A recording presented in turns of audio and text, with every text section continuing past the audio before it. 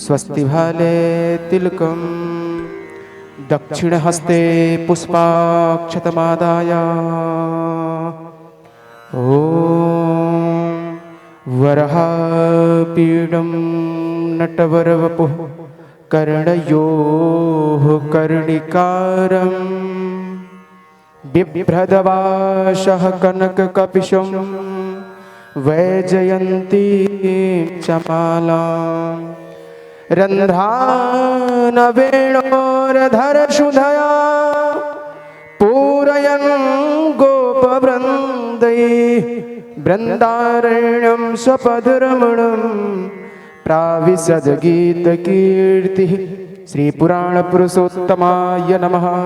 प्रार्थनापूर्वकं ध्यानं पुष्पाक्षत समर्पयामि। अथ पूजनम्। ॐ पादयोः पाद्यं हस्तयोरर्घ्यं मुखे आचमनीयं सर्वाङ्गे स्नानीयं जलं समर्पयामि। गन्धपुष्पाक्षत्यादीनि वै प्रभो मया हृतानि पुष्पाणि पूजार्थं प्रतिगृह्यताम्। धूपं मनसा परिकल्पयामि दीपम्। ॐ साज्यं च वरति संयुक्तं वह्निना योजितं मया। दीपं गृहाण देवेश त्रैलोक्यं तिमिरापः। दीपं दर्शयामि जलेन शीतलीकरणं हस्तौ प्रक्षालित नैवेद्यम्। ॐ नाभ्य आशीदन्तरिक्षगोंसिष्णोर्द्यौः समवर्तता पद्भ्यां भूर्दिशः श्रोत्रा तथा लोकान् कल्पयन्नः। नैवेद्यं निवेदयामि नैवेद्यान्ते आचमनीयं जलं समर्पयामि। नैवेद्यान्ते द्रव्यदक्षिणा। हरिः ॐ मा हिरण्यगर्भः समवर्तताग्रे भूतस्य जातः पतिरेक आसीत् सदाधार पृथिवीं द्यामुते मां कसमै देवाय हविषा विधेम। कृतायाः पूजायाः शाद्गुण्यार्थे द्रव्यदक्षिणां समर्पयामि। ततः हस्ते पुष्पाक्षत गृहीत्वा ॐ त्वमादिदेवा पुरुषः पुराणा त्वमस्य विश्वस्य परं निधानम्। वेत्तासि वेद्यं च परं च धामं त्वया ततं विश्वमनन्तरूपम्। कृष्णाय वासुदेवाय हरये परमात्मने प्रणतक्लेशनाशाय गोविन्दाय नमो नमः। श्रीपुराणपुरुषोत्तमाय नमः। प्रार्थनापूर्वकं नमस्कारान् समर्पयामि। बोली भागवत भगवान की जय। ततः हस्ते पुष्पाक्षत गृहीत्वा ॐ ध्यानमूलं गुरुमूर्तिः पूजामूलं गुरुपदम् मन्त्रमूलं गुरुर्वाक्यं मोक्षमूलं गुरुकृपा। अखण्डानन्दबोधाय शिष्यसन्तापहारिणे सच्चिदानन्दरूपाय तस्मै श्रीगुरुवे नमः। श्री सद्गुरुचरणकमलेभ्यो नमः। बोले सद्गुरुदेव भगवान की जय।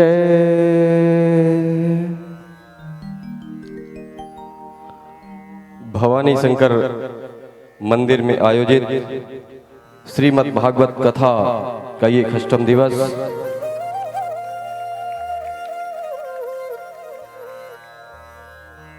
इस कथा के प्रमुख यजमान हमारे बड़े भाई सम्मानित श्री शिवाकांत द्विवेदी जी परम पूजपाद व्यास जी गुरुदेव महाराज का आशीर्वाद ले रहे हैं। जैसा कि हम सब ने अनवरत 5 दिन परम श्रद्धेय व्यास जी गुरुदेव महाराज के मुखार बिंदु से सुंदर सी कथा का रसपान हम सब ने किया। आज ये 6वां दिन है। कल कथा का समापन दिवस होगा। अभी तक ऐसा लग रहा था कि ये पहला दिन है, दूसरा दिन है, अभी 5 दिन कथा प्रस्थान की ओर जा रही है। इतना सुंदर अवसर, इतना सुंदर योग इस उरकुरा वासियों को, उरकुरा के लोगों को जो सुनने का अवसर हम सबको मिल रहा है, वो हमारे बड़े भाई सम्मानित श्री शिवाकांत द्विवेदी जी, सम्मानित श्री अभय सिंह जी के अथक प्रयासों का ये प्रतिफल है। आज हम माँ भवानी की प्राण प्रतिष्ठा बसंत पंचमी में भवानी शंकर मंदिर में किया गया। जैसा कि पूज्यपाद व्यास जी महाराज ने हमेशा अपने उद्बोधन में ये कहा है कि हम जो सामने दिखते हैं, पर्दे के पीछे भी बहुत सारे ऐसे लोग हैं जो इस प्रोग्राम को सुचारू रूप से संचालित करने में अपनी अहम भूमिका निभा रहे हैं। ऐसे आचार्य हमारे बीच में यहाँ पर बैठे हैं। हमारे आचार्य पंडित संतोष महाराज जी जो पूजा पाठ अनवरत 2 तारीख से मंदिर में बैठ के अपने आचार्य साथियों के साथ कर रहे हैं। मैं चाहूंगा आप सब लोग जोरदार ताली बजाएं संतोष जी महाराज जी के लिए। छोटे महाराज यहाँ पर बैठे हैं जो प्रभु की सेवा में हमेशा 24 घंटे मंदिर में रहते हैं और आप सबको पूजा करने में सहयोग करते हैं। उनके लिए भी आप सब जोरदार ताली बजाएं। हमारे बीच में एक नाम ऐसा भी है जो कभी लाइट में नहीं आना चाहते। शायद मैं उनका नाम भी ले रहा हूं तो उनको संकोच लगे, लेकिन आपको बता दूं कि बहुत बड़ा योगदान इस कार्यक्रम को संपन्न कराने में उनका भी है। वो नाम है सम्मानित श्री उत्तम दुबे जी का, हमारे जटाशंकर भाई। आप सब उनके लिए भी जोरदार ताली बजाएं। आइए हम श्रीधाम वृंदावन से चलकर परम पूज्यपाद व्यास जी महाराज अनवरत 2 तारीख से हम सबको सुंदर सी कथा से आह्लादित कर रहे हैं, व्यासपीठ में पधारे हैं। मैं ज्यादा समय ना लेते हुए कि श्रद्धा भरे हृदय लेकर सब आए तेरे द्वार हैं। परम पूज्यपाद अनवरत 2 तारीख से जिस तरह से कथा का रसपान हम सबको करा रहे हैं, हमको जितना आनंद आ रहा है, हम जितना खुश हैं, निश्चित रूप से हमें वो खुशी अब धीरे धीरे गम की ओर जा रही है, क्योंकि हम जानते हैं कि अब मात्र आज और कल की कथा है। इसके बाद श्रीधाम वृंदावन चले जाएंगे पूज्यपाद 1 साल बाद, या आप सब चाहेंगे तो बीच में भी आपका दर्शन होगा। कृपा से आपकी नद भी सुपावन नीर बन जाता, कृपा से आपकी नद भी सुपावन नीर बन जाता, कृपा पाकर मरुस्थल भी कि गंगा तीर बन जाता। भक्तों पर तुम्हारा तो बहुत आभार है गुरुवर, भक्तों पर तुम्हारा तो बहुत आभार है गुरुवर, तुम्हारे चरण कमलों में नमन 100 बार है गुरुवर, तुम्हारे चरण कमलों में नमन 100 बार है गुरुवर। हमारे बीच में कुछ श्रद्धालु हैं, मैं बहुत कम समय में चाहूंगा कि वो व्यासपीठ में आए, परम पूज्यपाद से आशीर्वाद प्राप्त करें। इस कड़ी में हमारे बीच में सोम प्रकाश पांडे जी हमारे बीच में हैं। मैं आपको बड़े सम्मान के साथ आमंत्रित करता हूं। सोम प्रकाश पांडे जी, वैसे वो भंडारे में भोजन बनाने की सारी जिम्मेदारी उनकी है, शायद उस व्यवस्था में अगर बिजी हैं। अगला नाम मैं ले रहा हूं कलहनाथ वर्मा जी, सम्मानित श्री कलहनाथ वर्मा जी अगर यहाँ पर हैं तो अविलंब व्यासपीठ पे आए। सम्मानित श्री विकास सिंह जी, सम्मानित श्री सतीश सिंह जी, आप इलाहाबाद से चलकर हमारे बीच में आए हैं। सम्मानित श्री सतीश सिंह जी, मैं आपको भी बड़े आदर के साथ व्यासपीठ पे आमंत्रित करता हूं। हमारे बीच में वार्ड नंबर 18 के पार्षद, नवनिर्वाचित पार्षद सम्मानित श्री पतिराम साहू जी यहाँ पर हैं। मैं चाहूंगा आप व्यासपीठ के पास पहुंचें और परम पूज्यपाद व्यास जी गुरुदेव महाराज से आशीर्वाद प्राप्त करें। पतिराम जी के लिए जोरदार ताली बजाएं। 18 नंबर वार्ड में आपके द्वारा ही सारी व्यवस्था मिलनी है, जोरदार ताली बजाएं आप पतिराम जी के लिए।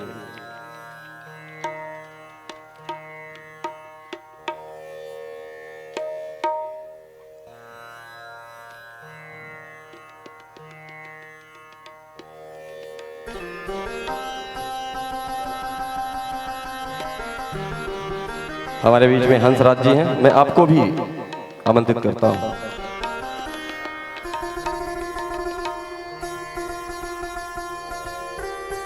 मैं एक बार पुनः आयोजक परिवार की ओर से जहां तक भी मेरी आवाज पहुंच रही हो, मैं सभी भक्तों से, सभी उरकुरा वासियों से ये निवेदन करना चाहूंगा कि अब कथा मात्र 2 दिवस की बची है। समय कम था आयोजन को प्रारूप देने में, इसलिए अगर किसी भक्तों के पास ये आमंत्रण नहीं पहुंचा हो तो उसे इस संचालन के माध्यम से मैं अपनी आवाज आयोजक मंडल की तरफ से पहुंचा रहा हूं कि जिस किसी भी भक्त को मेरी आवाज पहुंच रही हो वो कथा सुनने जरूर आए। आइए ज्यादा समय ना लेते हुए ये कहते हुए व्यासपीठ की ओर चढ़े कि छोड़ो ये लोभ मोह, छोड़ो ये माया, छोड़ो ये लोभ मोह, छोड़ो ये माया, व्यसनों में नष्ट न हो कंचन सी काया।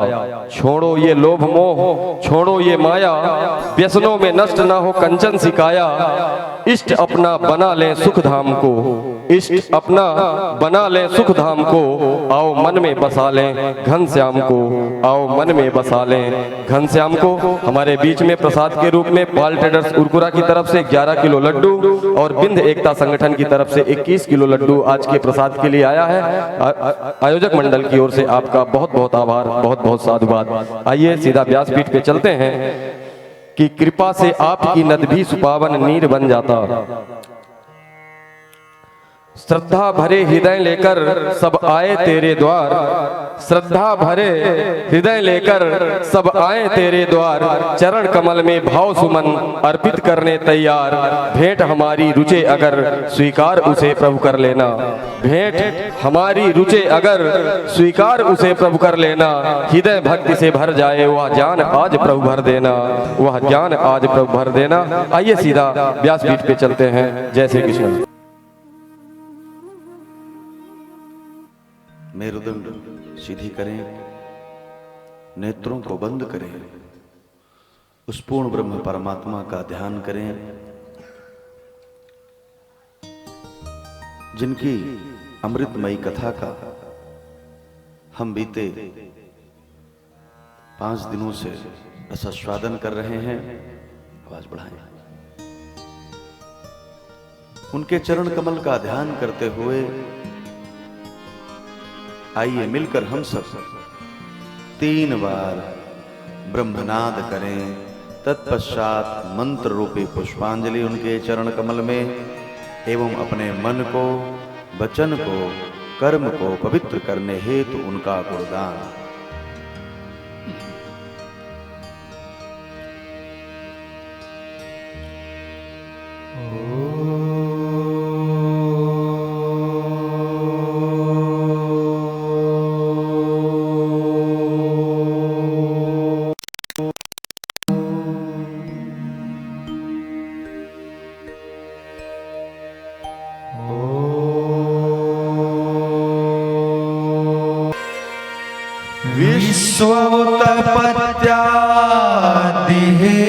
विश्वोत्पत्त्यादिहेतवे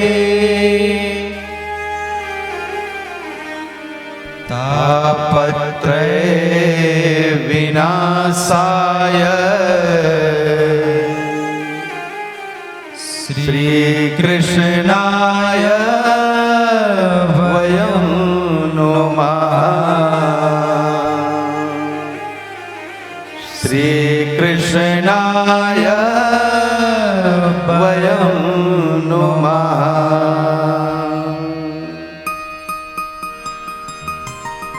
भगवान भास्कर का सुमिरन करें एवं निवेदन करें। आदितस्य नमस्कारा ये कुर्वन्ति दिने दिने।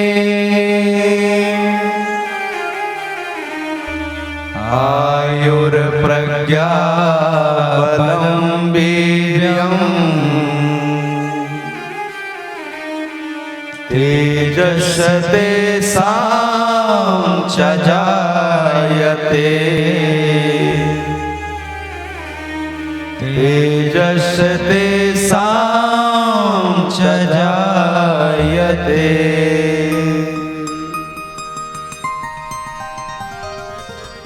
भगवान भोलेनाथ के चरण कमल में चलें और निवेदन करें। कर्पूर गौरम करुणावतारम संसार सारम भुजगेंद्रहारम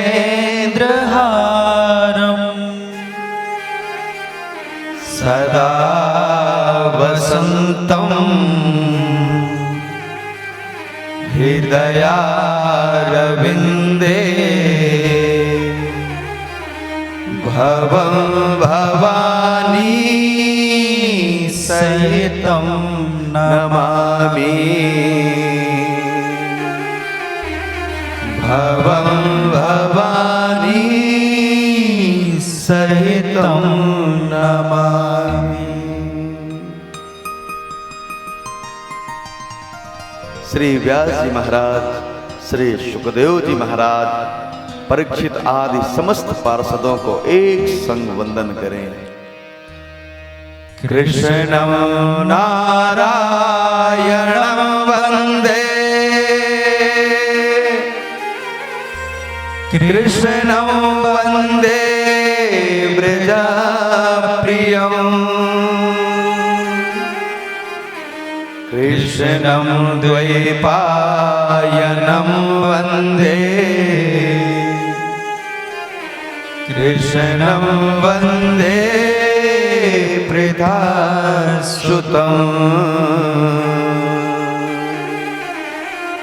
कृष्णं वन्दे पृथासुतम्। सद्गुरुदेव भगवान श्री हनुमान जी महाराज के चरण कमल में चलें और निवेदन करें। मनोजवं मारुततुल्यवेगं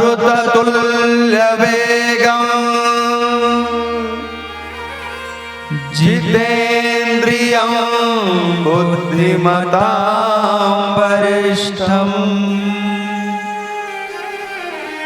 वातात्मजं वानरयूथमुख्यं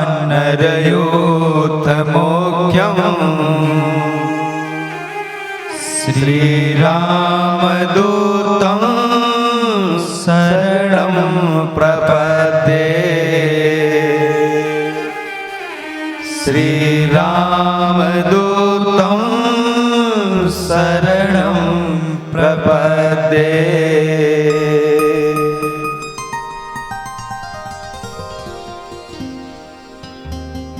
बोले श्री गणेश जी महाराज की जय। श्री सरस्वती मैया की जय। श्रीमद्भागवत महापुराण की जय। श्री व्यास जी सुखदेव जी महाराज की जय। श्री सद्गुरुदेव भगवान की जय। श्री अवध्याधाम की जय। श्री कनक बिहारी लाल की जय। श्री वृंदावन धाम की जय। राधा वल्लभ सरकार की जय। तीन लोक से न्यारी मथुरा नगरी की जय। राधा रानी सरकार की जय। गंगा यमुना सरयू मैया की जय। सई गोमती मैया की जय। भवानी शंकर भगवान की जय। महाकाल सरकार की जय। काशी विश्वनाथ महादेव की जय। नमः पार्वती पतये हर हर महादेव।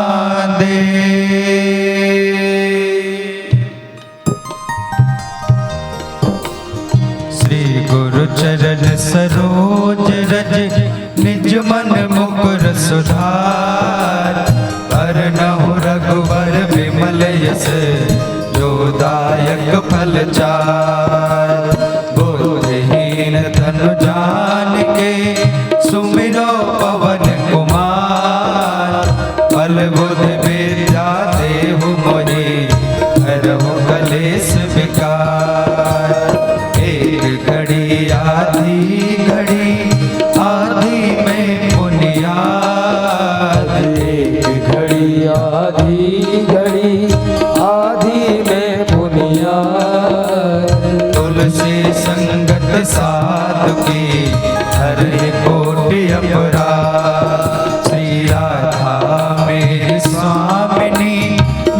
राधिको दासी। राधा मेरी स्वामिनी मैं राधे को दास।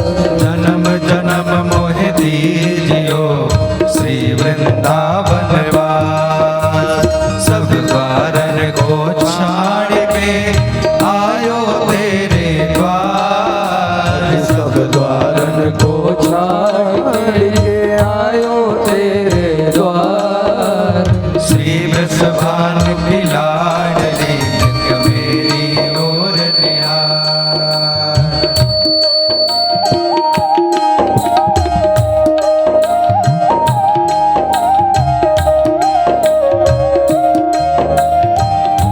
पुकारे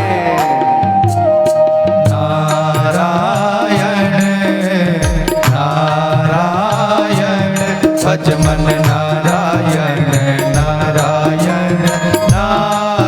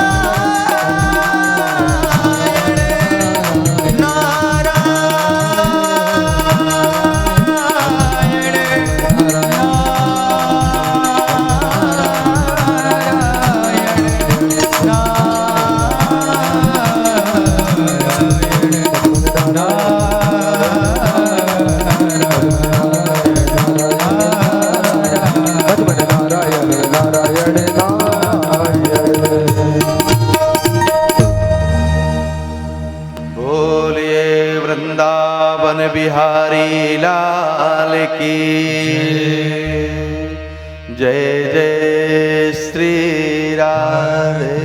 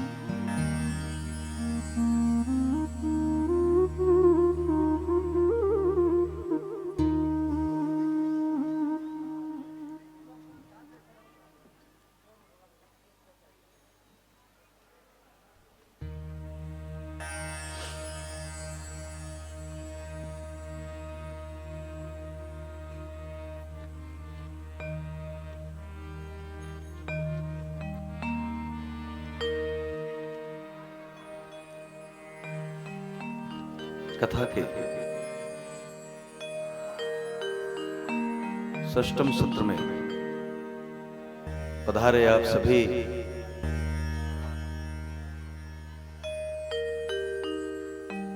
श्री कृष्ण चरणा अनुरागियों को व्यासपीठ से वंदन, आप सबको सादर प्रणाम। हमारे यजमान आदरणीय शिवाकांत जी, आदरणीय अभय जी तथा इस कार्यक्रम में अपनी महत्वपूर्ण भूमिका निभा रहे आदरणीय जटाशंकर जी, आदरणीय बबलू जी, गिरी जी, राम जी शर्मा जी, यहाँ के पार्षद जी, समस्त लोगों को की ओर से आपका स्वागत, वंदन एवं अभिनंदन।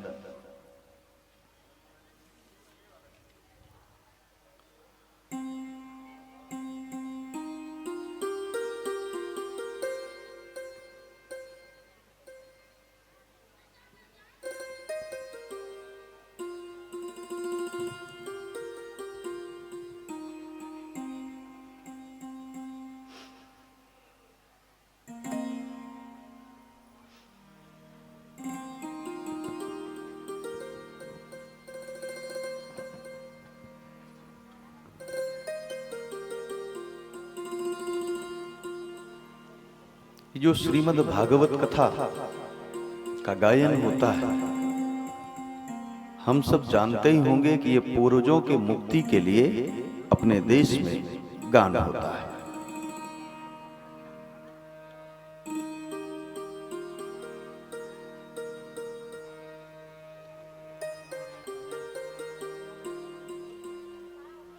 राम कथा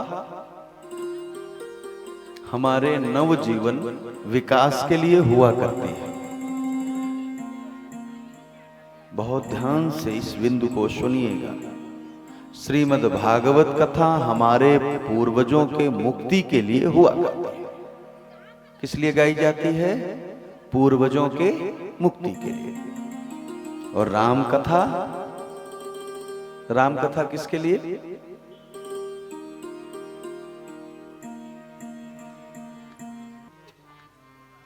श्रीमद् भागवत कथा पूर्वजों की मुक्ति के लिए होती है। मेरा निवेदन है, कभी आप विचारिए कि क्या आपके पूर्वज सुनकर मुक्त हुए? आप सुने और वो मुक्त हो गए। कैसी अद्भुत कथा है। गरुड़ पुराण कब गाया जाता है? जब घर में कोई शरीर छोड़ देता है तो पंडित जी को बुलवाकर गरुड़ पुराण पढ़वाया जाता है। अच्छा, जो मर गया तो अब क्यों पढ़ाना? जब मर गया तो मर गया, शरीर छोड़ गया। तो भागवत जी से मुक्ति तो होती है, लेकिन जिनकी होती है वो तो रहते तो है नहीं, वो पूर्वज है। तो ये कथा फिर कहती क्या है? क्योंकि आपको लगता है कि मेरे पितामह यहां कहीं बैठे होंगे, सुन रहे होंगे। सत्य भी है, हमारा हिंदू सनातन धर्म मानता है कि यदि आत्मा को मुक्ति नहीं हुई है तो अपने बच्चे के आसपास सदियों बने रहते हैं वो। तो ये जो कथा है, ये जो चले गए हैं उनकी मुक्ति कैसे होगी, आपके पिता की मुक्ति कैसे होने वाली है माताओं? अब अधिक हो गया। पिता की मुक्ति कैसे होगी? जब अपने बच्चे को वो सचरित्र देखेंगे। पूर्वज की मुक्ति कैसे?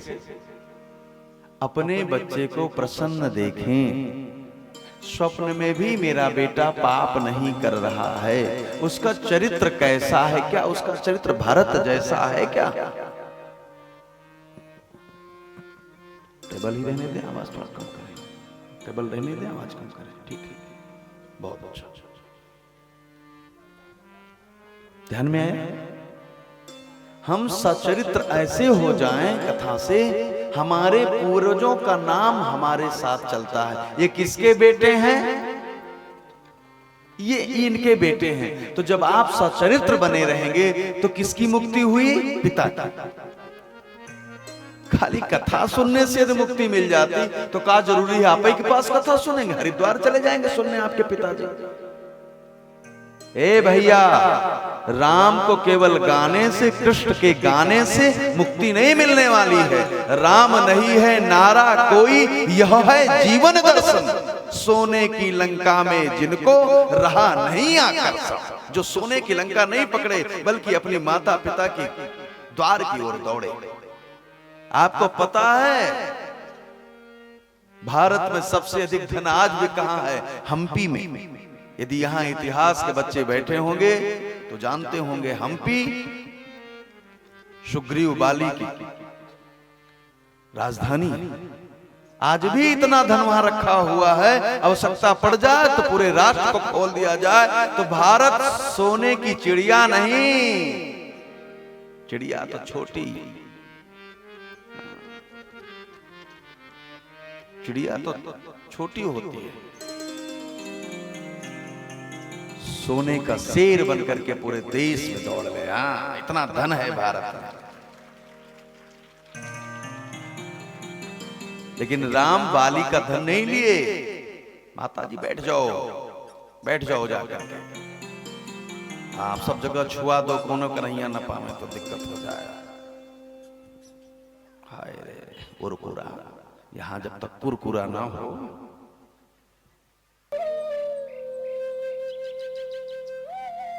मैं आप सबसे निवेदन कर रहा था कि हमारा चरित्र कैसा है, हम अपने चरित्र की ओर देखें।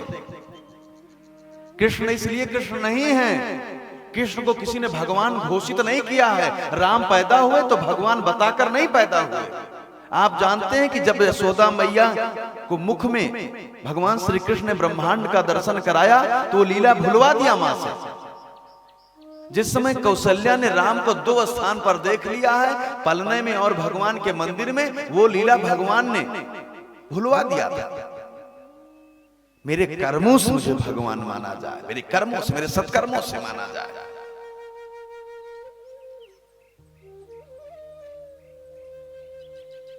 हमारे कर्मों से हमारी पूजा हो, हमारी साड़ी से, हमारी गाड़ी से, हमारे से आज तक किसी की पूजा हुई? भले करोड़ों पाते होंगे, लेकिन संसार में पूजा तो फकीरों की हुआ करती है। हमारे देश के फकीर पूजे जाते हैं, कोई साड़ी गाड़ी वाला थोड़ी पूजा जाता है। चरित्र पूजा जाता है, देश में चरित्र पूजा जाता है। यदि आपको अपने पिता के लिए, अपनी माँ के लिए कुछ करना है, अपने सासू के लिए कुछ करना है, तो धन मत कमाइए, उनके लिए भागवत कथा मत श्रवण कराइए, उनको राम कथा मत कराइए, लेकिन अपना चरित्र ऐसा बना लीजिए कि जहां हो वहीं से उनको आप पर गौरव हो, वहीं से उनको गौरव। मेरा बच्चा ये है, मेरा बच्चा ये है। कभी कौन माँ अपने बेटे से साड़ी मांगती है? माँ तो चाहती है कि बेटा सुबह उठे तो बस केवल माँ बोल दे, बस। संसार की कोई माँ अपने बच्चे से और कोई अपेक्षा नहीं करती। और हमको, आपको लगता है कि हम परदेश में रह करके जब यहां से 50,000 लगा देते हैं तो माँ प्रसन्न हो जाती है।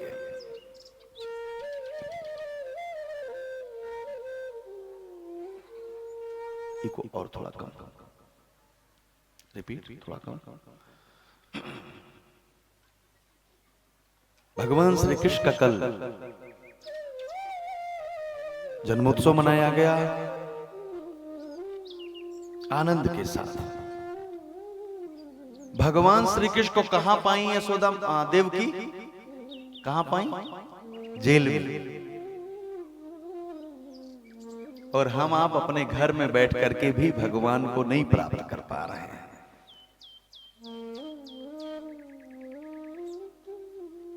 एक बात आपको निवेदन करूं मैं व्यासपीठ से,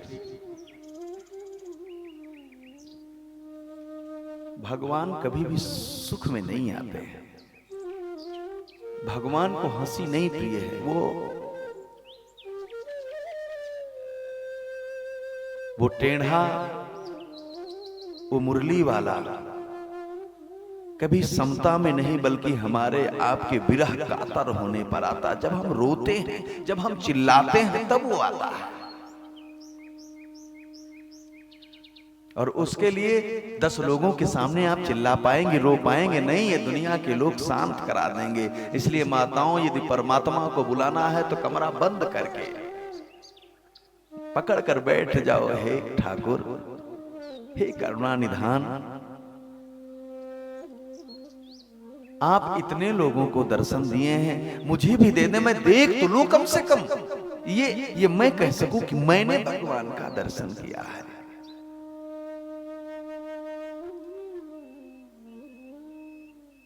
आप सभी से मेरा निवेदन है, जब 2 दिन भैया नौकरी नहीं मिलती, परदेश आए थे, याद करो परदेश आने का समय, जब आप परदेश आए थे और 3 दिन दूसरे के यहां रहकर खाना पड़ा था, नौकरी नहीं मिल रही थी, तो अकेले में कितना रोना आता था। अरे एक रो लीजिए ना। भरत को याद करिए, इतना रोए हैं भरत राम कथा में, इतना रोए हैं रामचरित में, इतना रोए हैं भाई साहब, इतना भारत। नंदी ग्राम में गड्ढा खोद कर बैठकर रात दिन भरत रोते हैं। राम सीता लक्ष्मण चित्रकूट में, और लक्ष्मण भगवान राघवेंद्र सरकार की कुटी की परिक्रमा लगाते रहते हैं। रात भर कोई दुष्ट ना आ जाए, भगवान की सेवा में जगता रहूंगा। तो क्या देखते हैं कि राम रात भर हिचकियां लेते हैं, हिचकियां लेते हैं।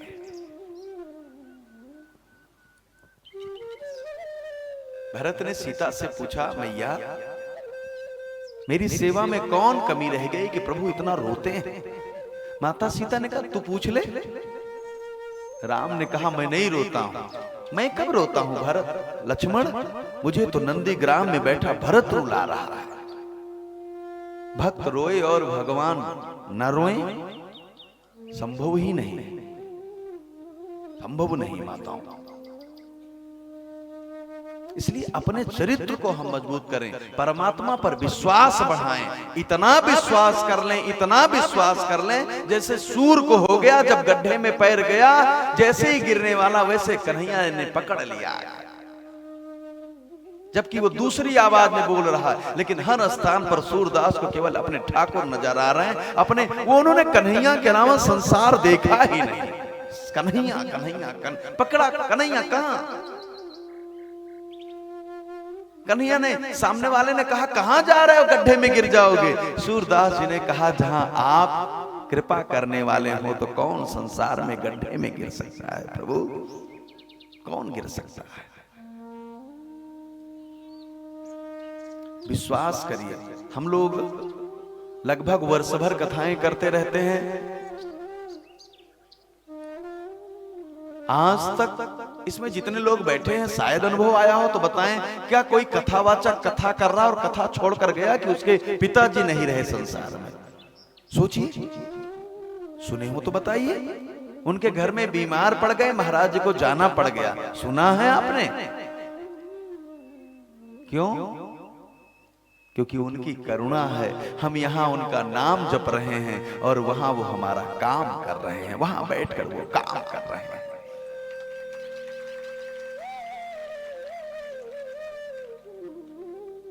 भक्ति ये इतना सरल नहीं है। देश के एक बड़े कथावाचक थे, उनका नाम था पंडित रामचंद्र डोंगरे जी महाराज। नाम सुना होगा, बहुत बड़े कथावाचक थे। उस समय देश में 1-2 कथावाचक हुआ करते थे।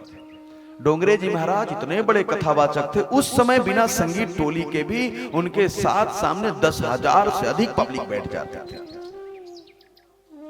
गुजराती थे, बड़े कथावाचक थे, कथा करने जाते थे। आयु के लगभग 75 साल की आयु में गुजरात में वो कथा कर रहे थे, एक वहां के सबसे बड़े कपड़े व्यवसायी के यहाँ। उस कथा के जो द्वितीय यजमान थे वो सोने चांदी के सबसे बड़े व्यवसायी थे, सूरत के। कथा चल रही थी, डोंगरे जी को पता चला कि उनकी पत्नी नहीं रही, उनको गोदावरी के तट पर लाया गया अंतिम संस्कार करने के लिए। दिन भर कथा कहे पंडित जी और सांझ को पहुंच गए अपनी पत्नी को मुखाग्नि देने के लिए। रात भर रुके, उधर से उनकी शरीर आई पार्थिव और सुबह उनको मुखाग्नि देना था। जब मुखाग्नि देने का समय आया तो उनके एक सहयोगी ने पूछा, महाराज जी मुखाग्नि के समय पंडित जी को दक्षिणा देनी पड़ेगी, तब ये मुखाग्नि देंगे। हमारे पंडित जी के पास फूटी कौड़ी नहीं थी, एक पैसा नहीं था, क्या देते? तब तक शरीर जलाने से पहले मैया जी का मंगल सूत्र ला करके दे दिया गया पंडित जी को, ये इन्होंने पहन रखा था। हमारे पंडित जी लेकर के गए उस सोने के व्यवसायी के पास जो यजमान था, उन्होंने कहा भैया इसको ले लेते और मेरी पत्नी के अंतिम संस्कार में कुछ रुपए दे देते, मैं उनको अंतिम संस्कार कर लेता। वो सोने का व्यवसायी बैठ गया चरण पकड़कर, महाराज ऐसा अनर्थ ना करें, आपको जानकर हैरानी होगी। वो सोने के व्यवसायी और कपड़े दोनों के व्यवसायी कथा तो सुने, लेकिन वो अंतिम कथा हुई। उसके बाद दोनों ने व्यवसाय छोड़ करके पंडित जी के पीछे पीछे साधु वेश में राष्ट्र में भ्रमण करने लगे, राम कृष्ण को ढूंढने लगे जगत में जाकर के, छोड़ दिया संसार। हमारी श्रीमद् भागवत कथा में जो चरित्र आए हैं वो भागवत हैं, तो डोंगरे जी भागवत हो गए अपनी अपनी। परमात्मा जहां ले चलोगे परमात्मा वहां चला जाएगा, जहां बुला लोगे आ जाएगा, जिस स्थिति में आप रहोगे आ जाएगा वहां। लेकिन हम बुलाएं तो हम उसके लिए थोड़ा सा। देवकी ने याद किया, प्रभु हे नाथ मैं कारागृह में हूं, मैं जंजाल में फंसी हूं, आप भी हम सब कारागृह में ही हैं। गृह कारज नाना जंजाला, ते अति दुर्गम शैल विशाला, आवत यही सर अति कठिनाई, राम कृपा बिनु आई न जाई। लेकिन हे बंधुओं हे माताओं, भगवान ने ही घोषणा किया है, ऐसे जंजाल को छोड़ करके यदि मेरी कथा में, यदि मेरी पूजा में आ गई तो ताते तुम मोहि अधिक प्यारे, मम हित लाग भवन सुख त्यागे। जिन्होंने मेरे कारण मेरे लिए अपने घर का सुख छोड़ा है वो संसार के सबसे प्रिय मेरे भक्त होते हैं, सबसे प्रिय। इसीलिए लक्ष्मण अमर हो गए, भरत अमर हो गए, क्योंकि घर छोड़ दिया था। घर छोड़ना पड़े, नाम बदनामी उठानी पड़ेगी भगवान की मोहब्बत में, तब मीरा बनेंगे। अरे राधा गृहस्थ थी, शादीशुदा थी, पति सेनापति था कंस के यहां। लेकिन जानती हैं जिस दिन कन्हैया ने व्रत छोड़ा है तो उसके बाद राधा रानी ने किसी का चेहरा नहीं देखा है। परली पार चली गई और बैठ कर केवल कृष्ण जपती थी।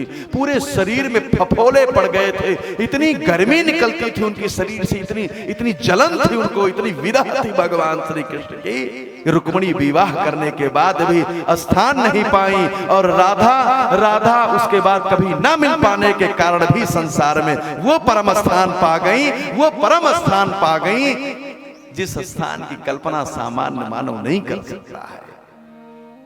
परमात्मा के लिए रोएं तो हम। देवकी की गोद में भगवान श्री कृष्ण का आगमन हुआ है।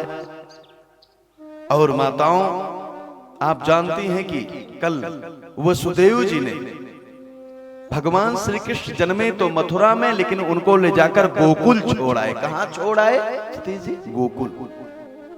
मथुरा क्या है?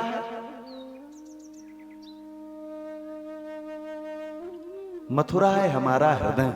संसार में ऐसा कोई मानव नहीं है, कंस भी हो, पापी अहंकारी के भी मन में कभी न कभी हृदय में भगवान का जन्म हो ही जाता है। अच्छी बातें उसके मन में ध्यान आ जाती हैं, पापी से पापी हो। उठा ले, उठा ले।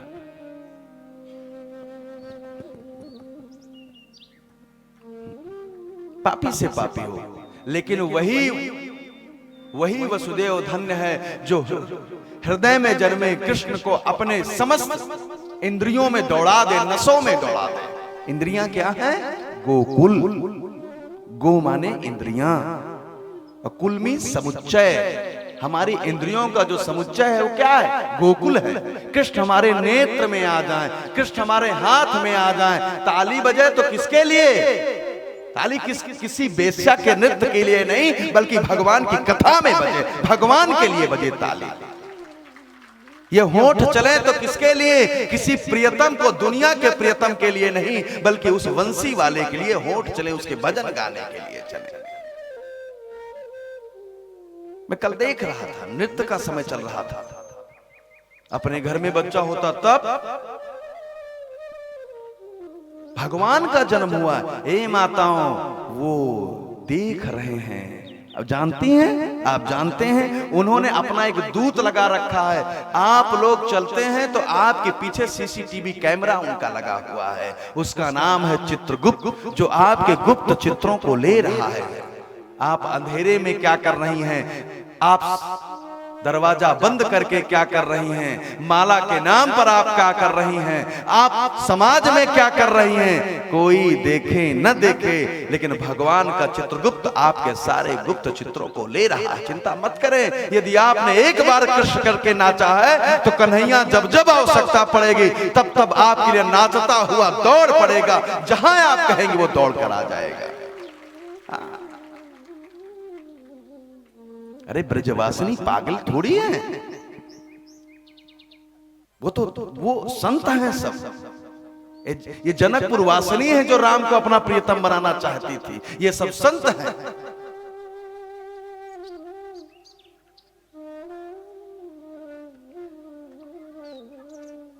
अपने गोकुल में कृष्ण को लालो भैया, मेरा निवेदन है गोकुल में आ जाएं, नेत्र खुले तो राम को देखें, कृष्ण को देखें। तुम्हें निवेदित भोजन करें। भोजन करें तो क्या करें? भगवान को निवेदन करके। कितनी माताएं जो आज खाना बना कर आई? हाथ उठाएं प्लीज, हाथ उठाएं। कितनी माताएं आज बनाई थी खाना? अच्छा, इतनी, हाथ नीचे करिए। कितने बंधु बैठे जिनके घर में आज खाना बना था? हाथ उठाएं। सुबह जिनके घर में खाना बना था। इतना मुसलमान आपके ऊपर हावी है, इतना मुगल हावी हो गए, हमारे घर में खाना बनता है और मेरे ठाकुर हर समय भोजन पाया करते हैं। वो कभी भी खाना नहीं खाते।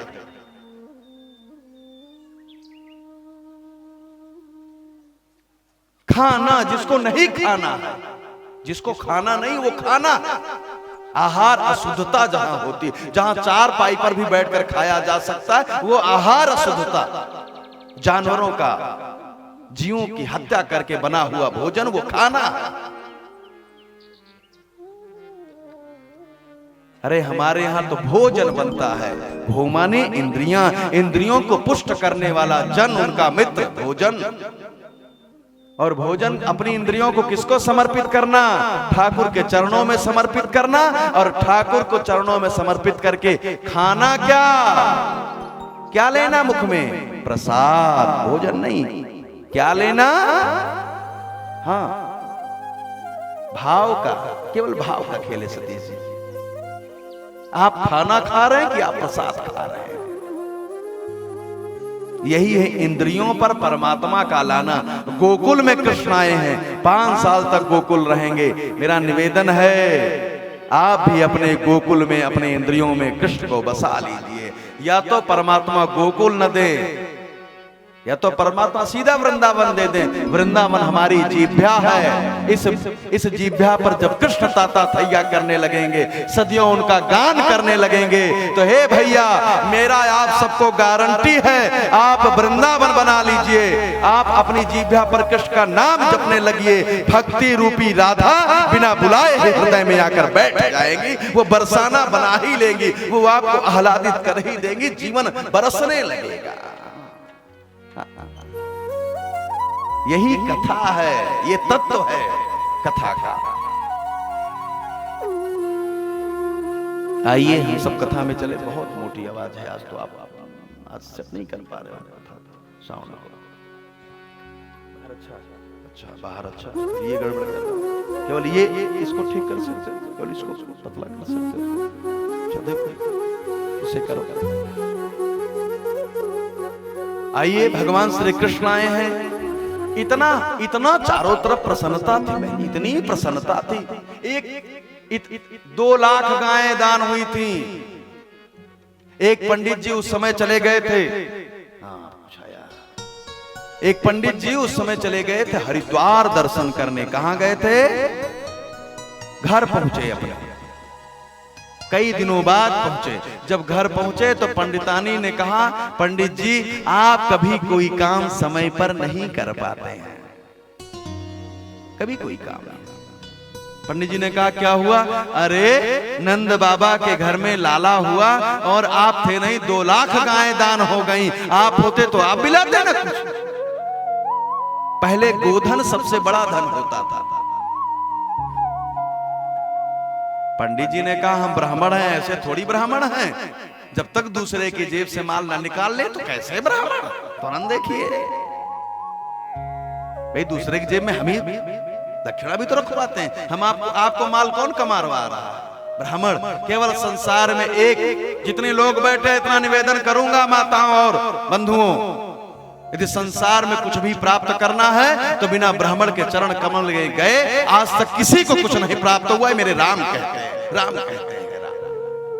राम जब भी जीवन प्रारंभ करेंगे तो ब्राह्मणों के चरण कमल में चलेंगे। अरे यहां तक नहीं, जिस समय माता सीता के लिए धनुष तोड़ने के लिए राम खड़े हुए थे, चारों तरफ त्राही त्राही मच रहा था, चारों तरफ हल्ला हो रहा था स्टेडियम में, राम राम राम राम। लेकिन उस समय भी मन में गुरु प्रणाम तब कीन्हा, मन ही मन गुरु प्रणाम तब कीन्हा, अति लाघव उठाय धनु लीना। अपने गुरु वशिष्ठ को प्रणाम किया था।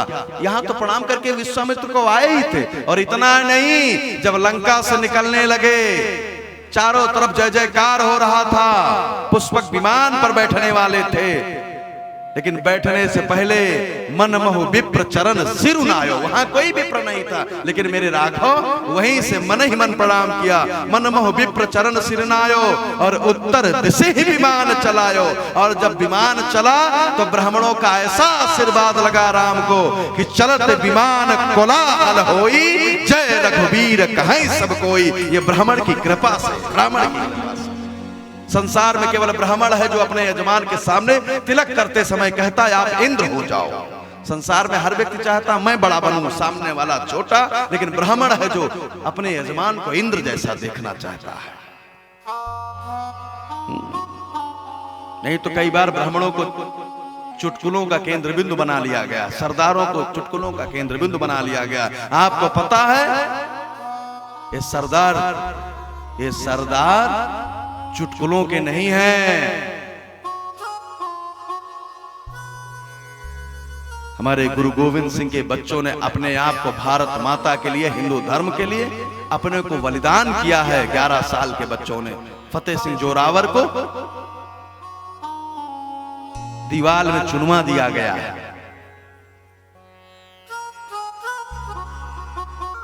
पंडित जी सीधा गए नंद बाबा के द्वार और नंद बाबा के द्वार पर खड़े होकर आवाज दिए, बाबा बधाई हो, बाबा बधाई हो। बाबा दौड़ कर निकले। अरे कौन पंडित जी 1 महीने बाद आ गए? हाँ बधाई। अरे मैंने जो सत्कर्म किया था वो पूरा हुआ, आपको लाला हुआ। बाबा ने कहा बेटा मेरे यहाँ हुआ, सत्कर्म ये किया था। भैया तुम कौन सत्कर्म किए थे? पंडित जी ने कहा महाराज आपको बच्चे नहीं हो रहे थे, घर में बैठकर प्रतिदिन आपके लिए एक माला करता था कि नंद बाबा के घर में एक छोरा आ जाए, एक लाला आ जाए, इसलिए मैं 12 साल से आपके लिए तप कर रहा था। बाबा प्रसन्न हो गए। अच्छा, रामकृष्ण के पिता तो कितने सरल होंगे, क्योंकि वो स्वयं कहते हैं निर्मल मन जन सो मोहि पावा। नंद बाबा ने कहा अच्छा तो ऐसा पंडित जी, मैं आपको दान नहीं कर पाया, 2 लाख गायें दान कर चुका हूं, लेकिन आपको जितनी गायें चाहिए। अधिक ही हो गया, कितनी बार रिपीट करेंगे, आज पकड़ नहीं पा रहे हो आप।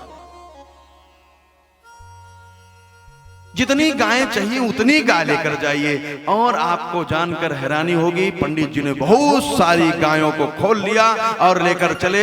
पंडितानी ने उधर अपना घर साफ किया और सफाई करके चली गई यमुना जी जल लाने के लिए। आप जानते हैं कि वहां पर जल दूर से लाया जाता मथुरा वृंदावन में, क्योंकि खारा जल है, जैसे यहाँ का उरपुरा का पानी खारा जल है। पंडितानी जल लेकर आए, उसके पहले पंडित जी अपनी गायें लेकर आ गए। और जब गायें लेकर आए तो पहले उनको गौशाला में बांधे, लेकिन इतनी गाय लाए थे, कुछ बरामदे में बांधे, फिर कुछ कमरे में बांधे, फिर कुछ आंगन में बांध दिए, फिर अंदर किचन में, हर जगह गायें। इतनी सफाई पंडितानी ने किया था, उनको लगा कि आज कुछ ज्यादा माल लेकर पंडित जाएंगे। पूरा घर सफाई किया था, पूरे घर में गाय बांध दिया। पंडितानी आई तो बड़ा नाराज, अरे इतनी गाय लेकर आप आ गए, घर को गंदा करा दिया। पंडित जी ने कहा देवी जी ये केवल अपने लिए नहीं लाया हूं। पंडितानी ने कहा फिर? पंडित जी ने कहा देवी जी ये जो गायें आई हैं, मैं हरिद्वार की यात्रा पर गया था, लौटते समय ससुराल में रुका था, मैंने देखा कि आपके भतीजे दुबले हो गए हैं, दूध नहीं पाते हैं, तो मैं सोच रहा हूं कुछ ससुराल गाय भेज दूंगा। पंडितानी ने कहा जिंदगी में पहली बार बुद्धिमानी की बात की है पंडित जी आपने, पहली बार मेरे मैके की। जब से भगवान श्री कृष्ण का जन्म हुआ था कोई बैठा नहीं था। जैसे राम का उत्सव महीने बीत गए थे, मास दिवस का दिवस भा मरम न जाने कोई, वैसे जब से कन्हैया जन्मे हैं तब से हल्ला हुआ पड़ा है, तब से आनंद है, माताएं हंस रही हैं, नाच रही, ठिठोली दे करके चारों तरफ भजन गाई जा रही, ढोलक बज रही, और न जाने का कथा में सब बैठी पड़ी है। अरे काहे बैठी हैं? क्या हो रहा ब्रज में पता है? क्या हो रहा? हो ब्रज में है रही जय जयकार, नंद घर लाला जायो है। ब्रज में है रही जय जयकार, नंद घर लाला जायो है। ओ लाला जायो है, यशोदा ने लाला जायो है। लाला जायो है, यशोदा ने लाला जायो है। हो ब्रज में जय हो, हो ब्रज में जय हो, हो ब्रज में है रही जय जयकार, नंद घर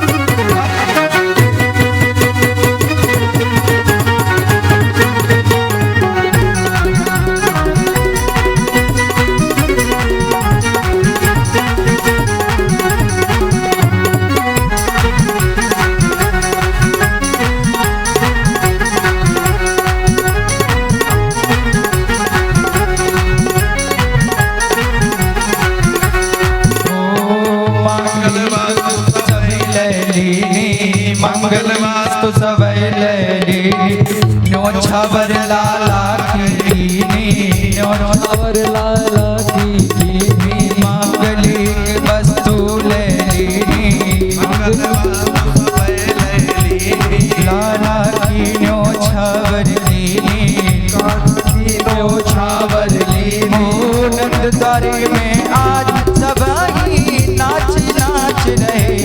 ओ नंद द्वारे में आज सभी झूमे नाच रहे।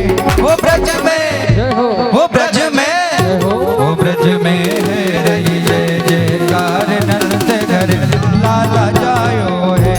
ब्रज में है रही जय जयकार नंद घर लाला जायो है। हाँ लाला जायो है यशोदा ने लाला जायो है। हाँ लाला जायो है यशोदा ने लाला जायो है।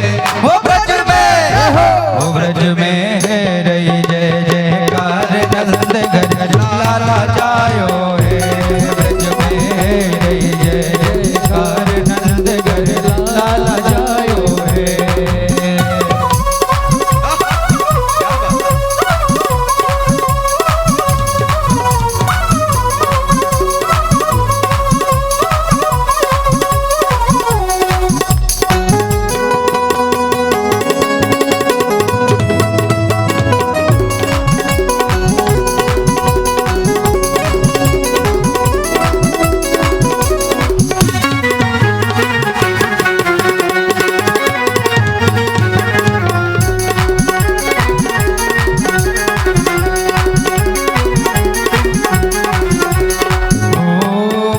चौरासी कोस में भैया 84 कोस में भैया धन्य नंद यशोदा मैया धन्य यशोदा मैया ब्रज 84 कोस में भैया 84 कोस में मैया धन्य नंद यशोदा मैया धन्य नंद यशोदा मैया 80 साल की आयु में सुध ऐसो पायो है। 80 साल की आयु में सुख ऐसो पायो है। वो ब्रज में है रही जय जयकार नंद घर लाला जायो है। वो ब्रज में है रही जय जयकार नंद घर लाला जायो है।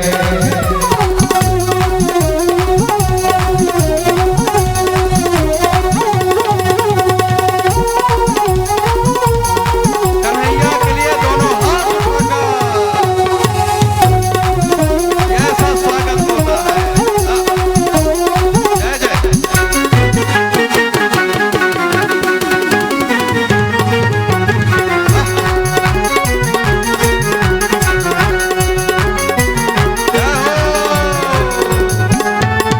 नंद यशोदा भाग्य बढ़ाई नंद यशोदा भाग्य बढ़ाई सब ही देने लगे बधाई सब ही देने लगे बधाई नंद यशोदा भाग्य बढ़ाई नंद यशोदा भाग्य बढ़ाई सब ही देने लगे बधाई सब ही देने लगे बधाई ऐसो अद्भुत सुत को नहीं जानो पायो है। हाँ ऐसो अद्भुत सुत और कोई न पायो है।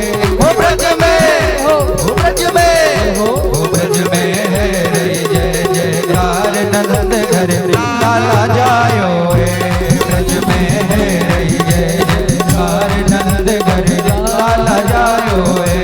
हाँ लाला जायो है यशोदा ने लाला जायो है। हाँ लाला जायो है यशोदा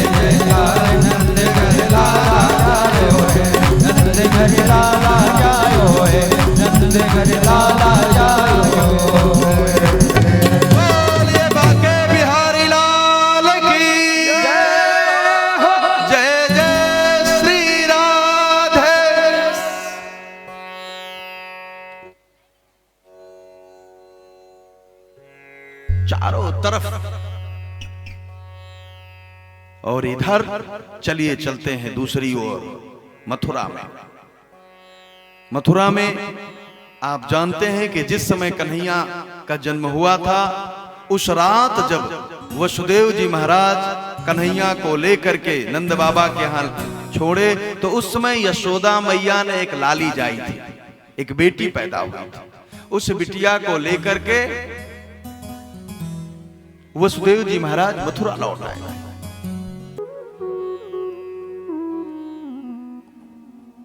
छोटी सी बिटिया को लेकर के वसुदेव जी महाराज गए और अपनी पत्नी देवकी को गोद में दिए।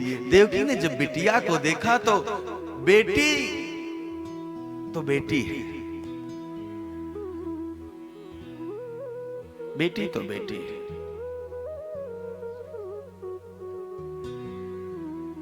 क्योंकि परमात्मा ने लीला तो किया, परंतु मन से माया का पर्दा हटा दिया था। इसलिए जैसे ही देवकी बेटी पाई तो बेटी से चिपक कर रोने लगी, मेरी बिटिया, मेरी बिटिया, मेरी बिटिया। 8वां बच्चा हो गया था। सूचना हुआ, सूचना देने वाले ने, प्रहरी ने जाकर के सूचना दिया कंस को, और कंस सीधा कारागृह के अंदर। जैसे कारागृह के अंदर आया वैसे तो देवकी चरणों में लेट गई, और चरणों में लेट करके कंस से कहने लगी देवकी, हे भैया, आप जानते हो पिता के बाद दुनिया में यदि बहन को किसी पर नाज है तो अपने भाई पर है। भैया, जब जब आप मेला गए थे ना, तब तब खाली हाथ आप वापस नहीं आए थे, कुछ न कुछ तो मेरे लिए लेकर आते थे। संसार में यदि बिटिया को सबसे अधिक आपको निवेदन करूं कि यदि आप अपनी पत्नी को लाखों का सोना दे दें तो उसको उसमें भी कमी नजर आती है, और रक्षाबंधन पर 50 रुपए भैया दे जाएं, 100 रुपए वाली साड़ी दे जाएं, तो गांव में घूम घूम कर बताती है कि मेरे भैया आए थे, मेरे भैया आए थे। जैसे बेटी विदाई के समय केवल 2 चित्र देखना चाहती है, एक अपने बाबूजी को, एक भैया को। सारा दुखड़ा भैया से इंतजार करती रहती है। जब कभी भी दुख पाती है बताती है मेरे भैया आएंगे, तो बताते हैं। भैया का इंतजार होता रहता है। और भाई साहब, हमारे आप सबके पास समय बहनों के घर जाने को नहीं है, बात करने को नहीं है। आज भी बहनें भली ब्याह कर चली गई हैं, लेकिन आपका उनके संग खेलना, आपके संग लड़ाई करना, आपके भोजन को खींच करके स्वयं खाना, आपके मारते समय पापा पापा कह करके आपको डरा देना, वो सब उन बहनों को याद रहता है। भाई बहन की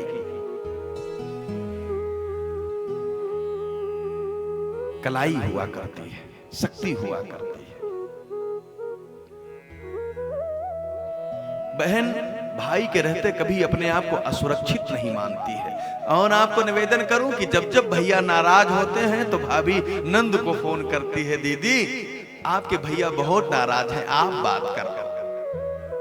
और बहन भैया को सीधा बात करती है, आप क्यों नाराज होकर घूम रहे हैं, बिना डरे। भैया से डर नहीं है उसको, सीधा बात, हक की बात जब रहती है तो तुरंत बहन। देवकी आप चरणों में लेट गई कंस के। कंस से देवकी कहने लगी, भैया, जब बहन को पहली बार बच्चा होता तो भाई सबसे पहले दौड़ता है, मेरे भांजा हुआ, मेरी भांजी हुई, और कैसे अभागे मामा हो कि आप हर बच्चे को मेरे मार डाल रहे हो, आप तो मुझे इतना प्रेम करते थे भैया।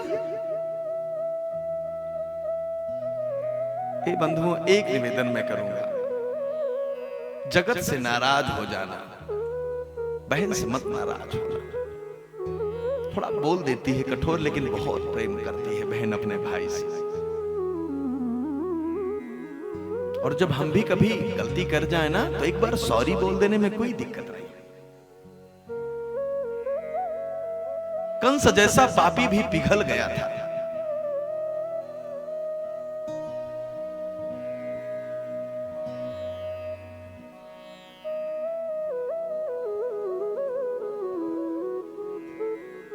किसी बहन का जब भाई शरीर छोड़ता है तो उसका पति उसको बताता नहीं है, ये जान जाएगी तो शायद यही प्राण दे देगी। इतना इतना अधिक प्रेम होता है आपस में। देवकी ने कहा भैया आप मेरी बिटिया को मार देंगे, ये आपकी बहू जैसे है। श्रीमद् भागवत कथा में कहा जाता है आपकी ये बिटिया आपकी बहू आपकी बेटी जैसे है, आप इसको मार देंगे।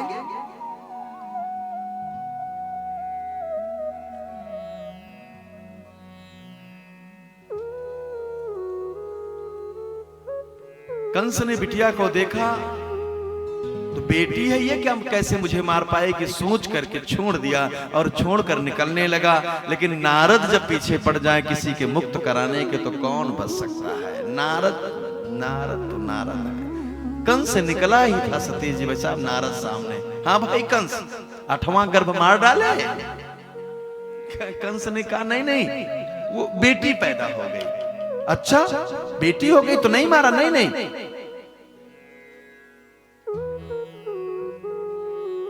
ए बंधुओं 6 लड़कों को मार देना और एक बिटिया को मार देना बराबर हो गया। आप बराबर की यात्रा करते हैं। हमारे कृष्ण ने 6 बेटे मारने के बाद भी कंस को नहीं मारा है, अब एक बिटिया मारेगा और इसके बदले कन्हैया दौड़ा दौड़ा कर पीटेंगे कंस को। इतना बेटी अब अंतिम है कंस का। नारद जी ने कहा कि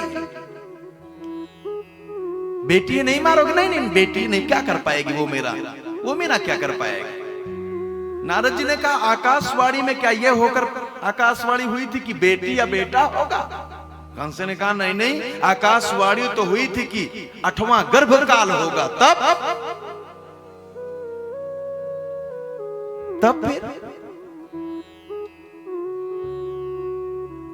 और हे कंस यदि कमल का फूल उठाया जाए तो जितनी पंखुड़ियां होती हैं वहां कहां से प्रारंभ होता है पता नहीं चल पाता। हो सकता है कि तुम्हारा काल कोई लड़का रहा हो तो मार डाले हो, ये हो सकता है, लेकिन गिनती कहां से होगी कैसे पता चल सकता है? तुम हो सकता 7वां मान रहे हो इसको, तुम्हारे मन में हो ये 7वां गर्भ हो, तो क्या कमल फूल की पंखुड़ियों की गिनती किसको एक बोलेंगे? वो तो हर जगह से प्रारंभ है, चाहे जहां एक बोल दीजिए। कंस बात समझ गया और लौट कर आया। जब लौट कर आया तो बहन लेकर के बच्चे को बैठी थी और तुरंत पैर को पकड़ा और खींचा। कंस ने खींच करके घुमाया 3 बार, ऐसा दीवार पर मारा कंस ने उस छोटी सी बिटिया को, दुधमुही बिटिया को तान से मारा, लेकिन हाथ से छूट गई बिटिया वो और आकाशवाणी करती हुई वहां से निकली, हे पापी कंस तुझको मारने वाला ब्रज क्षेत्र में अवतार ले चुका है। और वहां से सीधा मैया निकली, कहां पहुंची? मिर्जापुर जिले में आकर के अपना निवास बनाया। विंध्याचल मैया वही विंध्याचल मैया है, भगवान श्री कृष्ण की साक्षात बहन है। बोलिए विंध्याचल मैया की। ये विंध्यकता वाले सब उन्हीं के भक्त हैं।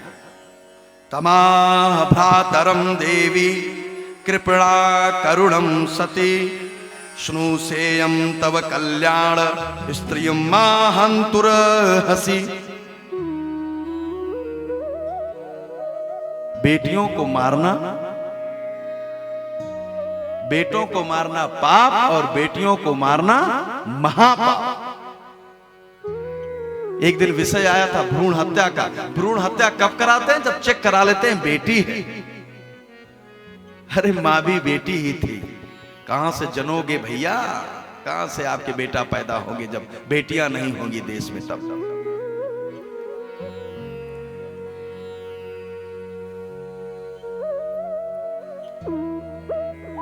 सूचना हो गई कंस, तुमको मारने वाला ब्रज क्षेत्र में पैदा हो गया। डर गया कंस, क्या करें? रात में मीटिंग बुला लिया। रात में मीटिंग बुला लिया तो जो सबसे नजदीकी मित्र था उसका नाम था बक। कंस के सबसे अच्छे मित्र का नाम था बकासुर। क्या किया जाए? ब्रज क्षेत्र में बच्चे हो गए। एक मित्र ने कहा जितने बच्चे 1 महीना के अंदर पैदा हुए सबको मार दिया जाए, सबको मार दिया जाए। अन्य मित्रों ने कहा द्वंद्व युद्ध छिड़ जाएगा, गृह युद्ध छिड़ जाएगा घर में, ऐसे किसी के बच्चे को थोड़ी मार सकते हैं। राक्षसों के भी संयम नियम है। हम जैसे ज्ञानियों के कोई नियम नहीं है, कोई नियम नहीं है हमारे।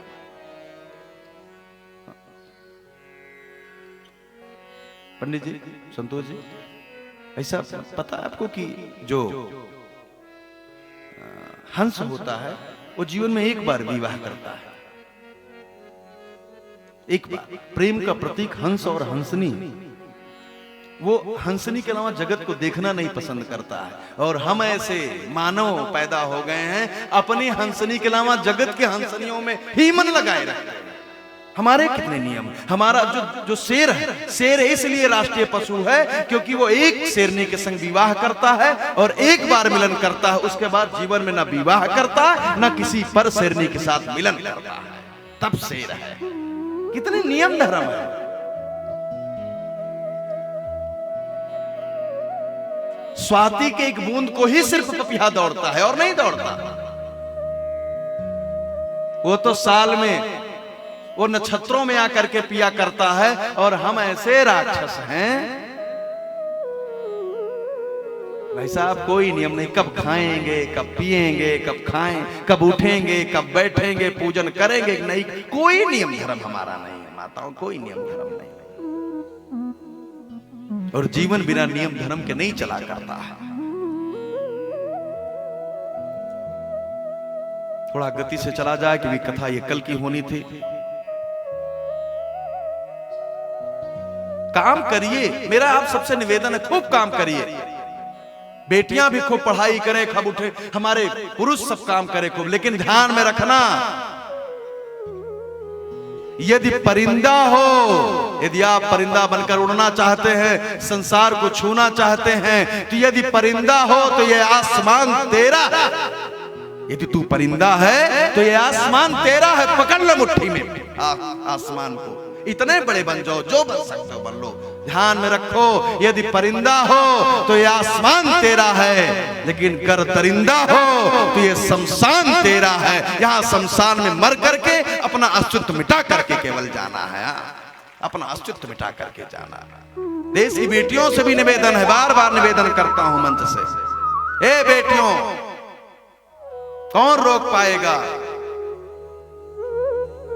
हम जिस सदी में इस समय हैं, उस सदी में कल्पना चावला जैसी बेटी हमारे देश की उड़ान भर रही है इस समय। इस देश में राष्ट्रपति भी अब तो स्त्री रह चुकी है।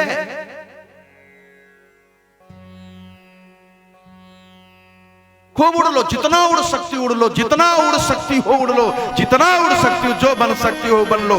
मेरा आपसे निवेदन है, पतंग जैसा आसमान को छू लो जा करके, लेकिन है मेरे देश की बेटियों, याद रखना, पतंग जैसा उड़ना तो, परंतु अपना धागा, अपना तागा अपने माता पिता के हाथ में दिए रहना। नहीं तो यदि किसी ने मंझा मार दिया, किसी पापी पुरुष ने काट दिया, तो केवल जीवन में लुटोगी, केवल लुटोगी, उसके अलावा कुछ नहीं बन पाओगी, कुछ नहीं बन पाओगी।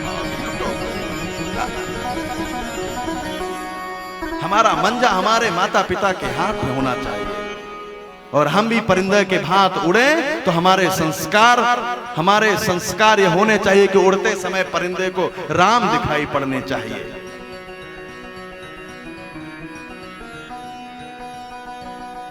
माताओं, भगवान श्री कृष्ण अपनी मैया यशोदा की गोद में है, उधर कंस रात में योजना बना रहा कैसे मारा जाए। लोग कह रहे हैं सभी बच्चों को मार दिया जाए। कंस ने कहा यह संभव नहीं है, गृह युद्ध छिड़ जाएगा देश में, तो कुछ और किया जाए। बकासुर ने कहा मेरी बहन बकी अभी अभी प्रयागराज से आईएएस की तैयारी करके आई है, वो बहुत तेजस्वी है, किसी कारण बस हो नहीं पा रही आईएएस, उसको बुलाया जाए। वो उसके कई हुए आईएएस से संबंध है, इसलिए अपना एनजीओ चलाती है, एनजीओ चकाचक चल रहा है। जैसे सरकारों ने पोलियो का ड्रॉप पिलाने का कार्यक्रम दिया था, वैसे मेरी बहन को दे दीजिए कोई ना कोई। वो गांव गांव में जाएगी, बच्चों को जहर पिलाया जाएगा, बच्चे निपट जाएंगे, कोई जान नहीं पाएगा। और बुलाया गया किसको? बकी को। कंसेन प्रहिता घोरा पूतना बाल घातिनी कंस की सेवा में लगी हुई उस पापनी पूतना को बुलाया गया और पूतना ने काम ले लिया। यह कथा आपने सुनी है। पूतना ने काम ले लिया और पूरे व्रज क्षेत्र के बच्चों को जहर देने का काम चालू हो गया। लेकिन समस्या कहां आई? समस्या तो नंद बाबा के घर आई, क्योंकि सामान्य पुरुष नहीं थे। अरे जिनके 8 लाख 9 लाख गायें हों तो सोचिए कितनी दूर में बंधती रही होंगी, सोचिए। और वो चरती कितनी दूर में रही होंगी, कितना परिक्षेत्र उनका रहा होगा, कितने बड़े आदमी रहे होंगे नंद बाबा। नंद बाबा कोई सामान्य व्यक्ति नहीं थे और वृषभान तो उनसे भी बड़े थे, 10 लाख गायों के मालिक थे वो। कन्हैया ने कहा, ठीक कहा पंडित जी, तोप तक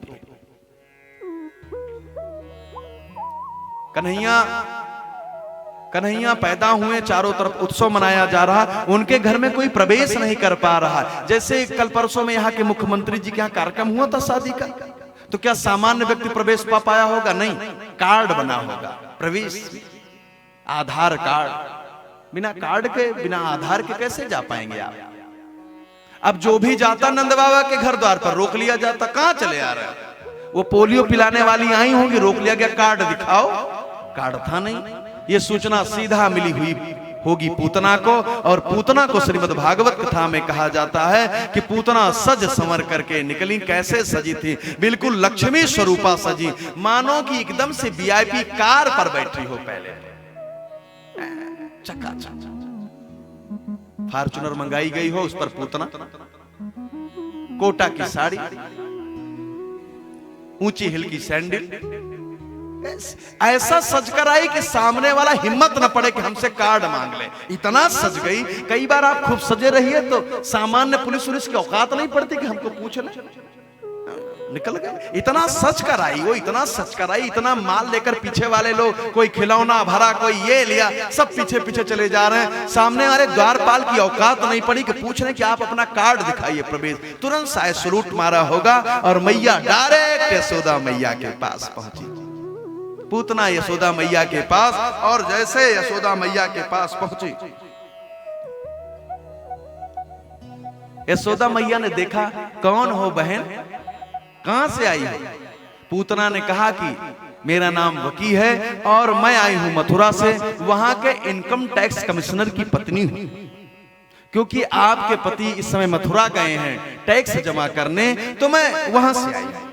उनको अभी अभी बताया कि आपको लाला हुआ, बच्चा हुआ, तो मैं आपको बधाई देने आई हूं। मैया इतनी सरल थी, यशोदा मैया इतनी सरल थी। अच्छा बहन तो बैठो, आपके लिए कुछ लाती हूं, गर्म की ठंडा। इसने सोचा ठंडा कहीं पानी लाकर फ्रिज से ना पिला दें तो शायद कह दी होगी, नहीं मैं तो काफी पीऊंगी, कुछ देर दूध को फेंटने में लगेगा, इधर मैं कन्हैया को दुग्ध पान करा दूंगी। और माताओं बंधुओं, जैसे ही यशोदा मैया का जाना हुआ वहां से किसी कार्य से उनके स्वागत के लिए, वैसे पूतना ने लेटे हुए पालना में अपने कन्हैया को देखा, और कन्हैया को देखा तो कन्हैया की ओर बढ़ी। कन्हैया की ओर बढ़ करके जैसे ही पालने से उठाने के लिए हाथ बढ़ाई, वैसे कन्हैया ने अपने नेत्र बंद कर लिए। जब कन्हैया ने नेत्र बंद कर लिए तो पूछा गया, कन्हैया ने नेत्र क्यों बंद कर लिया? संतों ने कहा, कन्हैया ने इसलिए नेत्र बंद कर लिया, नेत्र बंद करके कह रहे हैं, प्रभु हे भोलेनाथ, मैं तो ब्रज में पैदा हुआ था माखन मिश्री खाने को, और आप सबसे पहले विष भिजवा दिए। ये तो विष लगा कर आई, अभी दुग्धपान कराएगी और विष हमें पिला देगी। एक संत ने कहा, नहीं, कन्हैया ने नेत्र इसलिए बंद किया, नेत्र इसलिए बंद कर दिया कि पूतना भी नीचे जब झुकती तो कन्हैया को देखती और कन्हैया से नेत्र मिल जाते, और कन्हैया से कोई नजर मिला ले तो उनसे मोहब्बत कैसे नहीं होगी। ये तो कन्हैया की हो जाती, मार कहां पाती कन्हैया की, जो कन्हैया से नजर मिला ले। इसलिए आपने देखा है बांके बिहारी मंदिर आप जाती हैं तो वहां पर्दा खींच दिया जाता है, पर्दा बार क्यों? कहीं ऐसा ना हो जाए कि आप नेत्र मिला लें हमारे कन्हैया से, हमारे ठाकुर से। आज तक जिसने कन्हैया से नजर मिलाई, फिर दुनिया की नजर छूट गई, केवल कन्हैया का ही होकर वो ब्रज में बस गया, उसका जीवन ब्रज में बस गया। इसलिए पर्दा खींच दिया जाता है। एक ने कहा, नहीं, इसलिए नहीं, कन्हैया ने नेत्र इसलिए बंद किया कि पूतना को गति कौन सी देना, ये आई तो भले जहर पिलानी है, लेकिन ये मां बन करके मुझे उठा रही है, तो इसको कौन सी गति दूं। अलग अलग भाव संतों ने व्यक्त किया है। पूतना ने कन्हैया को उठाया और उठा करके दुग्धपान कराने के लिए नजदीक लाई, और जैसे कन्हैया के श्रीमुख को नजदीक ला करके दुग्धपान कराना प्रारंभ किया, कन्हैया ने होंठ रखा और होंठ रखते ही कन्हैया ने सारे विष को पान करना प्रारंभ कर दिया। अब पूतना को तो लग रहा था अब कन्हैया मरने वाले हैं, लेकिन जैसे सारा विष उन्होंने पान किया, वैसे उसके तुरंत बाद ही कन्हैया तो सीधा पूतना के प्राण को पीना प्रारंभ कर दिए। और जैसे ही प्राणों को पीना प्रारंभ किया, पूतना चिल्लाई, अरे छोड़ कन्हैया, छोड़ कन्हैया, छोड़ कन्हैया, छोड़, और भगी कन्हैया को पकड़ करके, छोड़ दे, छोड़ दे। झटक रही है, बेश बदल ली, बड़ी खूंखार हो गई। चिल्ला रहे सारे ब्रजवासी, कौन राक्षसी, राक्षसी, राक्षसी। वो चिल्ला रही, कन्हैया छोड़, कन्हैया छोड़। कन्हैया मन ही मन सोच रहे, मैया मैं पकड़ता नहीं और पकड़ता हूं तो छोड़ता नहीं हूं बिना मुक्त किए। और कन्हैया ने पूतना के प्राणवायु को पीते हुए जब खींचा, उनके पूर्ण प्राणवायु को जैसे खींचा, वैसे ही पूतना खड़े खड़े अपने स्थान पर पूतना खार में गिरी। धड़ाम, मित्रों ने जयकारा लगाया, हाथी घोड़ा पाल की जय, कन्हैया लाल की। पूतना खार में गिर पड़ी। आज भी आप जाएंगे तो गोकुल का वो स्थान जहां पर नंद बाबा का भवन था, अलाउद्दीन खिलजी ने उसको तोड़वा कर वहां पर एक छोटी सी मस्जिद बना दिया है। उसी के पास में पूतना खार है, जहां आप देखेंगे कि वो स्थान बना है जहां पर पूतना गिरी थी, उतनी दूर की मिट्टी दब गई थी।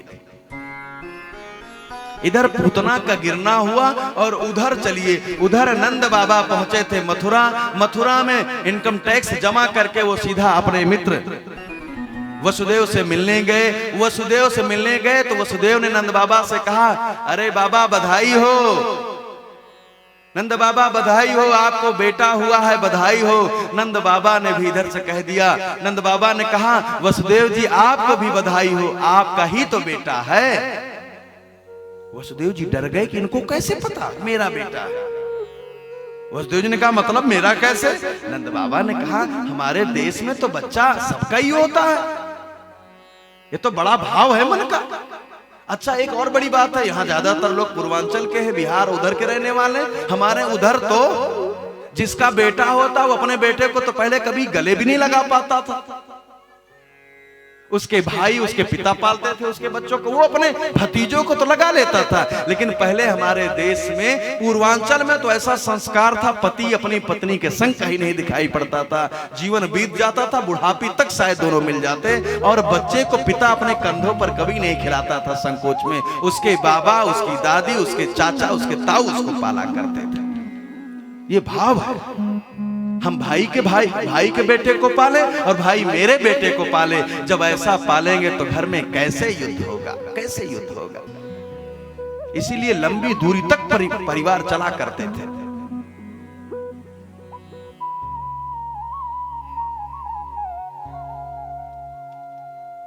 नंद बाबा से वसुदेव जी ने कहा, नंद बाबा रुकिए मत, तुरंत आप जल्दी से जल्दी ब्रज की ओर जाइए,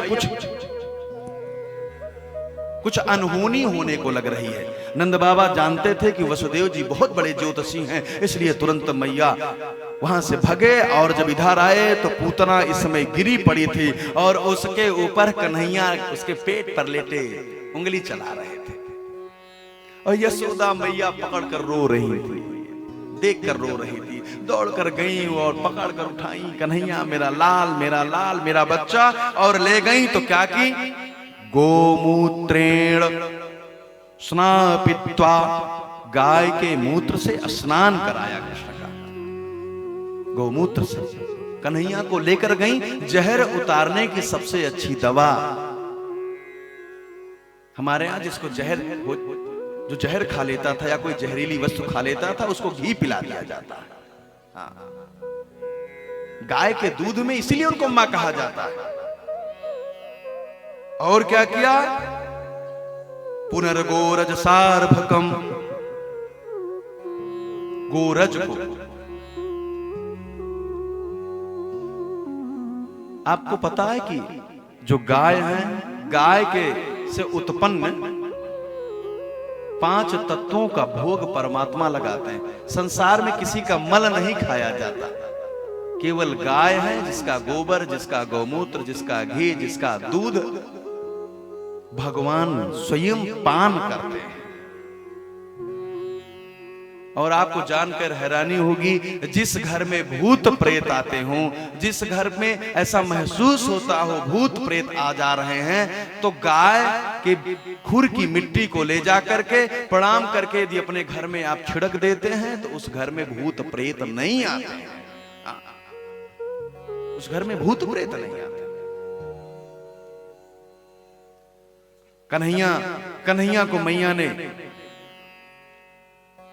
गोबर से, मिट्टी से उठा करके, गौमूत्र से स्नान करवाया रगड़ करके, और तत्पश्चात मैया कन्हैया को लेकर बहुत रोई। बड़ी गलती हो गई, अब आज के बाद मैं किसी को अंदर नहीं आने दूंगी, जब कोई आएगा तो पूछूंगी कि कौन हो तुम। डर गई मैया। लेकिन माँ तो माताओं थोड़ा ही समय बीता था, अभी लगभग 2-3 महीने ही बीता था। कन्हैया जहां लेटे थे वहां से पलने पर पलट गए एक बार। जैसे पलटे वैसे यशोदा मैया तो प्रसन्न हो गई। यशोदा मैया ने कहा कुछ हो न हो, अब घर में उत्सव होगा। अभी कई दिन हो गया है, घर में ढोलक नहीं बजी। ढोलक बजाने की व्यवस्था करने लगी तो कन्हैया को पलने में लिटा दिया गया। ढोलक बजाने वाली ग्वालिनी सब आ गई, और ग्वाल बाल जब जितने सब इकट्ठा होकर कन्हैया के पास खड़े हो गए, बच्चे छोटे छोटे, मधुमंगल, श्रीदामा सब कन्हैया के पास थे, और उधर ढोलक बजनी थी। तो पहले आप जानते पुराने घरों में 2 आंगन हुआ करता था, एक बड़ा आंगन, एक छोटा आंगन। तो छोटे आंगन में गीत होने वाला था, तो गीत जैसे ढोलक प्रारंभ हुआ वैसे कन्हैया रोने लगे। जब रोने लगे तो उस पलने को उठा करके मैया लाकर बाहर वाले में रख दी, दूसरे वाले में रख दी आंगन में। और आंगन में लाई तो धूप थी, कहां रखा जाए। एक बैलगाड़ी खड़ी थी, उस बैलगाड़ी पर मक्खन आदि लदा था, उसी की छांव के नीचे कन्हैया को रख दिया। बच्चों से कहा देखते रहना मेरे लाला को, इनके साथ खेलना। कन्हैया के साथ बच्चे खेलने लगे, उधर मैया ढोलक बजवाने लगी। इधर कंस को लगा कि अभी पूतना लौट कर नहीं आई है, इसलिए दूसरा राक्षस भेज दिया था। उसका नाम था सकटासुर, क्योंकि आकर के जहां पर बैलगाड़ी में बैलों को जोता जाता उसको सकट बोला जाता है, उसी सकट में वो राक्षस बैठा था, कन्हैया को देख रहा था। जब ढोलक बजना प्रारंभ हुई तो सकटासुर ने कन्हैया को देखा। कन्हैया भी मन में मुस्कुराए, मामा ने फिर खिलौना भेज दिया। और सकटासुर धीरे धीरे माताओं निकला और बड़ा स्वरूप बनाने लगा। जब स्वरूप बड़ा बनाया और कन्हैया को मारने के लिए आगे बढ़ा, बच्चे सभी कन्हैया से बात कर रहे थे। कन्हैया ने भी पालने से अपना दाहिना पैर उठाया विवेक जी, और सीधा नीचे दबाकर पूरा पहले बढ़ाते बढ़ाते 1 किलोमीटर लंबा पैर बढ़ाया, फिर यूं पीछे किया कन्हैया ने, और उस बैलगाड़ी पर बैठे सकटासुर को बैलगाड़ी में लगाकर पैर कन्हैया ने चौका मारा। बैलगाड़ी नाचती गड़ करते गिरी और नीचे गिरी। सकटासुर का भी निकल गया उसी के साथ प्राण। मित्रों ने जयकारा लगाया, हाथी घोड़ा पाल की कन्हैया लाल की। सकटासुर मारा गया। मैया दौड़ कर आई, बैलगाड़ी कैसे गिर गई, मैया दौड़ कर आई। कन्हैया को कोई कुछ हुआ तो नहीं? ए बच्चों क्या हो गया? बच्चों ने कहा मैया मारोगी तो नहीं? यशोदा ने कहा नहीं मारूंगा नहीं, बताओ क्या हुआ? बच्चों ने कहा मैया तेरो लाला लाला नहीं। मैया ने कहा मतलब? मैया मारना मत, मुझको मारना मत, तेरो लाला लाला नहीं। फिर क्या मेरा लाला लाला नहीं? तेरो लाला भूतड़ा है, भूतड़ा ये भूत है। लंबा पैर निकाला था, मैया डंडा लेकर दौड़ी, भाग जा यहाँ से, तू मेरे बच्चे को भूत बताता। सब बच्चे भगे, नहीं मैया मान लेना ये भूतड़ा है, ये भूतड़ा, ये भूत है। यशोदा मैया कन्हैया के चिपका करके, अरे कन्हैया, अरे मेरे लाल, मेरे बच्चे, मेरे कनुआ, कहां तू? फंस जाता, मैं तुझे छोड़ देती हूँ, मेरी गलती है इसलिए हो जाता, अब तो मैं प्रण लेती हूँ कि अब नहीं छोड़ूंगी। और आप जानते हैं कि 1 साल नहीं बीता था और एक दिन कंस को लगा कि अभी भी वो बच्चा मरा कि नहीं मरा पता नहीं चल पा रहा, जो जाता है लौट कर नहीं आता। अचानक अपने तीसरे मित्र तृणाव्रत को भेजा और यशोदा मैया एक दिन सांझ के समय तृणाव्रत आए, उसके पहले कन्हैया को लेकर गोद में आंगन में बैठी थी। अचानक तृणाव्रत आया, बवंडर जैसा बनकर आया, पूरे वृंदावन में घूमा, ब्रज में गोकुल में, और सीधा दरवाजा बंद था इसलिए नंद बाबा के भवन में प्रवेश किया। आंगन में बैठी थी यशोदा मैया, अपने कन्हैया को लेकर बैठी थी। इतनी तेज तूफान था कि उनका आंचल हट गया, मैया जबकि अकेले थी लेकिन संकोच करने लगी। हे माताओं, तृणाव्रत के मरने के पहले छोटी सी बात, हमारी यशोदा मैया अकेले में भी उनका आंचल उनके शरीर से हट जाए इसमें वो पाप समझती थी। और हम आप जब 10 लोगों के बीच में रहते हैं तो चाहते हैं ऐसा वस्त्र पहन ले जिसमें आंचल ही ना हो, और आंचल विहीन मैया कन्हैया को पाना चाहे ये पाप है, संभव ही नहीं है कन्हैया उनकी गोद में आएंगे। इसलिए कम से कम शीश को ढकना सीखिए, आंचल बढ़ाना शुरू करिए। जब जब भगवान के मंदिर में जाते हैं तब तब शीश पर अपने बालों पर वस्त्र रखते हैं, चाहे साधु हो चाहे संत हो। इसलिए प्रयत्न करिए, फैशन मत लाइए, ये संस्कार है देश का। पहले पुरुष जो पगड़ी वाला होता था वही पुरुष माना जाता था, बिना पगड़ी का कोई पुरुष नहीं होता था। आज भी पुरुष देखिए बाएं कंधे पर क्यों रखा जाता है, ये नौटंकी नहीं है, दिखाने के लिए नहीं रखा गया है। हमारे साथ जो वस्त्र हैं कुछ ना कुछ ज्ञान दे रहे हैं, क्योंकि बायां कंधा पुरुष का हल्का होता है, इसलिए बाएं कंधे पर कुछ ना कुछ तावल आदि रखना चाहिए, नहीं तो व्यक्ति एक मार्गी हो जाता, समुत्कर्ष नहीं होता उसके जीवन में। उसी को मुसलमान कहा जाता है। इस्लाम धर्म में वही मुसलमान माना जाता है जिसके बाएं कंधे पर मुसल्ला हुआ करता है, मुसल्ला के कारण मुसलमान है।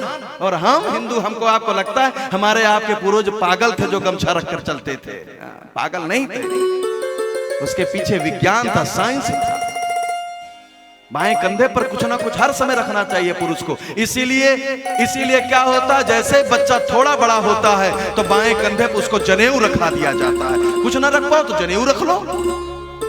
लेकिन हाय रे दुनिया की दौड़, क्या किया जाए, कथा सुनाया जाए कि समाज की बातें किया जाए, लेकिन भारत का भूगोल तड़पता तड़प रहा इतिहास है, तिनका तिनका तड़प रहा है, तड़प रही हर श्वास है, सिसक रही है सरहद सारी, माँ के आंसू बहते हैं, ढूंढ रहा हूँ किन गलियों में अर्जुन के सुत रहते हैं, गली गली और चौराहों पर मैं आवाज लगाता हूँ और मन का गायक रोता है, पर मजबूरी में गाता हूँ, पर मजबूरी में गाता हूँ। भारत हमारा अर्जुन विहीन होता चला जा रहा है, संस्कार विहीन होता चला जा रहा है। प्लीज जगें, उत्कृष्ट उठें, जागृत जगें और लक्ष्य को प्राप्तवान लक्ष्य को प्राप्त करें, ये विवेकानंद कहा करते थे।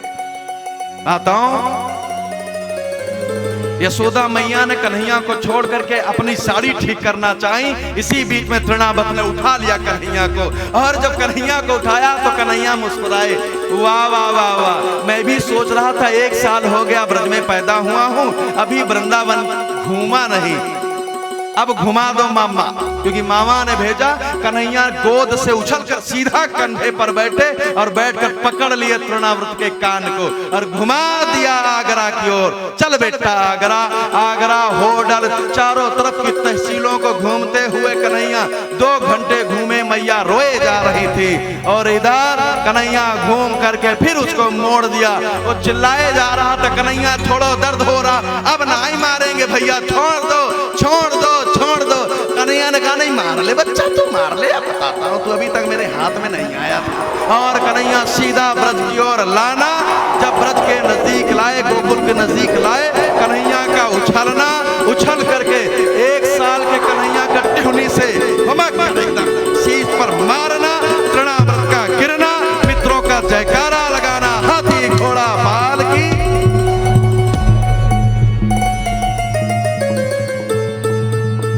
मारा गया तृणाव्रत।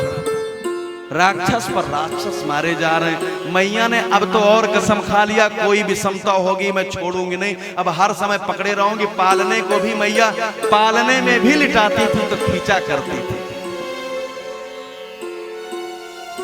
माता कौशल्या भी राम को पालने में झुलाती थी। कबहू उछंग कबहू बर पलना, माँ तो दुलारें कहीं प्रिय ललना। माताएं अपने बच्चों को आप खिलाती कि नहीं? उछाल उछाल कर उछंग, मेरा बच्चा, मेरा लाल, मेरा बच्चा। इसकी नाक तो बिल्कुल इसके पापा जैसी, मेरा बच्चा, मेरा चोना। और तुतरा कर, मैया कितनी भी पढ़ी लिखी हो लेकिन बच्चे के संग तुतरा करके बोलती, मेरा लल्ला, मेरा बच्चा, मेरा चोना।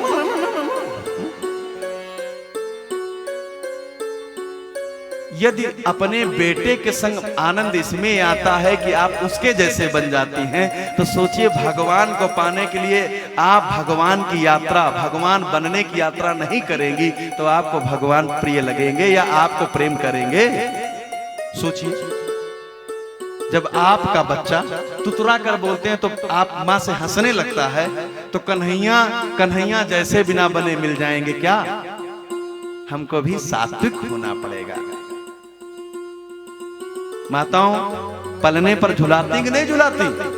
झुलाती। इसमें कितने लोग हैं जिनके घर में पालना है? प्लीज हाथ उठाएं। अरे और सबके घर का है हंटर, बच्चे को मारकर पालती। आज देखिए बालपन की भी कथा है, भगवान की आज बालपन की ही कथा है, क्योंकि कथा तो एक दिन आगे बढ़ा दी गई है लगभग क्रमशः। कल ही विश्राम होगी, दिन में आगे नहीं बढ़ी है, खाली हम पीछे हैं। माताओं पालना, बेटा अपनी माँ को कब पालेगा? जब माँ ने अपने बेटे को पालने में पाला। पालना ही होता है पालने से। जब तक बच्चे को पालने में नहीं झुलाएंगे तब तक वो उसका कब शांत नहीं होगा, और कब शांत नहीं होगा तो बच्चा क्रोधी हो जाएगा। 14 साल तक बच्चा, आपको बार बार कथाओं में बताया गया है, बच्चे का कब तेज होता है और कब शांत केवल 3 प्रकार से होता है, या तो कान खींचने से, शरीर को मलने से,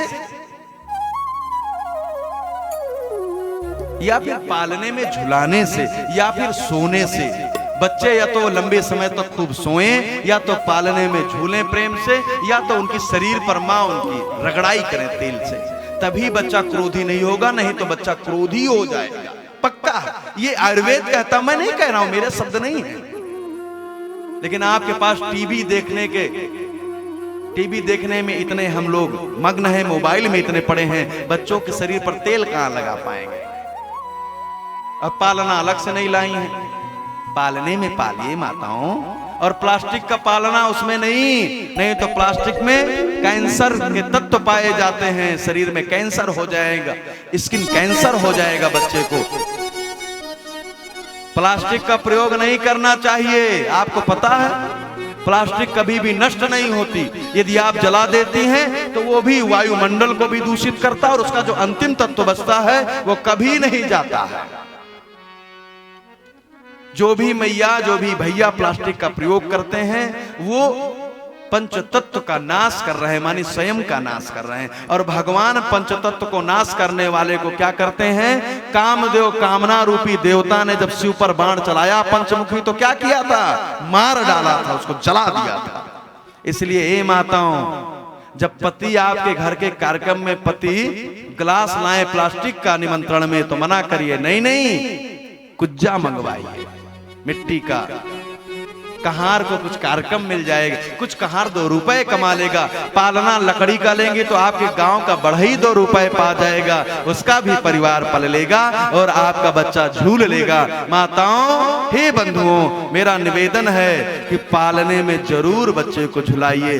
आज आप अपने पालने में झुला लेंगे और जब आपको बुढ़ापी आएगी तो आपका बेटा भी आपको अपनी गोद में उठाकर यहाँ से वहां ले जाएगा, सेवा करेगा। माताओं, इसलिए चलिए मेरा निवेदन है, कल आपने किया नहीं किया, आज मिलकर के हम लोग आइए, जिनके बच्चे बड़े हो गए हो तो माँ के लिए तो बच्चे ही होते हैं, आइए मिलकर के अपने बच्चों को झुला लिया जाए। यशोदा मैया कन्हैया को झुला रही हैं और हम लोग भी अपने अपने बेटे को याद करके आइए, थोड़ा पालने में झुलाया जाए, फिर उसके बाद आगे बढ़ा जाए। बड़ी देर से बैठी हैं तो अभी बैठी रहें, कोई दिक्कत तो नहीं है। अभी कुछ देर बैठ करके झुला लीजिए, फिर अगले गीत में खड़े हो जाइए बहुत प्रेम से।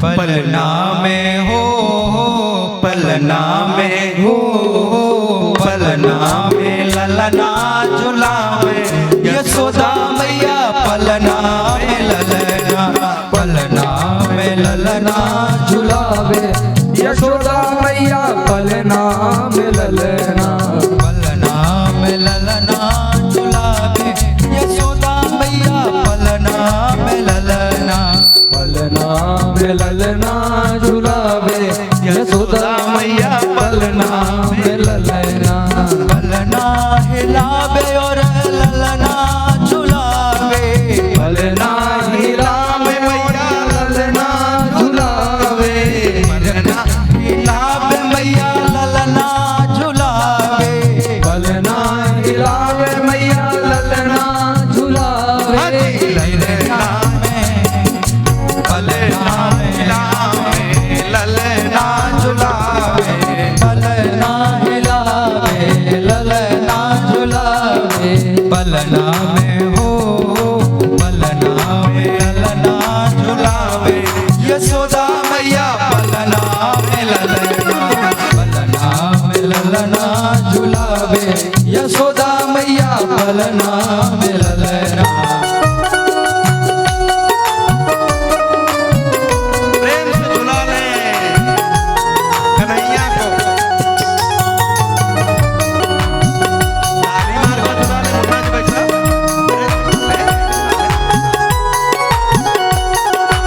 जय हो।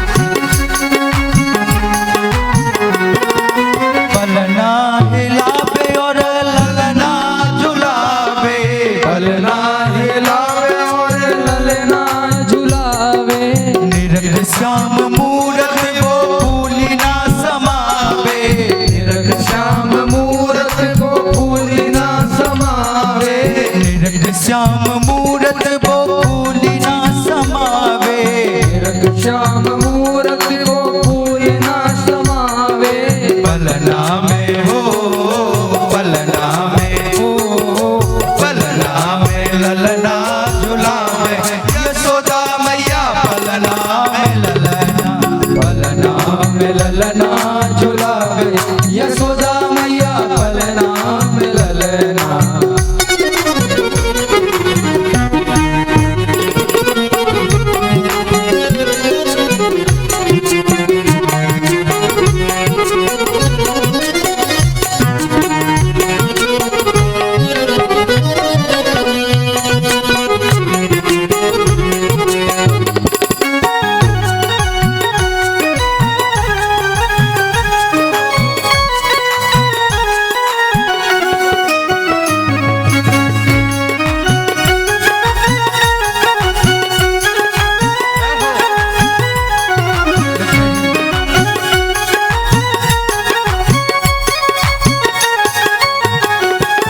नजरिया उतारे डिटोना लगावे, दरिया उतारे डिटोना लगावे, ये नजर लगना, ये जानते हैं कि ये अंतरराष्ट्रीय बीमारी है। किसी भी धर्म में हो, किसी भी पंथ में हो, हर स्थान पर नजर जरूर लगती है और नजर उतारने के अलग अलग उपक्रमों का प्रयोग मैया करती हैं।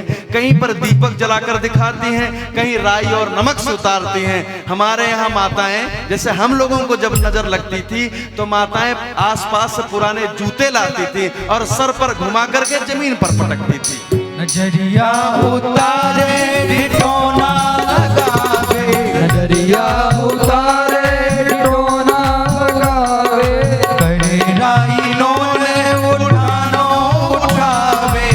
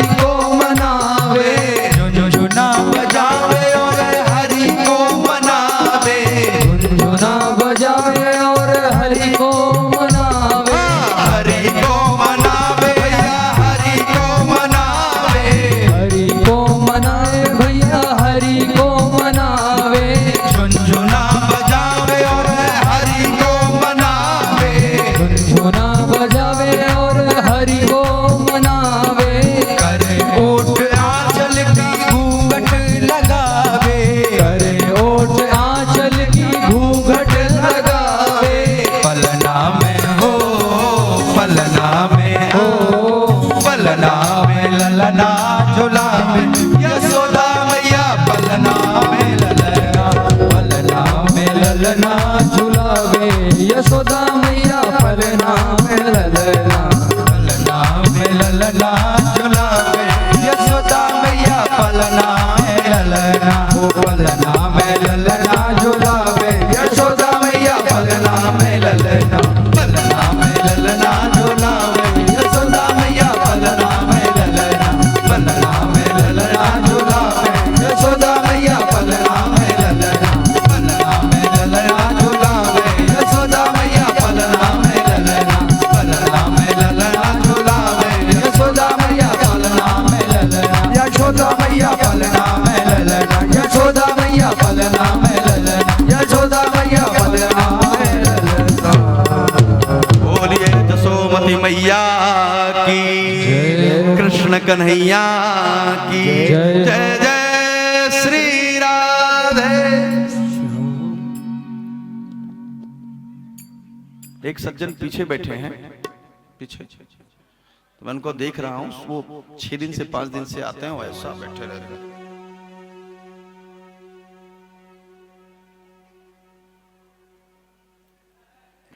समझ नहीं पा रहा था क्या है वैसा, भाई अचानक याद आया। एक बार एक स्थान पर कथा चल रही थी, 7 दिन कथा हमारी हुई। 7 दिन एक सज्जन आते थे, वो भी ऐसे बैठे रहते।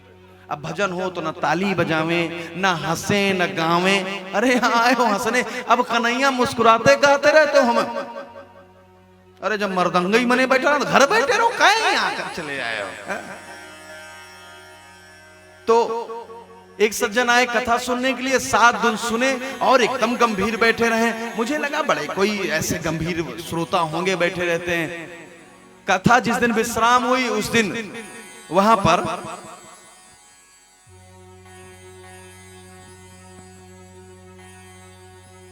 एक कवि सम्मेलन था।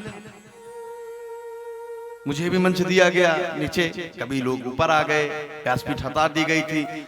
और वो सज्जन कवि सम्मेलन में फिर वहीं आकर बैठ गए। मैं उनको देख रहा था। ऐसी कथा हुई कि 7 दिन में एक दिन मुस्कुराया तक नहीं है, अब वहीं आकर बैठ गए। अब भाई साहब एक से एक श्रृंगार की, जब ऐसे श्रृंगार की कविताएं हों, लोग एकदम से ताली पर ताली, ताली पर ताली। राष्ट्रभक्ति का जब कभी उठा तो ऐसी ताली बजवाया, ऐसे लोग ताली बजा डाले, नाच डाले, भारत माँ की जय जयकार कर डाले। लेकिन वो एकदम से देख रहा था। हम सोच रहे हैं क्या हो रहा। अचानक एक कवि खड़ा हुआ, अगला नंबर आया, माइक पकड़ा और कवि बोलना चालू किया। मित्रों, मेरी कविता बहुत गूढ़ है, इसको समझना पड़ेगा। लोगों ने कहा हो सकता है बड़ा ज्ञानी कवि हो। खड़ा हुआ मुन्ना जी, माइक पकड़ा। बंधुओं, कविता का शीर्षक है कुत्ता। और सुनाया, एक कुत्ता, उसकी पूंछ पर दूसरा कुत्ता। सतीश जी, एक कुत्ता, उसकी पूंछ पर दूसरा कुत्ता। अब वो जो बैठा था उसके शरीर में हलचल हुई। पहली बार उसके शरीर में रोमांच दिखा मुझे। फिर वो बोला कविता पढ़ने वाला, एक कुत्ता, उसकी पूंछ पर दूसरा कुत्ता, और उसके वाली पूंछ पर तीसरा कुत्ता, उस पूंछ के ऊपर कुत्ता। जैसे कहा वैसे वहीं से कहा, वाह वाह। फिर कवि ने आगे पढ़ा, उसकी पूंछ पर कुत्ता, उसकी, अरे वाह वाह वाह, अरे उसकी पूंछ पर कुत्ता, उसकी। अब ताली बजाकर वाह वाह। सब देख रहे हैं ऐसे कैसा पागल ये कोई कविता है? लेकिन वाह पर वाह किया जा, वाह पर वाह।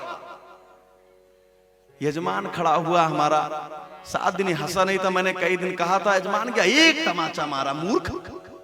ये कुत्ते की पूंछ पर कुत्ता, कुत्ते की पूंछ पर कुत्ता कर रहा, तुम हंसे जा रहे। और उन्होंने कहा आपको क्या पता कितनी अच्छी कविता, इसमें क्या विशेष है। उन्होंने कहा सोचिए नीचे वाले कुत्ते की पूंछ का बैलेंस कितना अच्छा होगा कि ऊपर वाले कुत्ते खड़े हैं सब उसकी पूंछ पर।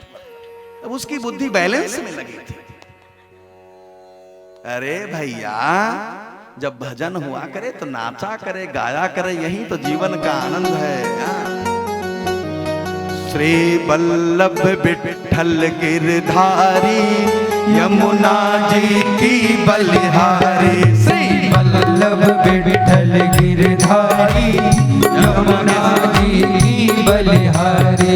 श्री वल्लभ विठ्ठल गिरधारी यमुना जी की बलिहारी। इसकी ताली नहीं बजेगी वही था वो आदमी, जान लेना। गिरधारी यमुना जी की बलिहारी। शिव शंकर भोले शशिधारी गंगा जी की बलिहारी। शिव शंकर भोले शशिधारी गंगा जी की बलिहारी। वल्लभ विठ्ठल गिरधारी यमुना जी की बलिहारी। श्री वल्लभ विठ्ठल गिरधारी यमुना जी की बलिहारी। श्री वल्लभ विठ्ठल गिरधारी यमुना जी की बलिहारी। श्री वल्लभ विठ्ठल गिरधारी यमुना जी की बलिहारी। शिव शंकर भोले शशिधारी गंगा जी की बलिहारी। शिव शंकर भोले शशिधारी गंगा जी की बलिहारी। शिव शंकर भोले शशिधारी गंगा जी की बलिहारी। श्री शंकर भोले शशिधारी गंगा जी की बलिहारी। श्री वल्लभ विठ्ठल गिरधारी यमुना जी की बलिहारी। श्री वल्लभ विठ्ठल गिरधारी यमुना जी की बलिहारी। श्री वल्लभ विठ्ठल गिरधारी यमुना जी की बलिहारी। श्री वल्लभ विठ्ठल गिरधारी यमुना जी की बलिहारी। श्री वल्लभ विठ्ठल गिरधारी यमुना जी की बलिहारी। श्री वल्लभ विठ्ठल गिरधारी यमुना जी की बलिहारी। यमुना जी की बलिहारी। यमुना जी की बलिहारी। यमुना जी की बलिहारी। यमुना जय जय श्री राधे।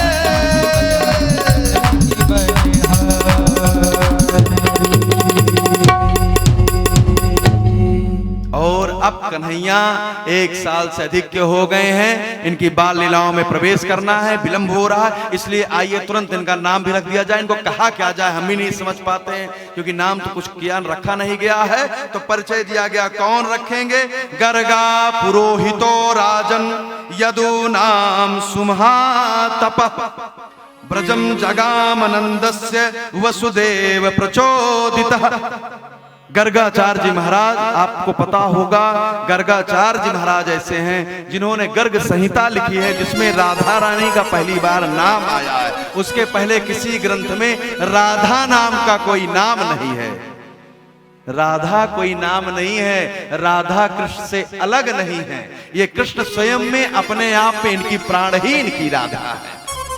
इसीलिए बांके बिहारी मंदिर में राधा रानी की अलग से मूर्ति नहीं बनाई गई। और माताओं, गर्गाचार्य जी महाराज एक दिन मिलने गए वसुदेव जी से। वसुदेव जी ने कहा, हे गर्गाचार्य जी महाराज, मेरे बच्चे का नामकरण कब होगा? गर्गाचार्य जी ने कहा, यदि मैं आपके बेटे का नामकरण करने जाऊंगा नंद बाबा के घर तो कंस पहचान जाएगा। लेकिन गर्गाचार्य जी से बार बार निवेदन करने से वसुदेव जी के गर्गाचार्य जी ने कहा, अच्छा तो मैं अब निकलता हूं तीर्थ यात्रा के लिए प्रयागराज, और लौटते समय में गोकुल रुकूंगा, और रात में जब रुकूंगा तो सुबह नामकरण करके निकल आऊंगा। कंस को भी नहीं लगेगा क्योंकि मार्ग में पड़ जाएगा गोकुल। और ऐसी योजना करते हुए गर्गाचार्य जी महाराज का प्रयागराज आना, स्नान ध्यान करना, लौटना, और लौट करके गोकुल में रुकना। और रुके तो सायंकाल के समय जब पहुंचे वहां तो उनको प्रणाम करने नंद बाबा अपनी पत्नी यशोदा के संग पधारे। लेकिन जब कन्हैया अपने छोटे से बच्चे को गर्गाचार्य जी के चरण में रखे तो बाबा ने पूछ लिया, इस बच्चे का नाम क्या है? इस बच्चे का नाम क्या है? यशोदा मैया तो अपना पकड़ें, क्योंकि यशोदा मैया तो घूंघट लंबा की थी। हमारे ब्रज में लंबा घूंघट करने की प्रथा है। मैया तो घूंघट की थी और मन में ही शायद बोली होंगी, ये तो मेरा कनुआ है कनुआ, और कहकर मैया निकल आई होंगी। क्योंकि माँ अपने बच्चे का सीधा नाम कभी नहीं लेती, वो अपने बच्चे को किसी न किसी उल्टे नाम से ही पुकारती है, जिसमें उसको अच्छा लग जाए, अपनत्व जिसमें आए। और यशोदा मैया का जाना, नंद बाबा को प्रेरणा देना गर्गाचार्य जी द्वारा कि आप अपने बेटे का नामकरण करा लीजिए। नंद बाबा का जाना, अपनी पत्नी से पूछना, लेकिन यशोदा ने मना कर दिया, नहीं नहीं, मैं अपने बेटे का नामकरण कराऊंगी तो ढोलक बजेगी, खीर खिलाऊंगी, मालपुआ खिलाऊंगी, तब रखा जाएगा। बाबा का लौट कराना और मना करना गर्गाचार्य जी से। गर्गाचार्य जी ने कहा है अपनी पत्नी से पूछिए जाकर, जब जब ढोलक बजी है तब तब समस्या आई है कि नहीं आई। नंद बाबा इस बार गए तो यशोदा मैया को याद आ गई। यशोदा मैया ने कहा नामकरण करूंगी, और जाकर के नामकरण भी करूंगी तो कहाँ करूंगी? गौशाला के अंदर कर लूंगी, कोई नहीं जान पाएगा, मेरे बच्चे पर कोई संकट ना आए, इसलिए मैं जरूर कल सुबह होते ही बच्चे का नामकरण करवा दूंगी। और 3-6 लगभग सीधा जाने पर 3 और मार्ग लेकर जाता है तो वो लगभग दाऊजी जो स्थान है 6 किलोमीटर लगभग दूरी पर रोहिणी मैया अपने बेटे दाऊ को लेकर, बलदाऊ को लेकर रहती थी। उनको भी रात में बुला लिया गया, यहीं दोनों माताएं रहने लगी। और आपको जानकर हैरानी होगी कि यशोदा मैया गोरी थी और कन्हैया सांवरे। दाऊ जी गोरे थे और रोहिणी मैया सांवली। यशोदा जी ने कहा कौन बाबा? या मैंने सुना हमारे पति जी कह रहे हैं बड़े ज्ञानी हैं, तो ऐसा न कर लिया जाए कि बच्चों को बदल लिया जाएगा।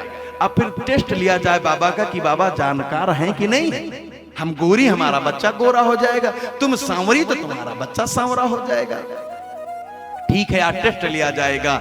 सुबह के समय माताएं तैयारी करने लगी जिस स्थान पर उनका नामकरण होने वाला है, और गौशाला की तैयारी चल रही थी। इधर गर्गाचार्य जी महाराज सुबह का ध्यान लगाए और ध्यान लगाने के पश्चात प्रसाद चढ़ाए। और जब प्रसाद चढ़ाए, नेत्र बंद किए, भगवान को निवेदन किए, ब्रह्मार्पणम ब्रह्महविर ब्रह्मागनो ब्रह्मणाहुतम ब्रह्मैव तेन गंतव्यम ब्रह्म कर्म समाधिना। हे नाथ, ये यज्ञ की हविषा आकर के आप स्वीकार करें। जैसे यज्ञ के मुख में हम ये देते हैं, वैसे ये जब मेरे मुख में जाए ननाथ ये भोजन प्रसाद, तो ये आपके मुख में जाए। ऐसा हो जाए आप आकर मेरे भोजन को भोग लगाइए। और भोग लगाने को कहा और नेत्र खोले तो क्या देखते हैं कि कन्हैया आकर के बैठकर उस भोजन को कर रहे थे। झूठा कर दिए, नाराज हो गए। गर्गाचार्य, अरे यशोदा, ये तुम्हारा लाल तो यहाँ आ गया, घुटने का बल, इसको पकड़ कर ले जाओ। मेरा भोग जो मैंने भोज लगाया था, इस भोज को उसने झूठा कर दिया। फिर भोग बना, और फिर बना तो फिर बाबा ने भोग लगाया। ओम सहनावतु सहिनो भुनक्तु सह वीर्यं करवावहै तेजस्विनावधीतमस्तु मा विद्विषावहै। प्रभु मेरे भोजन को आकर भोग लगाइए। दूसरी बार जब निवेदन किया, नेत्र खोला तो फिर कन्हैया घुटने के बल। इस बार तो गर्गाचार्य ने यशोदा को बहुत बुरा भला, तुम अपने बच्चे को नहीं पकड़ पाते हो। अब यशोदा मैया तैयारी में लगी थी, अरे क्या करूं बाबा, ये फिर इस बार भोजन बनाया। मैया ने तीसरी बार बना कर दिया। जब गर्गाचार्य ने तीसरी बार भोग लगाने के लिए नेत्र बंद किया और जैसे मंत्र पढ़ना चालू किया, जैसे प्रारंभ किया, वैसे तो परमात्मा उनके हृदय में आ गए। अरे बाबा कैसे बावरा हो, कहते हो आकर भोग लगाओ, और जब भोग लगाता हूं तो कहते हो झूठा हो गया। गर्गाचार्य को ध्यान में आया, ये जो भोग लगा रहा कन्हैया है ये सामान्य नहीं है। अरे ये तो सच्चिदानंद परमात्मा स्वयं नारायण है जो यशोदा की गोद में आए हैं। नारायण है। गोवर्धन जी महाराज की व्यवस्था और 56 भोग लग रहा है। बड़ा समय है भैया, अभी तो हम लोग बहुत पीछे हैं।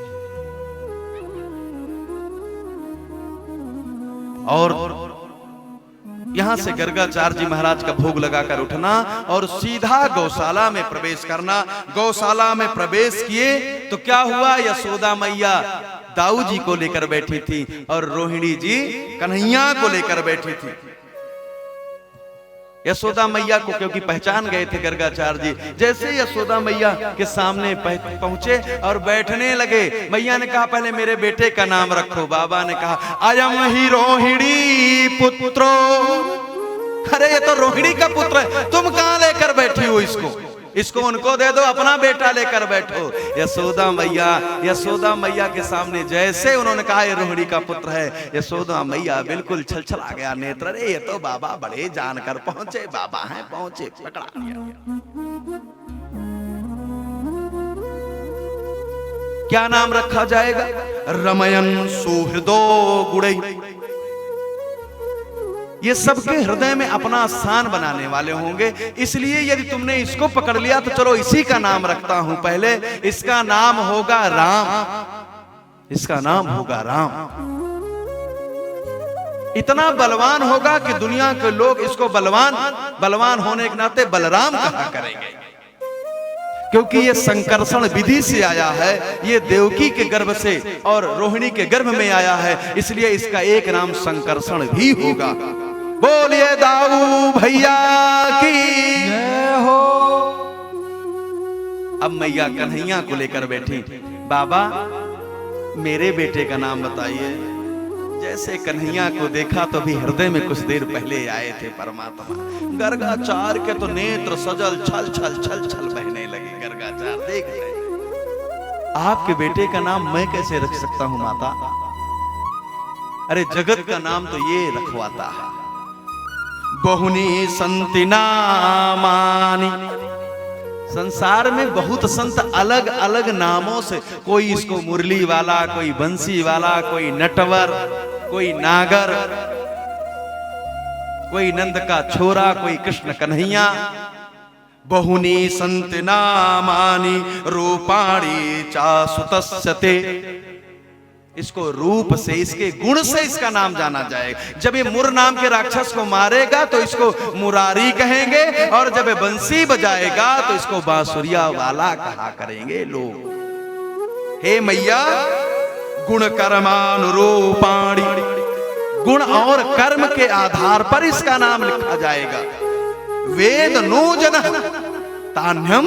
आपके बेटे को तो वेद नहीं जान पाया, जिसको नेति नेति कह करके वेद पुकारता रहा।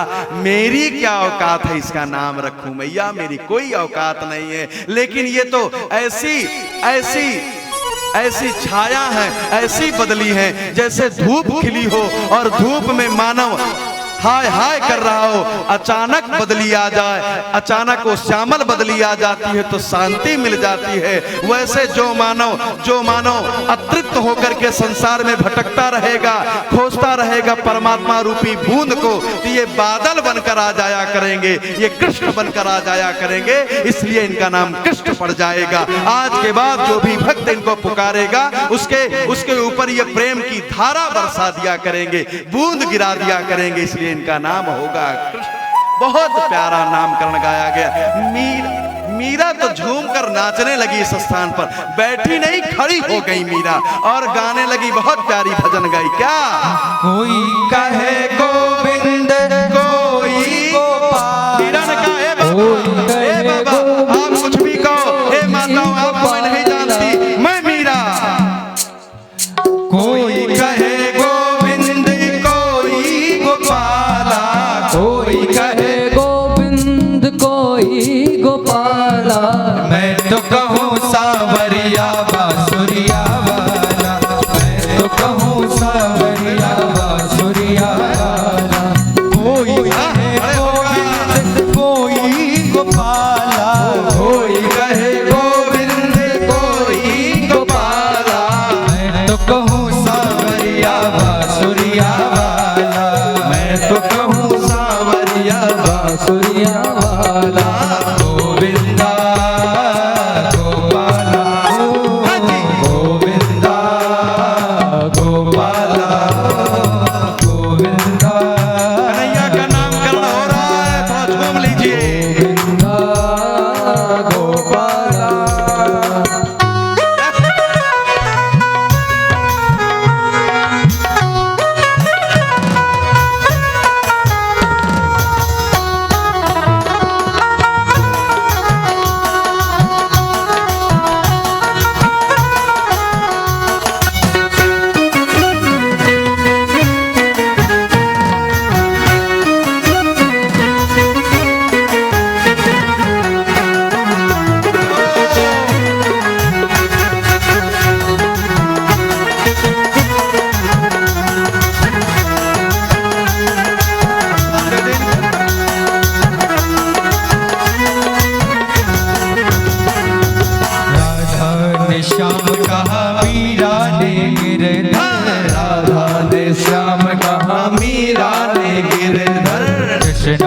कृष्ण कहा खूब जाने नटवर, कृष्णा ने कृष्ण कहा खूब जाने नटवर। ग्वालों ने तुमको पुकारा गोपाला, ग्वालों ने कह के पुकारा गोपाला। मैं तो कहूँ सावरिया बांसुरिया वाला, मैं तो कहूँ सावरिया बांसुरिया वाला। कोई कहे गोविंद कोई गोपाला, कोई कहे गोविंद कोई गोपाला।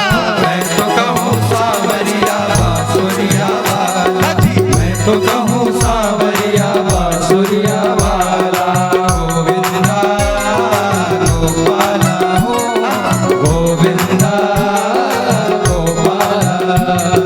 गाए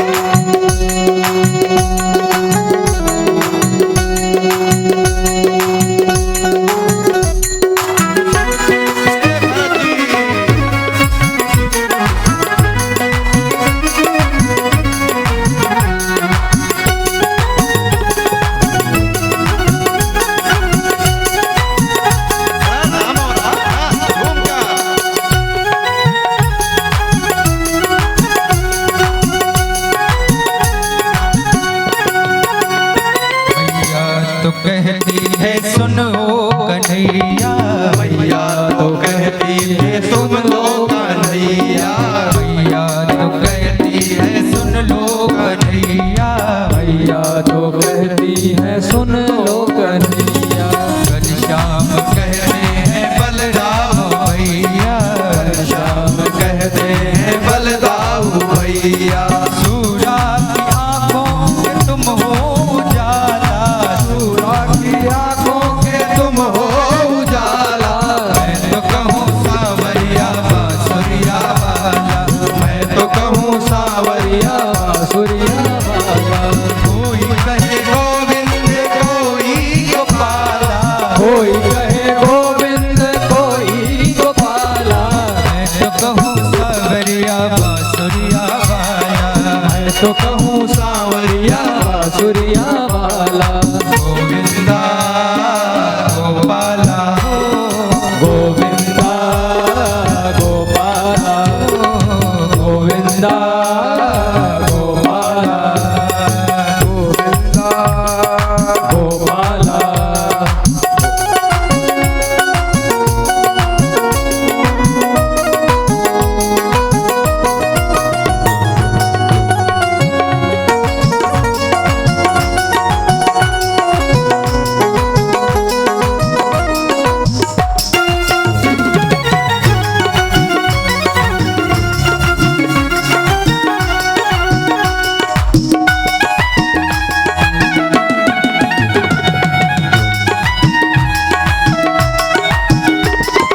कृष्ण जी के बनवारी अर्जुन के मोहन, भीष्म के बनवारी अर्जुन के मोहन, भीष्म के बनवारी अर्जुन के मोहन, भीष्म के बनवारी अर्जुन के मोहन।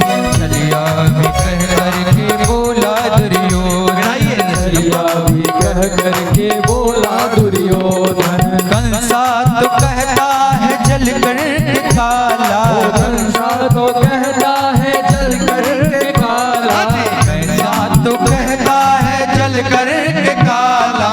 कंसा तो कहता है जल कर काला। मैं तो कहूँ सावरिया बांसुरिया वाला, मैं तो कहूँ सावरिया बांसुरिया वाला, मैं तो कहूँ सावरिया बांसुरिया वाला। मैं तो कहूँ सावरिया बांसुरिया वाला। कोई कहे गोविंद कोई गोपाला, हो कोई कहे गोविंद कोई गोपाला, कोई कहे गोविंद कोई गोपाला, गोविंद कोई गोपाला। मैं तो कहूँ सावरिया बांसुरिया वाला, मैं तो कहूँ सावरिया बांसुरिया वाला, मैं तो कहूँ सावरिया बांसुरिया वाला, मैं तो कहूँ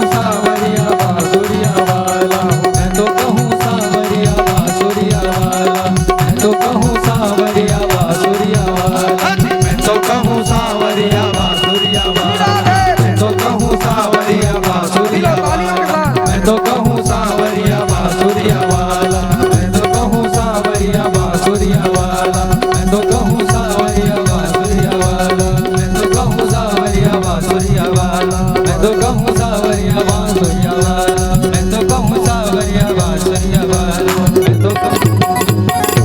बोलिए बांके बिहारी लाल की जय हो, दाऊ भैया की जय हो, कृष्ण कन्हैया की जय हो, दोनों की मैया की जय हो, उनके बपैया की जय हो। जय जय श्री राधे। कन्हैया का अब नामकरण हो गया और कन्हैया धीरे धीरे 3 साल से अधिक हो गए और कन्हैया को घर से निकलने नहीं दे रही थी माताओं मैया उनकी घर से। एक दिन कन्हैया ने योजना बनाया, अब निकलूंगा मानूंगा नहीं। और क्या किया, बछड़े निकल रहे थे। आप जानते हैं पहले गाय जब जाती थी तो प्रातः गाय चली जाती थी, 2 घंटे बाद बछड़े छोड़े जाते थे, आधे मार्ग तक जाते थे, वहां से चलकर लौट आते थे। और यही हुआ एक दिन की घटना। सभी गैया चली गई थी, 2 घंटे बाद कन्हैया का निकलना और कन्हैया ने धीरे धीरे घुटने के बल जा करके कन्हैया ने एक बछड़े की पूंछ पकड़ लिया और बछड़ों की पूंछ को पकड़ करके बछड़े के संग बछड़ों के मध्य में निकल गए और फिर पूंछ पकड़ करके यों ब्रज का दर्शन किया उन्होंने। वृंदावन की गलियों में यों कन्हैया दौड़े, दौड़े नहीं यों घसीटे, पूछ तो पकड़े रहे। जैसे वो जैसे ही बछड़ा धीमा पड़ता वैसे ही गियर लगा देते, धान से मार देते पूछ पर, फिर भागता, फिर रुकता, फिर मारता।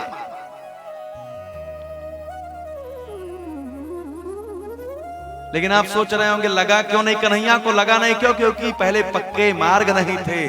पूरा यमुना जी का तट था, पुलिंद था यमुना जी का, रेत थी और रेत में गाय अपने खुरों से उस रेत को बढ़िया बनाती हुई आगे जा रही थी, धूमिल मिट्टी, और उसमें गोबर और गौमूत्र अलग से पड़ जाता था, मानो फेरन लवली बिल्कुल पूरे ब्रज में पड़े हो। कन्हैया उसी में घूम गए हो, नाच रहे।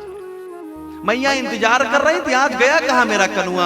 और देखी तो दोपहर में जब बछड़े लौट कर आए तो कन्हैया आए, पूरा शरीर पर उनके गोबर गौमूत्र मिट्टी लगी, पहचान नहीं मिल पा रहे थे। यशोदा मैया रो रही, इधर कन्हैया सामने जाकर गोबर लगाकर खड़े हुए, मैया मैं हूं कन्हैया। यशोदा मैया रो रही थी, अचानक देखी तो हंसने लगी, अरे कन्हैया बिल्कुल सुअर है गए हो। सुअर, जैसे सुअर कहा वैसे कन्हैया नजदीक गए, कान में पूछते, मैया आप हमको जानती हैं? कन्हैया ने कहा क्या जान? मैया ने कहा क्या जानती हैं? मैं सुअर था पूर्व जन्म में, आप जानती हैं, क्योंकि मैं ही तो 12 का अवतार लेकर आया था मैया, मैं सुअर था। आप जान? मैया ने कहा शांत रहा तो शांत। और मैया ने फिर नहलवाया पुनः गौमूत्र से, हाथ वो देखा चकिया कहीं टूटा नहीं था। कन्हैया ने कहा मैया एक बात मेरी मानोगी? यशोदा ने कहा बता। मैया मुझको घूमना है, तू हर समय घर में बंद करके रखती, मुझे घूमने देना। यशोदा को लगा बहुत दिन हो गया वास्तव में बच्चे को अंदर बंद क्यों, तो खेलने दिया जाए। और यशोदा ने आदेश दे दिया कल से तू खेलने जाएगा। अब अगले दिन से कन्हैया का निकलना सते से। अगले दिन कन्हैया निकले और क्षेत्र के समस्त बच्चों को इकट्ठा किया, सभी उनके मित्र श्री दामा, मधुमंगल, सुदामा, यहां भी एक सुदामा था, दाऊ, सब इकट्ठा। कन्हैया ने कहा मित्रों आप इतने दुबले पतले कैसे? मैं तो इतना हट्टा कट्टा। मित्रों ने कहा बस ऐसे ही। कन्हैया ने कहा आप माखन मिश्री नहीं खाते? लोगों ने कहा नहीं। क्यों, आप क्या माखन नहीं होता? होता तो है, मेरे यहाँ दूध बहुत होता है। फिर क्या आपके पिताजी ले जाकर के बंजारी मंदिर के पास बेच आते हैं? मित्रों ने कहा हाँ हाँ मेरे पिताजी दूध को बेच आते, तो फिर घर में क्या खाते हो? मित्रों ने कहा मेरे यहाँ अमूल का पैकेट आता है, उसी की चाय बनती है, वही सुरख लेते हैं बस हम लोग। कन्हैया ने कहा दूध नहीं पीते हो? नहीं, जब दूध नहीं पीते हो भैया, यदि किसी ने ललकारा, युद्ध करना पड़ गया तो कैसे करोगे? इतने सूखे सूखे हो। मित्रों ने कहा तो क्या करें, मिलता नहीं, माखन बिक जाता है मथुरा में। कन्हैया ने कहा चोरी करो। मित्रों ने कहा नहीं नहीं कन्हैया, चोरी पाप है। कन्हैया ने कहा खाने की चोरी करना पाप नहीं होता, खूब चोरी करके खाओ, लेकिन कल दूसरे के घर के अंदर घुस करके सेब मत तोड़ लाना। मित्रों ने कहा कन्हैया यार मैं तो आज तक चोरी सीखा नहीं हूं। कन्हैया ने कहा यही करने तो मैं आया हूं, यही सिखाऊंगा। आज एक नया संगठन बनाता हूं। जैसे इस क्षेत्र में कई संगठन हैं, बिंद कौन, एकता जिंदाबाद, अखिल भारतीय बिंद एकता, तो कौन कौन। कन्हैया ने कहा मैं भी छत्तीसगढ़ से बड़ा प्रभावित हूं उर्करा से, मैं भी एक संगठन नया बनाता हूं। कौन? अखिल भारतीय चोर विद्या प्रचार मंडल। उन्होंने कहा कि अध्यक्ष कौन बनेगा? कन्हैया ने कहा वहां जो बनाता वही अध्यक्ष बन जाता है, या मैं बना रहा हूं मैं अध्यक्ष, मैं सिखाऊंगा चोरी करना। कब से? कन्हैया ने कहा आज से, कल से नहीं, आज से चोरी प्रारंभ। और हो गई मैया चोरी कन्हैया की प्रारंभ। किसी के घर में जाते, जब मैया चली जाती जल लाने यमुना जी, तो उसी के घर में कूद जाते और पहले स्वयं न खाते, पहले सीटी बजाते, बंदर आ जाते, क्योंकि ये पूर्व जन्म में रामावतार में बड़ा सेवा किए थे, इसलिए पहले माखन उनको खिलाते, फिर मित्रों को खिलाते, फिर स्वयं खाते। वो आते समय मटकी उठाकर पटक कर फोड़ डालते। पूरे ब्रज में त्राहि त्राहि मचा दिया कन्हैया ने। माताओं को लगा क्या किया जाए, कैसे पकड़ा जाए। एक बड़ी चतुर मैया थी। मैया ने क्या किया, उन्होंने सोचा ये छोटे छोटे हैं, यही गड़बड़ कर रहे हैं। उन्होंने क्या किया कि उसको सिकहर पर टांगना प्रारंभ कर दिया। सिकहर बोलते हैं, ऊपर मटकी। अब कन्हैया नए परिवार में गए, जब वहां पहुंचे तो मटकी मिली ना। कन्हैया ने कहा क्यों भाई? उस ग्वालिन के बेटे से कहा क्यों रे, तूने बताया था कि तेरे घर का माखन आज बिका नहीं है, कहां है? उसने कहा कन्हैया रखा तो यहीं जाता है नहीं। अब कन्हैया टहल रहे थे, कहीं माखन न मिला, परेशान चले आ रहे थे, पैर उनके एकदम से बाहर निकलने वाले थे, तब तक उनके मस्तक पर एक बूंद टप से चढ़ा, क्योंकि जो मटकी थी वो रसा रही थी, जल उसका टपक पड़ा। ओ यहां है। कन्हैया ने कहा क्या किया जाए, कैसे? यहां याद आ गई उरकुरा की। उरकुरा में जब बच्चे फ्रूटी पीते हैं तो कैसे पीते हैं? पाइप डालकर। अच्छा, कन्हैया ने कहा तुरंत एक बांस लाया जाए और बांस को छीला जाए, छेद किया गया। लगाया कन्हैया ने, 1 2 हाथी घोड़ा पाल की, झटका मारे और टूट गई अंदर, और यहीं से मुंह लगाकर पूरा मक्खन निकाल लिया जाता चारों तरफ। अब क्या करें ग्वालिन?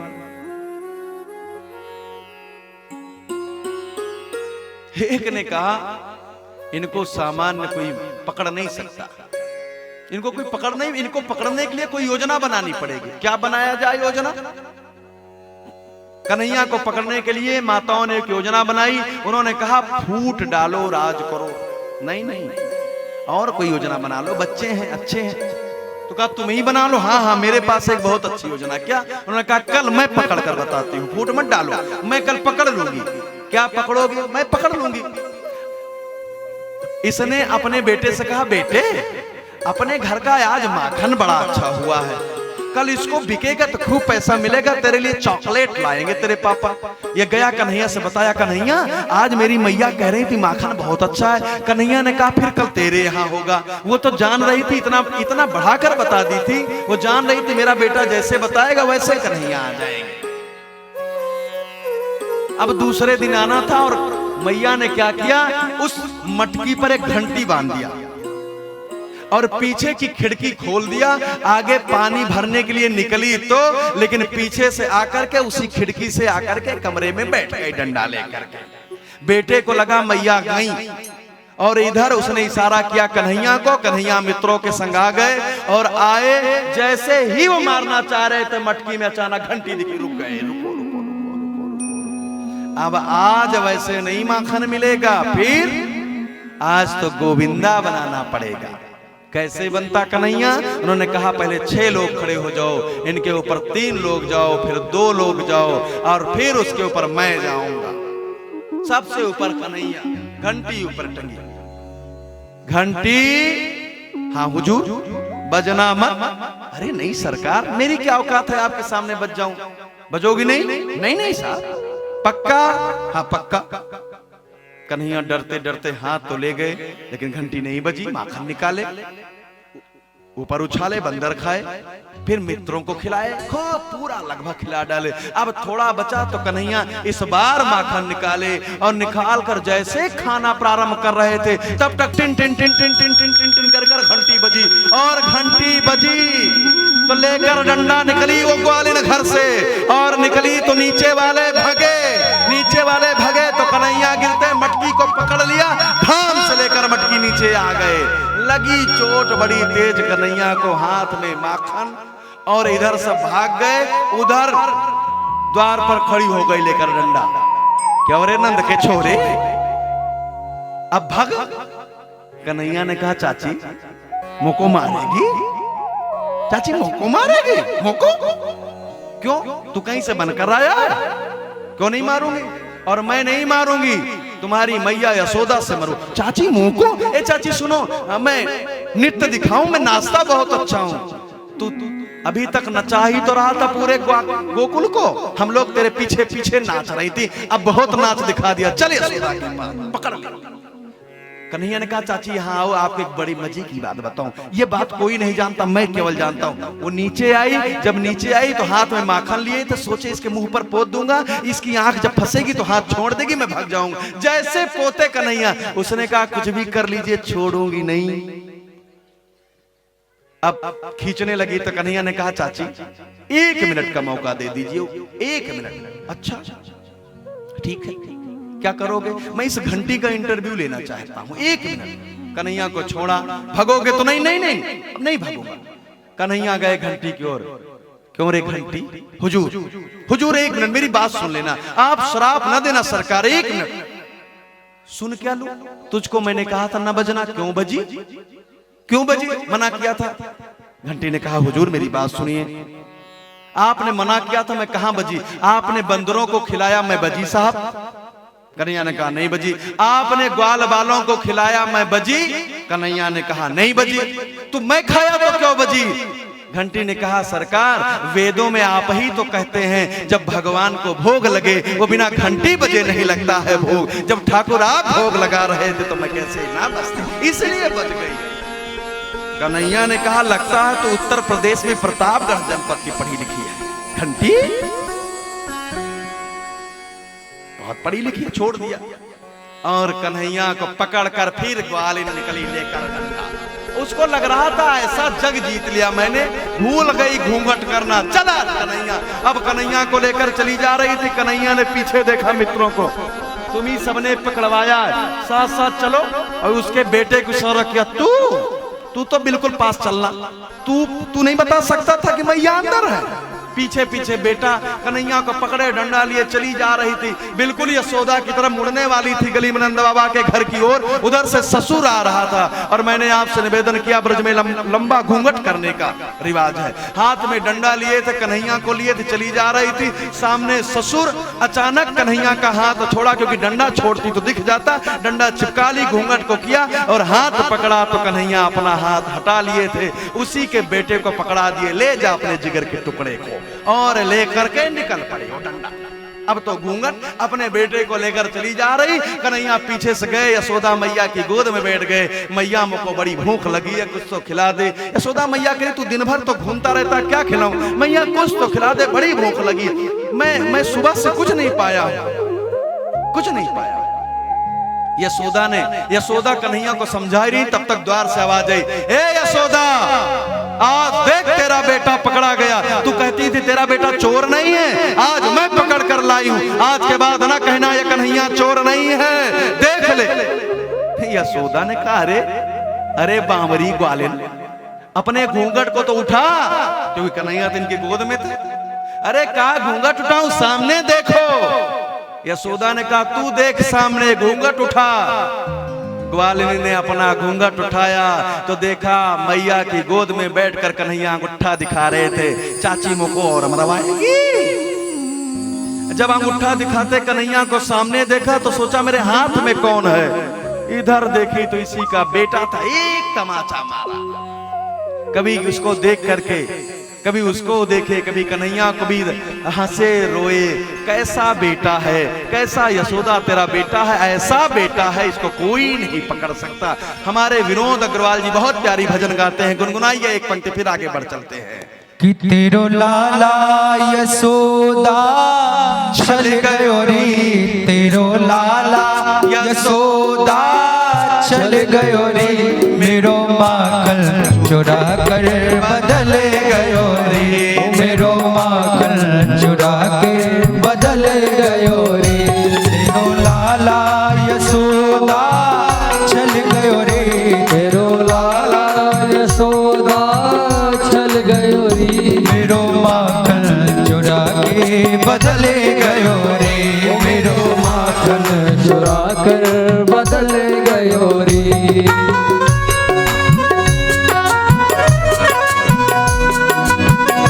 एक चरण प्रेम से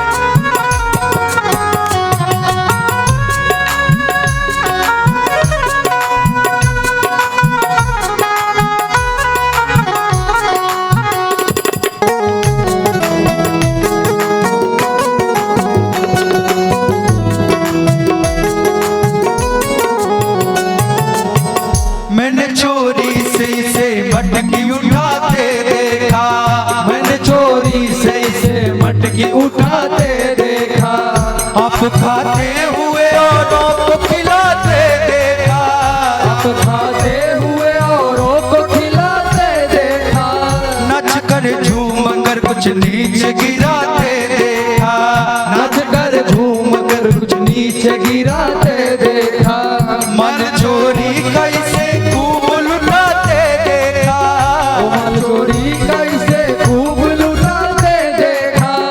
मेरे मुंह पर भी, मेरे मुंह पर भी, मेरे मुंह पर भी माखन मल गयो रे, मेरे मुंह पर भी माखन मल गयो रे, तेरो लाला यशोदा चले गयो रे, ओ तेरो लाला यशोदा चल गयो रे।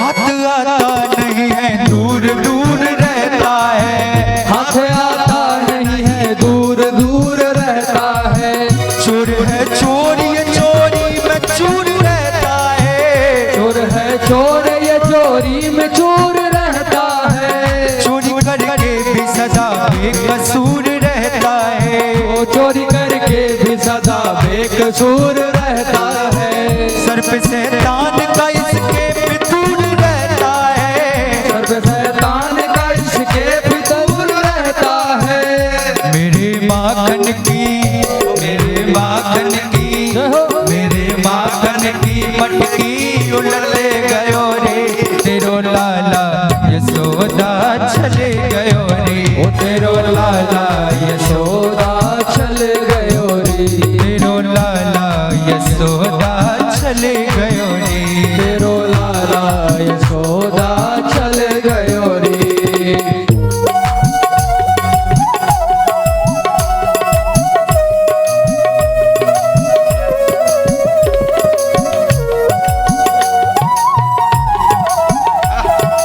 अब आ गए सामने, हम सबको देख रहे हैं कौन ताली बजा रहा कौन नहीं बजा रहा।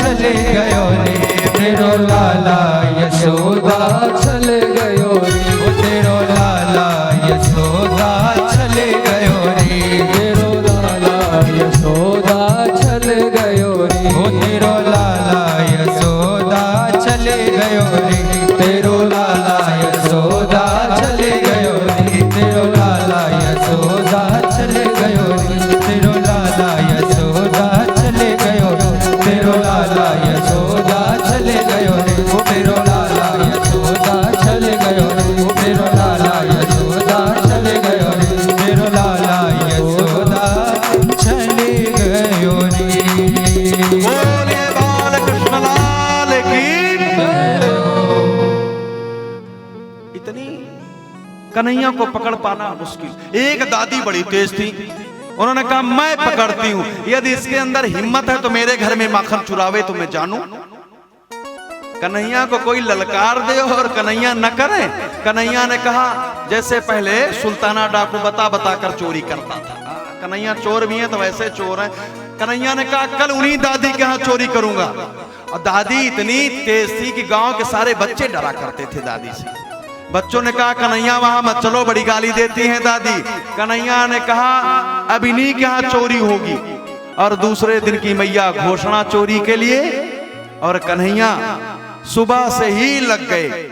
सुबह 4:30 बजे जग गए, दादी के द्वार पर जाकर दूर से बैठे देख रहे थे। 4:45 बजा तो दादी के जो पति थे दादा, वो निकले यमुना जी की ओर। यमुना जी के पास गए, फ्रेश हुए, मंजन आदि किए, दातून किए, और दातून करने के पश्चात अपना वस्त्र उतारे, लंगोटी में वो यमुना स्नान करने गए। जब वो यमुना स्नान करने के लिए नीचे कूदे तो कन्हैया उनके सारे वस्त्रों को, उनके जूते को लेकर के दौड़ करके आ गए दादी के द्वार। दादी तो इंतजार कर रही थी, आज मेरे घर चोरी करेगा। डंडा लिए द्वार पर बैठे थी। आनंद का छोरा चोरी करेगा। कन्हैया ने कहा अरे दादी चोरी करने नहीं आ रहा। फिर पहले यह बताओ कि आपकी और दादा की रात में लड़ाई हुई थी। दादी ने कहा मतलब न पूछो, आपकी दादा की लड़ाई हुई थी? नहीं कोई लड़ाई नहीं, हो ही नहीं सकता, कुछ तो हुआ था रे। ऐसे ही वो मैंने कहा था शाम को सब्जी लेकर समय पर आ जाना, लेकिन वो ट्रांसपोर्ट नगर चले गए और वहीं पर बबलू जी के होटल पर उनको आज आनंद आ गया था। बबलू जी हैं, होटल का प्रचार हो गया, भैया कमीशन ट्रस्ट को दे दें।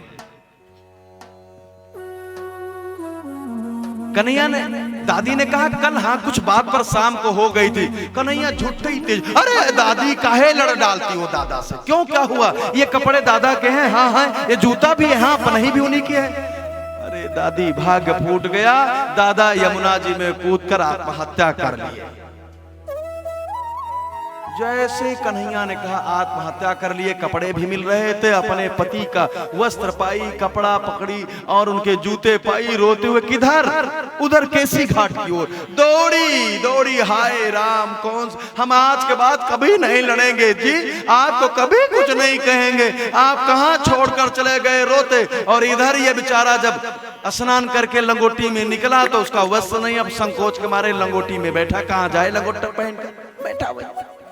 अब पत्नी इधर से रोते हुए, अरे जी हम कभी नहीं कुछ करेंगे। सामने दौड़ते दौड़ते पहुंची, दादा बैठे, दादी सामने लेकर कपड़े उपड़े। जब कपड़े दादी के हाथ में देखा तो वैसे दादा क्रोध में आ गए, ये लेकर भाग गई थी दुष्टा। सामने आई थी, ये बैठे थे ऐसे। दादी ने कहा आप जिंदा हैं? जैसे जिंदा मारा जाकर एक तमाचा, दुष्टा तू तो चाहती है मैं मर जाऊं। उसने कहा मैं नहीं चाहती। कृष्ण ने कहा कि तुम आत्महत्या कर लिए हो। दादा ने कहा अरे वो फिर छल गया, तुमको भी छल गया, ले हो गए। कन्हैया की लीला कितना गुणगान करें। माताओं, जिस समय एक दिन एक ब्रजवासिनी ने कहा कि नहीं इनमें फूट डालो, फूट डाल दिया जाए। ब्रजवासियों ने अपने कन्हैया जितने उनके बच्चे थे उनमें फूट डाल दिया। फूट डाल करके कहा कि तुम कभी कृष्ण के घर में भी जाते हो चोरी करने के लिए? मित्रों ने कहा कल जाऊंगा। कन्हैया से कहा, ए कन्हैया यार तुम मेरे घर चोरी तो करते हो, कभी अपने घर चोरी कराओ।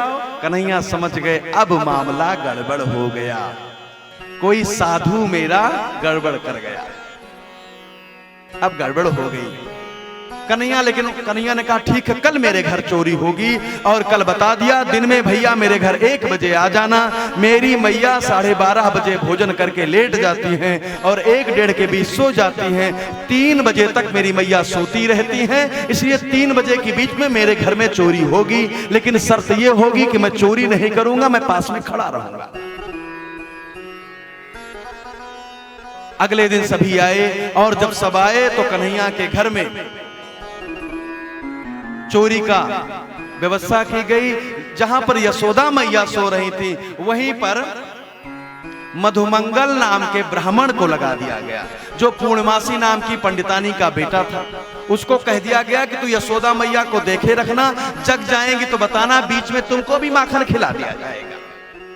अब मधुमंगल तो खड़ा हो गया वहां डंडा लेकर के, वहां खड़ा होकर मैया को देखने लगा, और सारे मित्र गोविंदा बना करके ऊपर तक चढ़ गए। और ऊपर चढ़ा तो कौन चढ़ा? श्रीदामा चढ़ गया। श्रीदामा ऊपर से निकाला, माखन निकाला। किस गाय का माखन खाते थे कन्हैया पता है? सुरभि। किस गाय का? सुरभि। सुरभि गाय जानते किसे कहा जाता है? जब 10,000 गायों के दूध को 1,000 गायों को पिला दिया जाए, उस 1,000 गायों के दूध को 100 गायों को पिलाया जाए, उन 100 गायों के दूध को निकालकर 10 गायों को पिलाया जाए, उन 10 गायों के दूध को जिस एक गाय को पिलाया जाता है, उस गाय का जो दूध निकलता है उसको सुरभि गाय, उसके दूध को सुरभि गाय का दूध कहा जाता है। इतना ऐसा कृष्ण दूध पीते थे यार।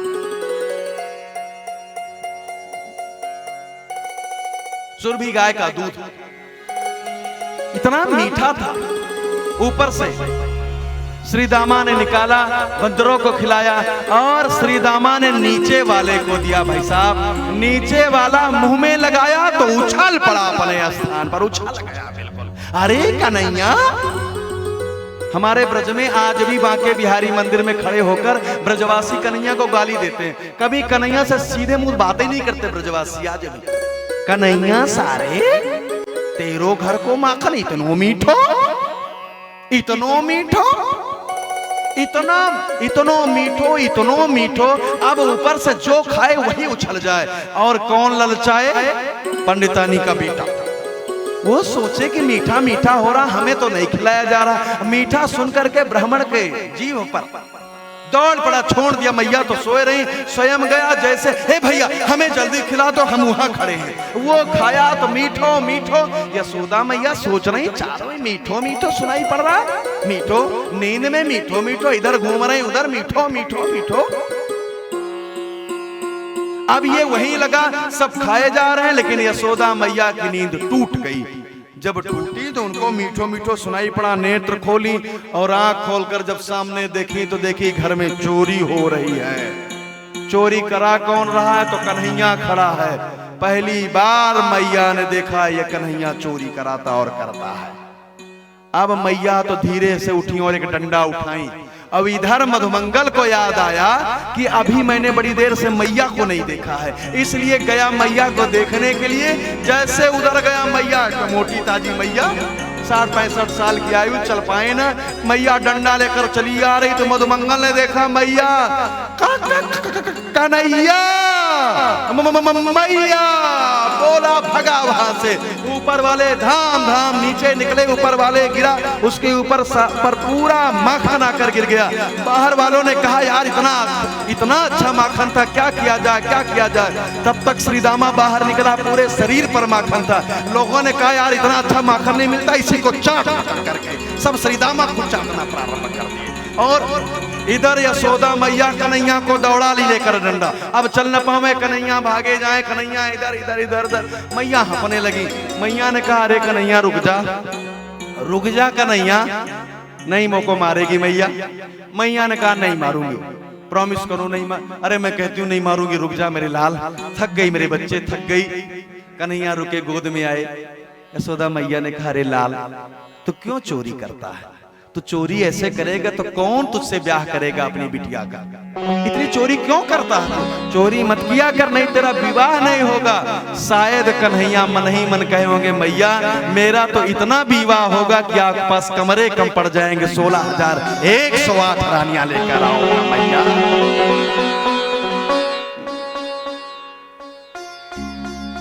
देखिए कथा तो चली रही है, सारी बातें चलती रहती हैं। मेरा निवेदन है अब तुरंत कथा आगे बढ़ रही है। अब कथा बड़ी देर तक बालपन की यात्रा में रहेंगे तो विलंब हो जाएगा कथा में। अपने पास आधे घंटे ही बचे हैं। आज हम लोग चाह रहे थे कि भगवान को विदा भी कर देंगे, लेकिन फिर भी कितना आगे कथा चल पावे। मेरा निवेदन है बंधुओं माताओं, हम अपने बच्चे को दूध घी देते कि नहीं देते? अपने बच्चे को कृष्ण बनाना तो सबसे पहले कौन सा सुख है? पहला सुख निरोगी काया। हम अपने बच्चे को दूध पिलाते हैं कि नहीं पिलाते? ए माताओं, अभी देखिए इसके जस्ट बाद जो कथा है वो क्या है? मैया यशोदा एक दिन दूध मट्ठे को दही को भिगो रही थी और कन्हैया सुबह सुबह जगे, और सुबह जगे तो सीधा मैया की गोद में आकर बैठ गए। मैया ने 5 साल की आयु में भी कन्हैया को दुग्धपान कराना प्रारंभ कर दिया, और कन्हैया दुग्धपान कर रहे थे मैया के संग। मैया दही भिगो रही थी, इसी बीच वो दूध को चढ़ा रखी थी पकने के लिए, और मैया को अचानक याद आया कहीं उफन न जाए दूध, आग की आंच तेज है, इसलिए मैया ने झटके से कन्हैया को उतारा, नीचे बैठा दिया। और उधर मैया जब गई देखने के लिए, दूध निकालने के लिए, उससे अग्नि निकालने के लिए, दूध को शांत करने के लिए लौट कर आई तो कन्हैया इतने क्रोध में थे उस समय, कन्हैया ने उस मटकी को जिसमें वो माखन भिगो रही थी उसको, एक वहां बटखरा पड़ा था, उससे फोड़ डाला। आंगन में पूरे माखन और चारों तरफ मट्ठा फैल चुका था। बीच में कन्हैया बैठे क्रोध में।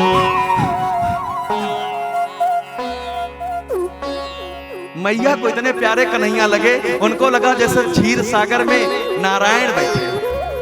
मैया प्रसन्न हो गए, लेकिन आप जानते हैं मैया ने यहाँ उखल में बांध दिया था कन्हैया को। उखल के बाद कथा रोकिए, 2 मिनट निवेदन करता हूं। ए बंधुओं, ए माताओं, अपने बेटे को अधिक समय तक दुग्धपान करवाइए। डॉक्टरों की बात मत मानिए, वैसे डॉक्टर तो कहते हैं कराइए, लेकिन हमारी बहुएं स्लिम रहना चाहती हैं, इसलिए बच्चे को कैसे दुग्धपान करावें? उनको तो निप्पल से जोड़ देती, और निप्पल में भी दूध किसका? गाय का नहीं, भैंस का। याद है भैंस? भैंस के बच्चे को याद है ना, क्या बोलते हैं? पड़ा। हमारा बेटा भैंस का दूध पीता है, वो भी रहता है पड़ा पड़ा। माँ कहती है बेटा उठ, पेपर है।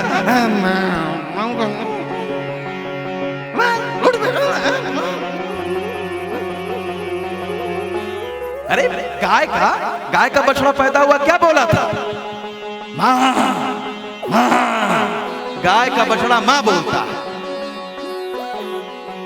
कभी देखा? 10 भैंस बांध दो, एक पड़वे को छोड़ दो, 9 से लात खा लेगा तब माँ के पास जाएगा, और 10,000 गाय बांध दो, एक बछड़े को छोड़ दो, सीधा माँ के पास पहुंच जाएगा, सीधा माँ के पास। गाय का दूध पिलाएंगे तो आपका बच्चा आपको माँ मानेगा, और भैंस का दूध पिलाएंगे तो अपने को नहीं पहचानेगा। अभी भैंस से नैन मटक्का करो, देखो साक्षात यमराज दिखती है आंखें में। भैंस और गाय स्नेहामृत देती है, वात्सल्यता छलकती है गाय से। ए माताओं, गाय का दूध पिलाइए बच्चों को। गाय का दूध पीने वाला उछलता है, उछलकर गाड़ी चलाता रहता, हारन मारा गया, भैंस वाला पीछे, और गाय वाला तुरंत अपनी गाड़ी बाएं करता है। गाय का बच्चा, गाय का दूध पिलाइए बच्चों को। और गाय में जर्सी गाय का नहीं, देसी गाय का। जर्सी गाय गाय माता नहीं, बल्कि गाय आंटी है। जर्सी गाय का नहीं, देसी गाय का। 24 पोषक तत्व होते हैं, जो साइंस के बच्चे बैठे हैं जानते हैं। दुनिया में इस सृष्टि पर रहना है, शरीर धारण किए रहना है, तो 24 प्रकार के पोषक तत्व हैं जो पृथ्वी में पाए जाते हैं। और पृथ्वी के अलावा पाए जाते हैं तो कहाँ पाए जाते हैं? वो केवल गाय में पाए जाते हैं। यदि हमारा बच्चा गाय का दूध पिएगा, गाय का मट्ठा खाएगा, दही खाएगा, ए माताओं, ताकत होगी, कृष्ण बनेगा, राम बनेगा। अपना दुग्धपान कराइए, समय आने के पश्चात फिर गाय का दुग्धपान कराइए। आप पकड़ा देती हैं निप्पल, छोटा बच्चा हुआ निप्पल, थोड़ा बड़ा हुआ पापा लाकर पकड़ा दिए फ्रूटी, पेप्सी, कोको कोला, और बड़ा हुआ मित्रों के साथ घूमने लगा तो मित्रों ने पकड़ा दिया वो वाली बोतल। 50 साल तक मित्रों के साथ वो वाली बोतल पिया। 50 साल के बाद किडनी लीवर चला गया तो पहुंच गया हॉस्पिटल। हॉस्पिटल में डॉक्टर मिले, डॉक्टर ने भी उनको जोड़ दिया बोतल से, ले बेटा बोतल से पैदा हुआ, बोतल में मिल जा, और बोतल लगा करके चढ़ा कर छोड़ देते। अंत में हॉस्पिटल में केवल बोतल रहता और बेटा है प्रभु बोतल चढ़ रही है। दुश्मन कहता है तो अपनी माँ का दूध पिया तो आ गया। कुरकुरा का बच्चा कहता नहीं नहीं मैंने तो अमूल का दूध पिया, आगे नहीं आऊंगा। बच्चे को दूध पिलाइए, कसरत करवाइए, जमकर कसरत करिए। अभी देखिए कन्हैया 11 साल में कंस को पटक कर मारते हैं। 11 साल 56 दिन में कंस को पटक कर। चाणूर, मुष्टिक, सल, तोसल उस समय के सबसे बड़े योद्धा थे, मार डालते। और हमारे आपके बच्चे अगरबत्ती जैसे हाथ, धूपबत्ती जैसे पैर लेकर टहल रहे, जीन्स पहनते हैं भाई साहब, चरण छूने के लिए झुक जाते हैं तो शर्म आ जाती है, पूरी जीन्स पीछे से खसक जाती है।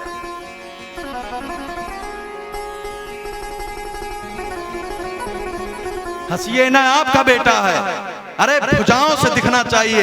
बेटों की सुंदरता उनके बाल से नहीं है, बेटों की सुंदरता उनके हाथ में रखे हुए मोबाइल से नहीं है, उनके जीन्स से नहीं है, उनकी टी शर्ट से नहीं है। बेटों की सुंदरता उनकी मसल से हुआ करती है, उनके बाहुबल से हुआ करती है। बेटे के शब्दों में जो तीक्ष्णता होती है उस तीक्ष्णता से उनकी पहचान हुआ करती है।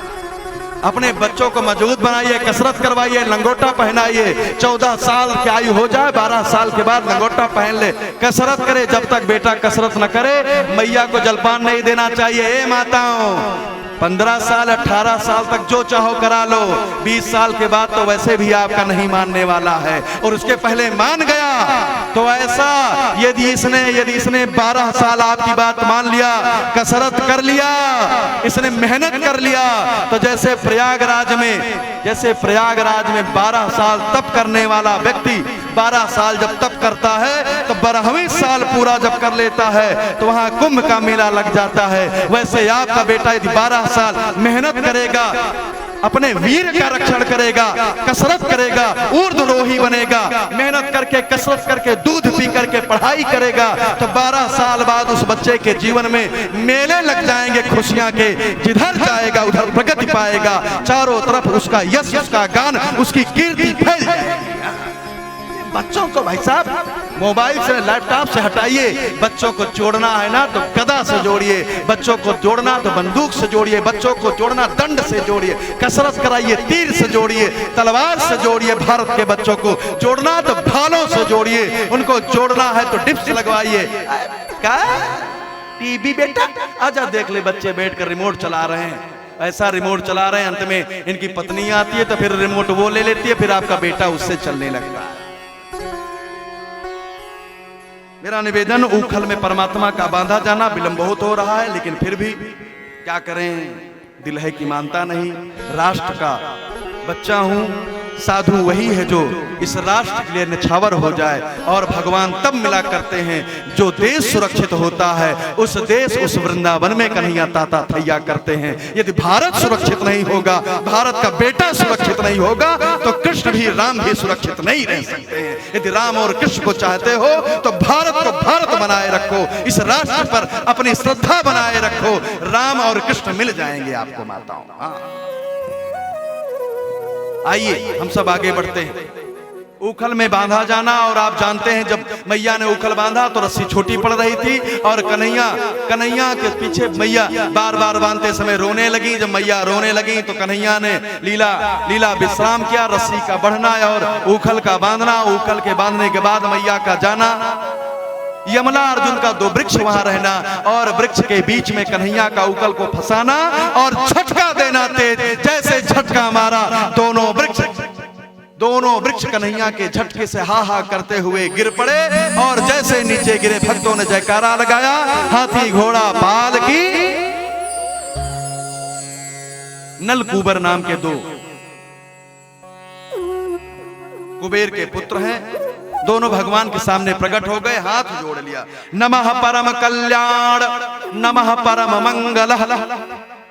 आपका गुणगान करने वाले, आपकी कथा सुनने वाले का आप कल्याण ही कल्याण करते हैं। आप कथा में बैठी हैं ना, आप व्यर्थ ही चिंता कर रही कहीं की। यह भगवान का स्वभाव है कि आपकी चिंता सदियों करता है। नमः परम कल्याण नमः परम मंगल वासुदेवाय शांताय। हे वसुदेव के पुत्र, यदूनाम पतये नमः। आपको बारंबार मैं प्रणाम करता हूं, वंदन करता हूं, आपका अभिनंदन करता हूं। मुझे आपने मुक्त किया, इसके लिए आपका साधुवाद है। भगवान को धन्यवाद देकर उसका जाना, दोनों बच्चों का, और इधर नंद बाबा का आना, नंद बाबा का डरना, और 5 साल की आयु में कन्हैया को लेकर के गोकुल को छोड़ करके अब नंद बाबा कहां पहुंच गए? कहां पहुंचे पता है? वृंदावन धाम अपार। जपे जा राधे राधे।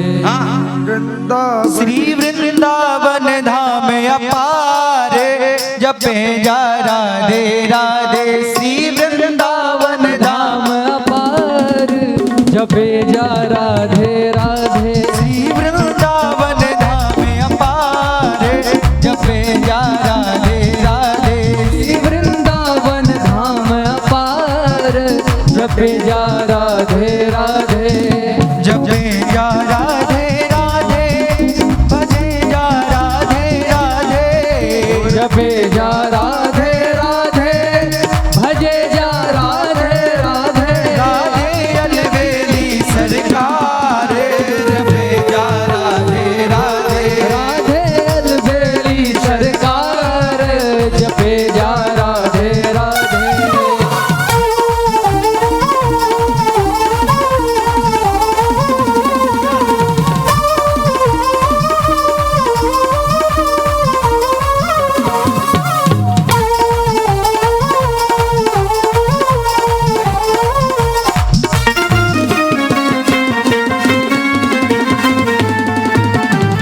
कहां पहुंच गए? कहां पहुंच गए? हाँ, अब पहुंच गए वृंदावन। अब कन्हैया हो गए हैं बड़े, और कन्हैया बड़े हुए तब आप जानते हैं वत्सासुर, अघासुर आदि राक्षसों को मारने वाले हैं। एक छोटी सी लीला पर चर्चा करता हुआ सीधा गोवर्धन जी महाराज के पास चलेंगे, और गोवर्धन जी के बाद आज कथा को विश्राम रास पर दिया जाएगा। आज परमात्मा कथा में रास रचा करके ही विश्राम किया जाने, विलंब हो जाएगा। तो आइए 5 मिनट में हम लोग चलते हैं भगवान श्री कृष्ण के साथ। अब परमात्मा भगवान श्री कृष्ण थोड़ा बड़े हो गए हैं माताओं, और बड़े हुए तो अब गाय चराने लगे हैं। क्या गाय? अभी न चरवाया जाए, बछड़ों के संगे की योजना पहले कर लिया जाए, गाय के साथ दूसरी कथा कर लिया जाएगा। चलिए, अभी बछड़ा चराने जाने लगे, ठीक है? आज भगवान श्री कृष्ण बछड़ा चराने गए हैं अपने मित्रों के संग। कहां रहने लगे हैं? वृंदावन में। और वृंदावन से जब बछड़ा चराने गए तो अपने मित्रों के संग चले जा रहे थे। कंस ने अघासुर नाम को भेजा था, जो अजगर जैसा स्वरूप बना करके एक स्थान पर मुंह को खोले खड़ा था। कैसा बन करके? अजगर जैसा, मुंह को बिल्कुल। उसकी जीभ ऐसी निकली थी मानो बिल्कुल वीआईपी रोड। मित्रों ने कहा ये इतना प्यारी गुफा है, इस गुफा में जाना है। कन्हैया ने कहा गुफा नहीं है, मत जाओ। लेकिन माने नहीं मित्र सभी प्रवेश कर गए। और जब गुफा में सब मित्र प्रवेश किए तो कन्हैया को लगा मुझे भी जाना पड़ेगा, और कन्हैया भी अंदर गए। वो तो इंतजार ही कन्हैया का कर रहा था। कन्हैया का अंदर प्रवेश करना, अजगर का मुख बंद करना, और जब मुख बंद कर लिया तो अंदर तो बदबू आने लगी, तेज तेज सांसें फंसने लगी। अंदर कितना उसने खाया था जो जानवरों को सब गंध मच रही थी। मित्रों ने कहा कन्हैया यार सांस फूल रही, बचा लो भैया। कन्हैया ने कहा कितनी बार बचवाओगे? मैं बार बार मना करता हूं तो क्यों करते हो वो काम जो मना करता हूं? भैया जब जब लात खाते हो तब तब भगवान के पास जाते हो। अब भगवान ने वेदों में, शास्त्रों में जिन कामों को मना किया है वो बंद भी नहीं करते हो, करते हो। हा? कैसे चलेगा काम? सोचिए, भगवान कह रहे काहे सांप के मुंह में जबरदस्ती चले गए, लेकिन हम लोग तो मानने वाले नहीं, जाएंगे जरूर। कितनी बीमारी आ जाए, अब मुझे इसमें समस्या चल रही है लीवर की, मैं तो थोड़ा मान भी जाऊं, लेकिन यदि मैया तेज हो तब। कल भोजन प्रसाद लेते समय अंजलि माखन लाई, मैंने मना किया ना दो, लेकिन पास में बैठी बहन जी, ये मेरी धर्मगत मां भी है, इसलिए इन्होंने कहा नहीं नहीं दे दो, क्या होगा, और ब्राह्मण की जीव तो वैसे भी लावा भैया, क्या होगा, फिर खाए। जब मना किया जाता, जो काम जो धर्म शास्त्र मना करता, मानना चाहिए मनुष्य को। अघासुर के पेट में सभी फंसे, सबने कहा कन्हैया बचाओ यार। कन्हैया ने कहा मैं अकेला नहीं बचा सकता, जब जब संकट में आना चाहिए मानव को, मानव बिस्तर पर पकड़कर न रोए, कुछ कर्म करे। परमात्मा कहते हैं जब कर्म करने वाला व्यक्ति आगे बढ़ता है तो मैं भी उसको बचाता हूं, लेकिन कुछ कष्ट आ गया तो बैठ गया, नहीं नहीं, भगवान भी लात मार देते, जा। अरे जब दुख आए तो कुछ करिए, तो परमात्मा बचाएंगे, विश्वास रखिए। रनबन बैर विपत्ति में रहीमन मरिए न रोए, जो रक्षक जननी जठर सो हरि गयो न सोए। परमात्मा आपका सहयोग करेगा, लेकिन दुख में काम तो करिए। और माताओं यही हुआ, सब मित्रों ने अपनी अपने लठ को लगाया अजगर की पीठ पर पीछे से, और जो कसा कन्हैया ने कहा और उठाओ, और कन्हैया अपनी शरीर बढ़ाना प्रारंभ किए। सबने लठ डालना, ऊपर को उठाना प्रारंभ किया लठ से। सबको लग रहा था ये अजगर जो बड़ा होता जा रहा शायद मेरे लठ के कारण, लेकिन कन्हैया तो उठते उठते ये पकड़े। मित्रों ने जयकारा लगाया, हाथी घोड़ा पाल की जय कन्हैया। और कन्हैया ने धक्का मारा, पूरा अजगर का पेट फट गया, मर गया। पूरे शरीर पर गंदगी लगी। सब गए यमुना जी स्नान किए, बकासुर को मारे, लौट कर आए। भोजन का समय आया माताओं, जब जाते थे तो लंच पैकेट लेकर जाते थे कन्हैया, सभी लेकर जाते थे, बच्चे थे। कन्हैया ने कहा लंच पैकेट सब लेकर आए हैं, सबने कहा हाँ। कन्हैया ने कहा आज लंच पैकेट बदल कर खाऊंगा, आज कोई अपना नहीं खाएगा, हम आपस में बदल कर खाएंगे। सब आपस में बदलने लगे। कन्हैया ने पंडितानी के बेटे मधुमंगल से कहा, हे मधुमंगल, तेरा लंच आज मैं करूंगा, मेरा तू करेगा। मधुमंगल तो 3 दिन से भाई साहब भोजन नहीं किया था। माताओं 3 दिन हो गया था, मधुमंगल को भोजन नहीं मिला था। उस पंडितानी के घर में 3 दिन से भोजन नहीं बना था।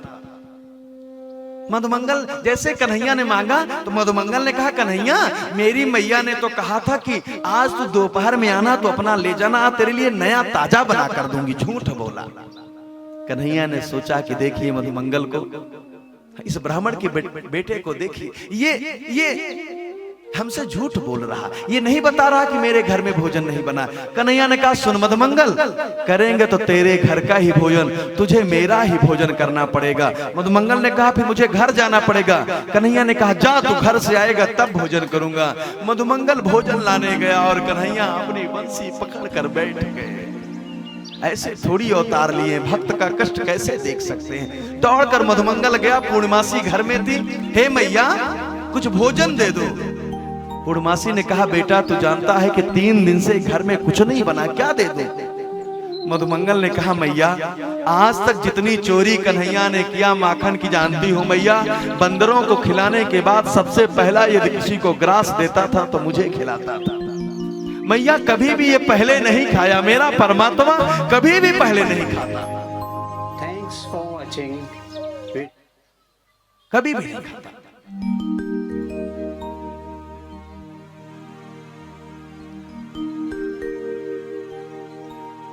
मैया ने कहा, बेटा मैं मांगने तो जाती हूं लेकिन लोग देते नहीं है। हे बंधुओं, हे माताओं, भगवान का जन्म ऐसे नहीं होता।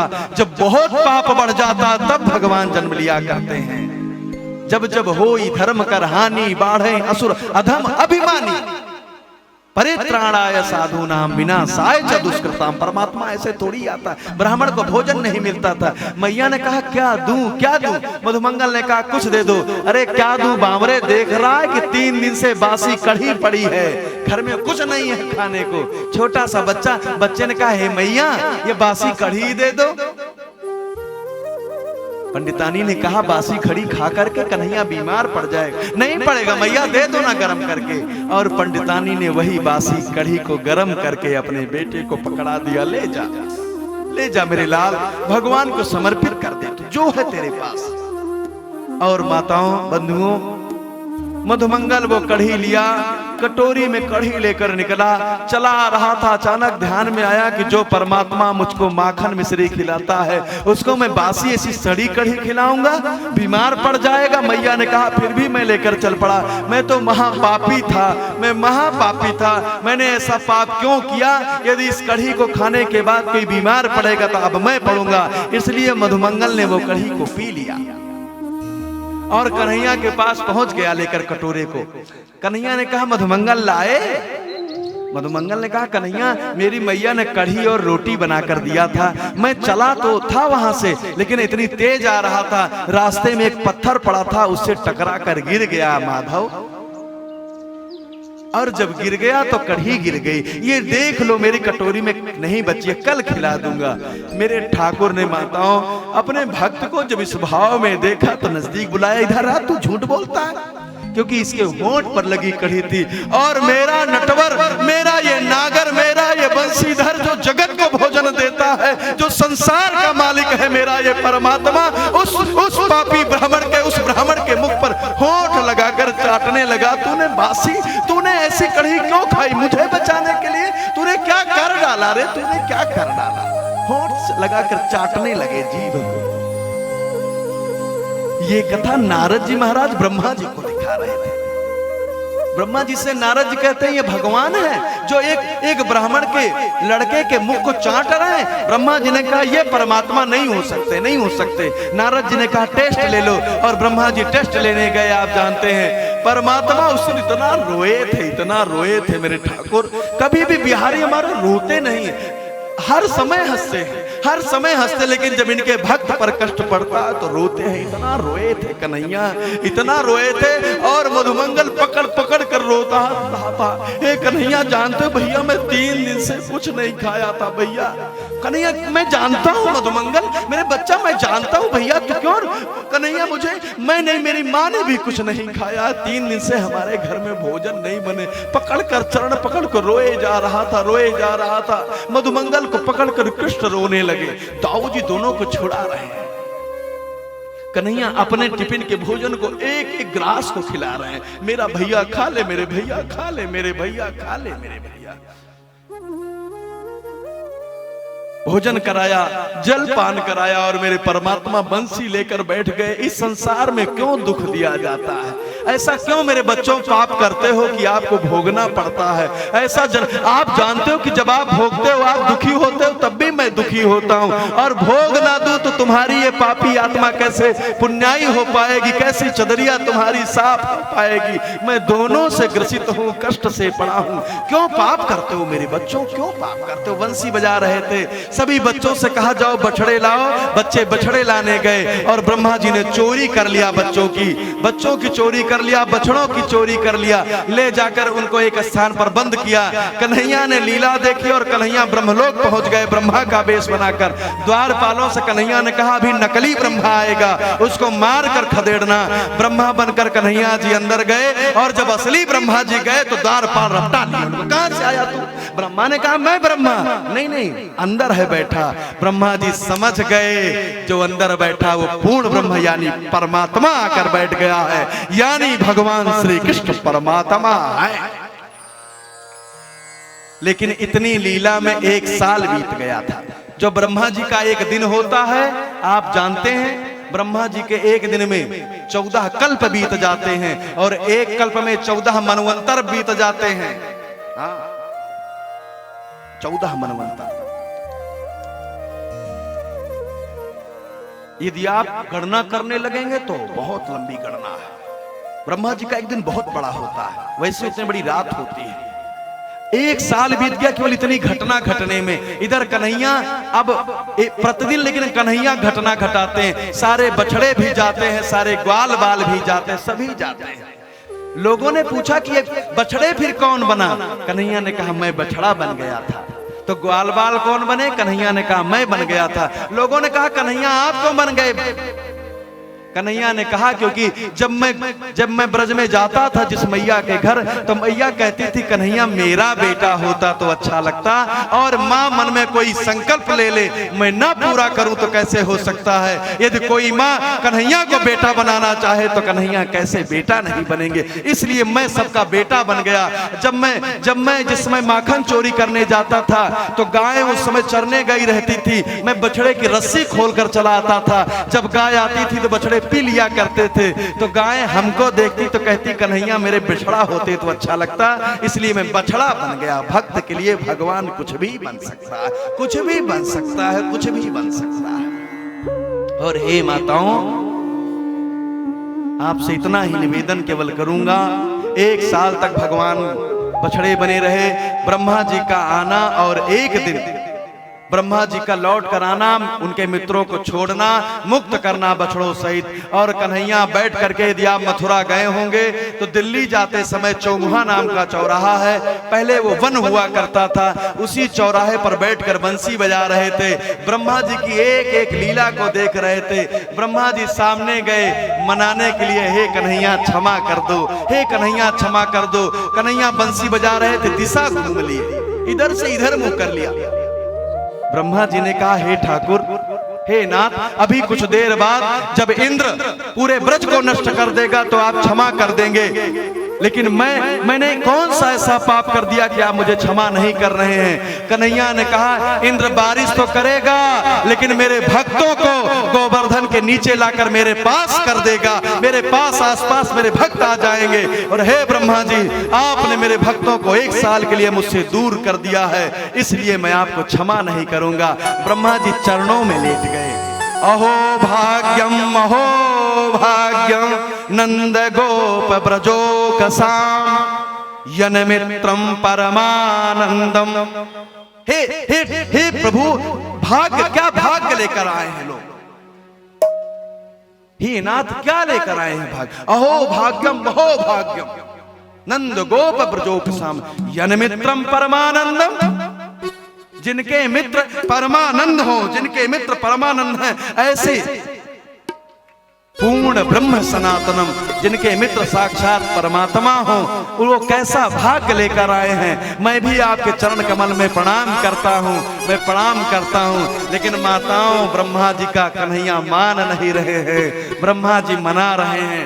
मेरा निवेदन है अपनी कथा में, जब कन्हैया न माने तो आइए हम लोग भी मनाएं। हे ठाकुर, तुम कितने भी रूठे रहोगे लेकिन हम भी ब्रह्मा जी के बेटे हैं, हमारे अंदर भी जो आत्मा है वो ब्रह्मा की है, हम भी मना लेंगे। बड़ी देर से बैठी हैं, मेरा निवेदन है खड़ी होकर के एक बार कन्हैया को मनाएं प्रेम से। तुम रूठे रहो मोहन, हम तुम्हें मना लेंगे।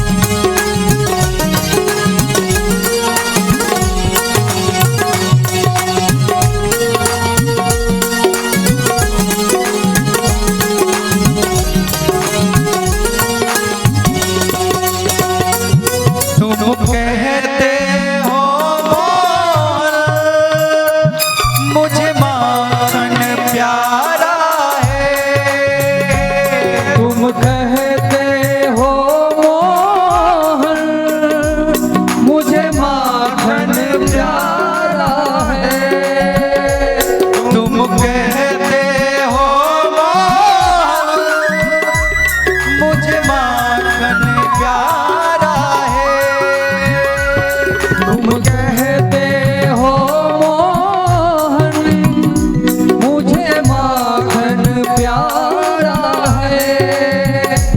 एक बार तो आ जाओ, एक बार तो आ जाओ, माखन भी खिला देंगे।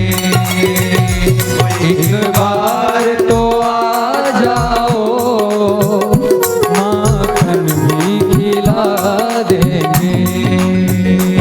तुम दूर रहो मोहन, हम तुम्हें मना लेंगे। तुम रूठे रहो मोहन, हम तुम्हें मना लेंगे।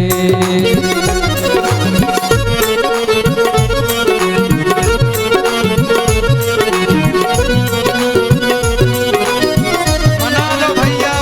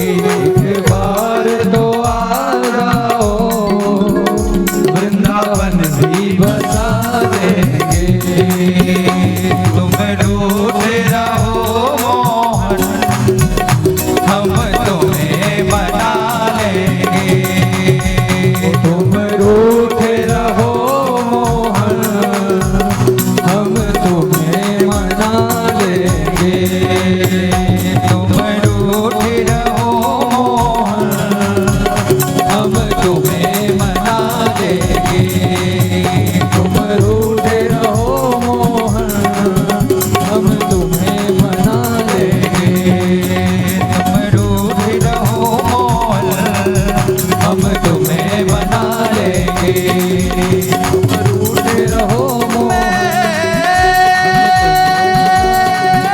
मेरे श्याम अब तुम्हें मना लेंगे मेरे श्याम अब तुम्हें मना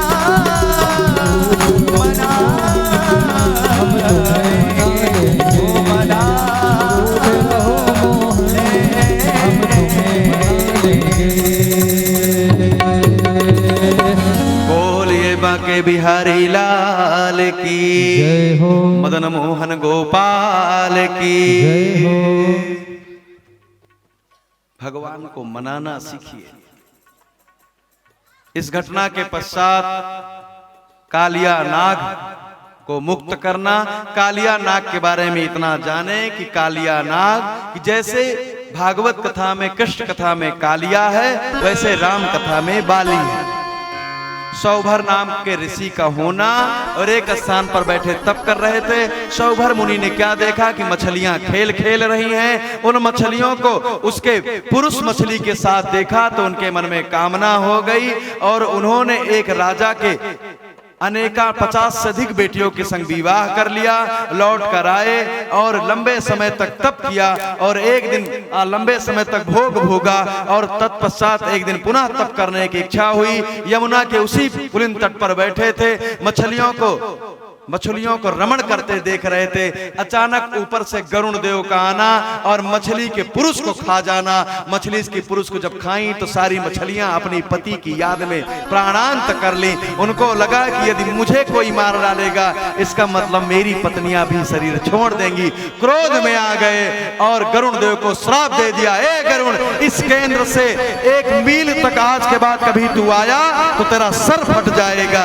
इसीलिए कालिया उस स्थान पर आकर छिप गया, क्योंकि गरुण देव नागों को खाते हैं, इसलिए कालिया का आना, वहां पर छिप जाना। और आप जानते हैं कालिया को जल में रहते हुए जल को दूषित करना। जल दूषित होने के कारण पंचतत्व को शुद्ध करने के लिए आया हमारा परमात्मा, क्योंकि बीच में अग्नि को भी मुक्त किया है। बहुत सारी बाल लीला की कथा ही इतनी है 10वें स्कंद की कि यदि बाल लीला केवल कन्हैया की किया जाए तो 7 दिन कम पड़ जाएंगे, कथा नहीं हो सकती। पूरी तो भागवत छोड़ दो। अरे कन्हैया की लीला में भैया, कन्हैया जो हर पल एक लीला रचाता हो, उस लीलाधर की कौन लीला गा सकता है।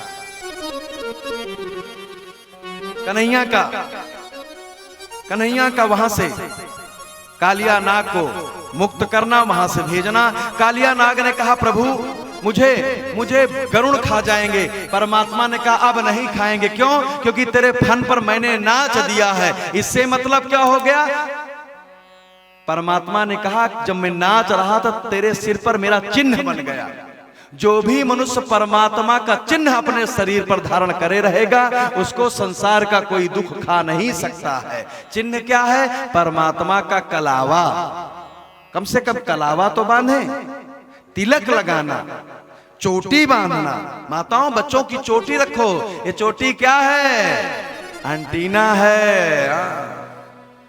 वो एंटीना तभी है, यदि एंटीना ठीक नहीं रहेगा तो आप लोग जो पुराने लोग हैं, गांव में टीवी लगी रहती थी, बेटा बाएं घुमा दाएं घुमा, तब आता था दूरदर्शन। जब चोटी कसी जाती है, चोटी के बाल कसने के कारण रक्त का संचार उधर भगता है। जहां पर भी आप उंगली को कस दे तो अभी देखिए रक्त यहां भगने लगेगा। तो रक्त का संचार, क्योंकि गुरुत्वाकर्षण के कारण पंपिंग नीचे को जल भेजती है, रक्त देती है, और रक्त को आवश्यकता शीश के पास, तो बुद्धि के सारे पार्ट्स यहाँ हैं। यदि चोटी कसी रहेगी तो रक्त ऊपर जाएगा, रक्त ऊपर जाएगा तो बुद्धि के सेल से उसके जागृत होंगे, वो ज्ञानी हो जाएगा। इसीलिए दुनिया के आज तक जितने चोटीधर हुए उन्होंने कोई ना कोई मोटी काम करके गया, कोई ऐसा नहीं रहा। चाणक्य ने चोटी खोल दिया तो चंद्रगुप्त मौर्य को नीचे से उठाकर हीरो बना दिया। और सिकंदर, लोग कहते हैं जो जीता सिकंदर, जो जीता नहीं, जो चंद्रगुप्त के हाथ से मार खाकर गया वो सिकंदर। जीता तो चाणक्य का मनोबल जीता, जीता तो चाणक्य की चोटी जीती, उस ब्राह्मण का लक्ष्य जीता, उस ब्राह्मण का मन जीता। चोटी रखिए। कन्हैया अपने मैया से कहते थे, मैया कबहू बढ़ेगी चोटी। मैया कहती थी दूध पी तो बढ़ जाएगी। फिर कन्हैया कहते, इतने दिन न मोहे दूध पीबत भा, अबहू है ये छोटी। मैया मोरी कबहू बढ़ेगी चोटी। और बेटियों, आप लोग भी ये बाल को बांधा करें। बाल बांधने से ज्ञान बढ़ता है। कहूंगा नहीं, लेकिन कहे बिना रहूंगा नहीं। ये जो बाल खोले रहती हैं, रात में भूतनी मिलती है तो भूतनी का सबसे पहला गुण यही है कि बाल खोले रहे।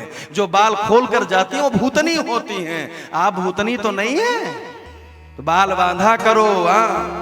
माताओं, आप लोग छोटी थी तो फीते से आपकी मैया बाल बांधती थी। अरे बाल ना फीते से बांधिए तो रबड़ गेटिस से बांध दीजिए। बालों को खुलवाइए मत। यदि बाल खुले हैं, स्वतंत्र हैं, तो बिटिया की बुद्धि स्वतंत्र हो जाएगी। और बेटी की बुद्धि यदि स्वतंत्र हुई, यदि माता पिता के हाथ में न रही, तो वो स्वयं नष्ट नहीं होगी, बल्कि कुल को नष्ट करके तब जाएगी। वो कुल को नष्ट करने वाली हो जाएगी। इसलिए बालों को बांधे रखिए, नहीं तो न जाने कौन दुशासन आपके बालों को, आपको केसों को पकड़ कर खींच ले। बाल बांधे रखो। द्रौपदी ने बाल खोला तो केस पकड़े गए। प्लीज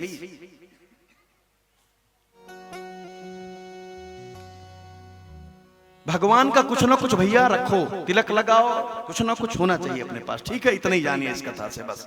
और तत्पश्चात कालिया के पास, कालिया को मुक्त करके परमात्मा का आना। और आप जानते हैं गोवर्धन की लीला को आपने बहुत बार सुना, क्योंकि अच्छा यहाँ सजा दिया गया था, अभी सजा है। वैसे हम आगे बढ़ना चाह रहे थे, लेकिन भोग आ गया है तो गोवर्धन जी का भी गुणगान हो ले। और मैं तो चाह रहा था रास हो जाए। क्या किया जाए? गोवर्धन रास, विदाई, कल विवाह। कथा बहुत लंबी है, कल तो फिर कंटिन्यू हो जाएगी। चलिए, क्योंकि भोग लग गया है तो गोवर्धन जी का ही प्रणाम कर लिया जाता है। दीपावली का दिन आना, नंद बाबा को दीपावली का उत्सव मनाना, और दीपावली के उत्सव के दिन दूसरे दिन पुनः उनको मालपुआ बनाना। कन्हैया का पूछना, बाबा मालपुआ क्यों बन रहा है? बाबा का कहना, हे कन्हैया, ये मालपुआ इंद्र की पूजा के लिए बन रहा है। कन्हैया ने कहा, बाबा यही इस दुनिया की सबसे बड़ी भूल है। ये देवता को तो प्रसन्न करना चाहते हैं, लेकिन घर के बैठे माता पिता देवता को प्रसन्न नहीं करना चाहते हैं। अरे हे बाबा, इन देवताओं को मत प्रसन्न करिए। सूर्य को आप आर्घ नहीं देंगे तो चमकना नहीं छोड़ देंगे। वायु को प्रणाम नहीं करेंगे तो वो वायु देना नहीं बंद करेंगे। हे माताओं, हे बेटों, हे बेटियों, उनको बाद में प्रसन्न करो, पहले अपने माता पिता को प्रसन्न करो। पहले अपने घर को मंदिर बना लो, तब मंदिर को सजाओ। और यही नंद बाबा को समझाया कन्हैया ने, हे बाबा, यदि पूजन करना है तो अपनी खेती का करो, अपने उस पहाड़ का करो, गोवर्धन का कर लो जहाँ गैया चरती हैं। इस प्रकृति का बंधन करो। हे माताओं, हे बंधुओं, हमको प्रकृति का बंधन करना चाहिए। इस प्रकृति के कारण, इस जल के कारण, इस अग्नि के कारण, इस वायु के कारण हम पुष्ट होते हैं, या आकाश के कारण पुष्ट होते हैं। तो हमको भी इनको सबको शुद्ध रखना चाहिए। और कन्हैया नंद बाबा को लेकर गोवर्धन के लिए निकले। आप बैठे रहेंगे, चलेंगे कि नहीं चलेंगे? ताली बजाकर चले, ऐसे चलेंगे तो दिक्कत होगी। ठीक है, अब सारे मित्र चल रहे हैं कहाँ? गोवर्धन के लिए। सभी बेटियां दौड़ी, भैया से कह रही हैं, भैया हमको न छोड़ना, हम भी चलेंगे गोवर्धन। सबका मन कह रहा है, जिनकी जिनकी इच्छा होती रहेगी वो उठती रहेगी, ताली बजाते रहेंगे और घूमते रहेंगे। अन्य सब लोग बैठे रहेंगे। एक बात बता करके गोवर्धन की कथा भी पूरी कर लेंगे। अपने देश में दो वैसे पर्वत हैं जिनकी परिक्रमा उतारने से मनोकामना पूर्ण होती है। एक चित्रकूट में कामतानाथ हैं जो मनोकामना की पूर्ण करते हैं, और एक वृंदावन में गोवर्धन जी महाराज हैं जो ये चित्रकूट जो है कामतानाथ वो राम के नीचे रहे, और गोवर्धन ऐसे पर्वत हैं जो कृष्ण के भी ऊपर रहे, इसलिए कृष्ण भी उनको भगवान जैसा मानते हैं। और ये रूप किसको सबसे अधिक प्रिय है? मीरा कहती हैं, मेरे तो गुरधर गोपाल दूसरो न कोई। जब संसार में कोई कष्ट आएगा तो गोवर्धन को उठा लेंगे। कौन? कन्हैया। देश की बेटियां दौड़ी, गा रही हैं कि मैं तो गोवर्धन को जाऊं मेरे वीर, नाई माने मेरो मनवा। गोवर्धन को जाऊं मेरे वीर, नाई माने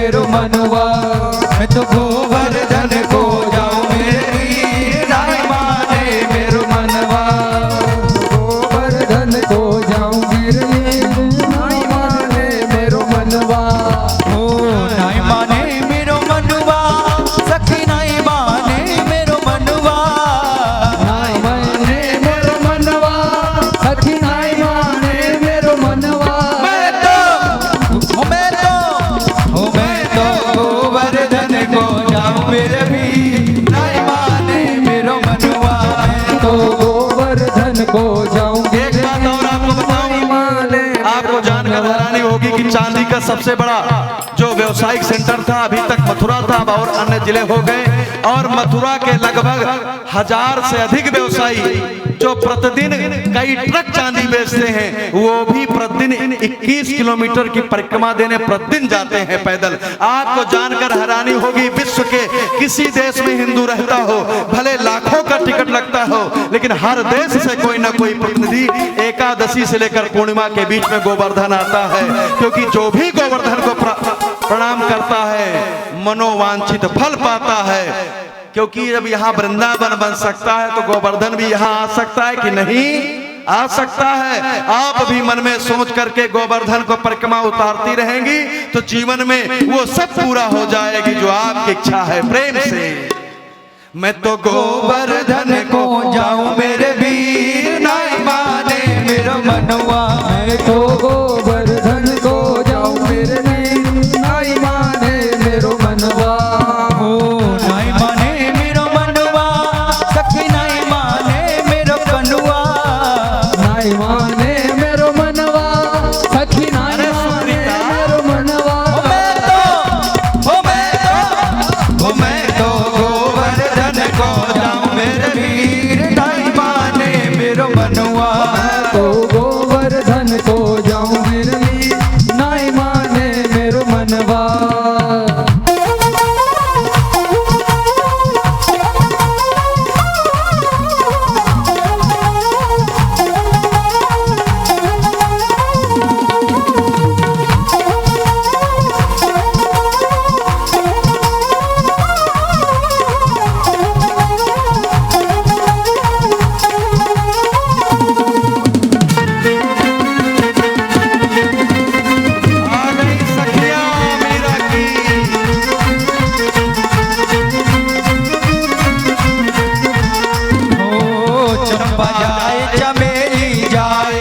चंपा जाए चमेली हूँ जाए, चंपा जाए चमेली जाए, चंपा जाए चमेली हूँ जाए, चंपा जाए चमेली जाए, चंपा जाए चमेली हूँ जाए। और मैं कैसे रह जाऊं मेरे वीर, नहीं माने मेरो मनवा।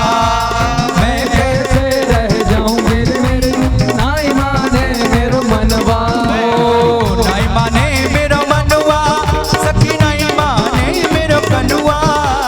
नहीं माने मेरो मनवा, सखी नहीं माने मेरो मनवा। मैं तो गोवर्धन को जाऊं मेरे वीर, नहीं माने मेरो मनवा।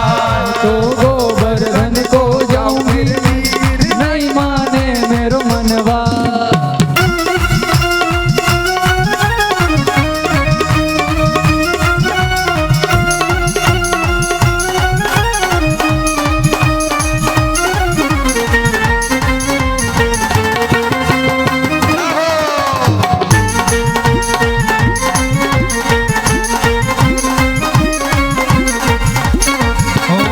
सात कोस की है परिक्रमा, सात कोस की है परिक्रमा, सात कोस की है परिक्रमा, कोस की है परिक्रमा, सात कोस की है परिक्रमा। सात कोस की कर परिक्रमा। मैं तो ब्राह्मण नोत जमाऊं मेरे वीर, नहीं माने मेरो मनवा। ब्राह्मण नौत जाऊं मेरे वीर, नहीं माने मेरो मनवा। नहीं माने मेरो मनवा, सखी नहीं माने मेरो कनुआ। नहीं माने मेरो मनवा, सखी नहीं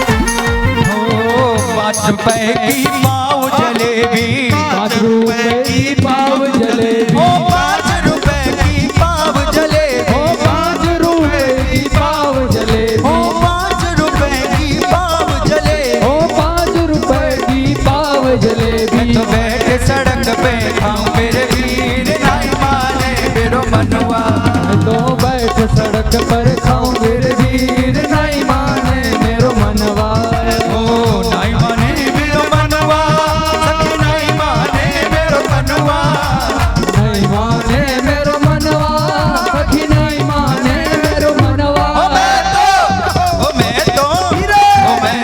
गोवर्धन को जाऊं मेरे वीर नहीं माने मेरे मनवा तो गोवर्धन को जाऊं मेरे वीर नहीं माने मेरो मनवा।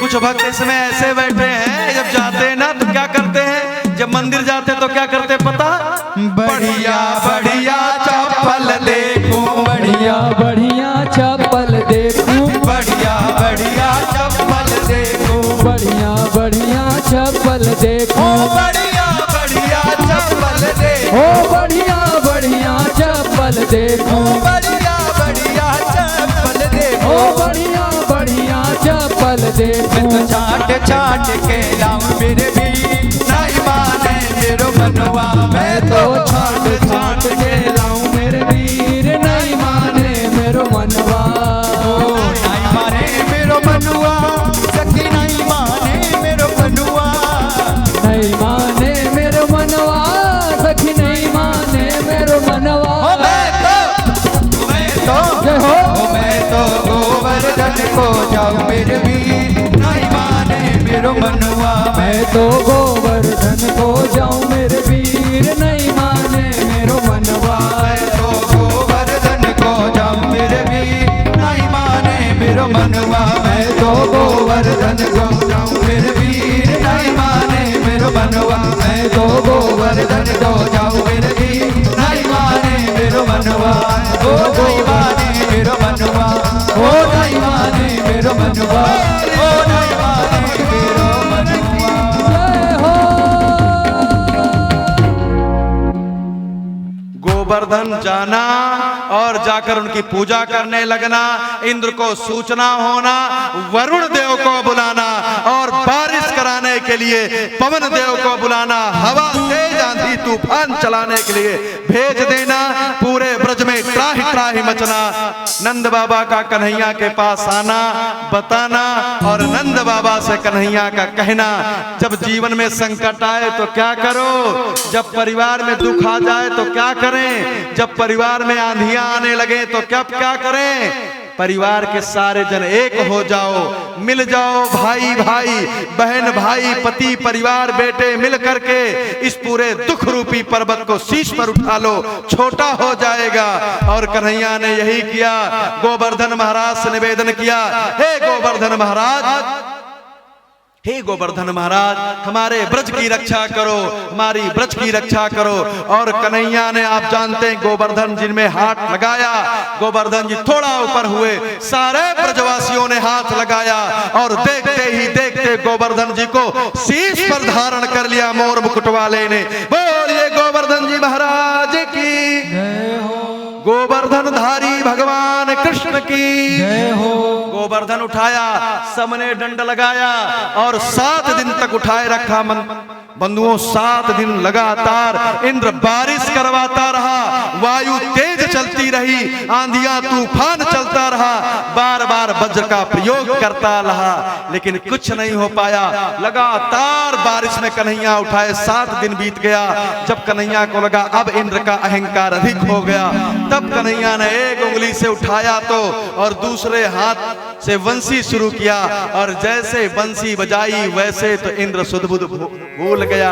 इंद्र उछला अपने स्थान से, परमात्मा की बंसी ने इंद्र को खींच लिया, बंसी के अंदर प्रवेश हुआ, मुख में गया, और जब भगवान के पेट में गया तो क्या देखता है, यहाँ तो दूसरा इंद्र खड़ा है, यहाँ तो परमात्मा दूसरे है, दूसरा ब्रज है। अलौकिक छवि देखी, तब अंदर ही अंदर निवेदन करने लगा, हे ठाकुर क्षमा कर दीजिए, नाथ मुझे क्षमा करिए, नमस्तुभ्यं भगवते। हे नाथ आपको प्रणाम है, बार बार प्रणाम कर रहा हूँ। पुरुषाय महात्मने, हे पुरुषों में आदि श्रेष्ठ, हे महात्मा आपको वंदन है, आपके चरणों में बार बार वंदन है। नाथ हमें क्षमा कर दे, हम आपकी शक्ति को पहचान नहीं पाए। वासुदेवाय कृष्णाय, हे वसुदेव के पुत्र हे श्री कृष्ण, सत्वाताम पतये नमः। आप सभी आत्माओं के पति यानी आत्माओं के परम आत्मा भगवान श्री कृष्ण हैं। आपको बार बार वंदन करता हूँ, प्रणाम करता हूँ। इंद्र ने क्षमा मांगा, परमात्मा ने क्षमा करके मुक्त किया और मुक्त करके अपने मित्रों से कहा भैया उठाए हो ना। सबने कहा मैं भी डंडा लगाया हूँ गोवर्धन उठाने में। कन्हैया ने कहा पक्का लगाए हो। मित्रों ने कहा हाँ हाँ कन्हैया चिंता मत करना, 7 दिन से मैं ही तो डंडा लगाकर उठाया हूँ गोवर्धन को। कन्हैया ने कहा भैया मुझे 1 नंबर आई है, चला जाऊं? मित्रों ने कहा चले जाओ। कन्हैया ने धीरे से गोवर्धन जी को छोड़ा, सभी की लाठियां चर चर चर चर करके टूटी।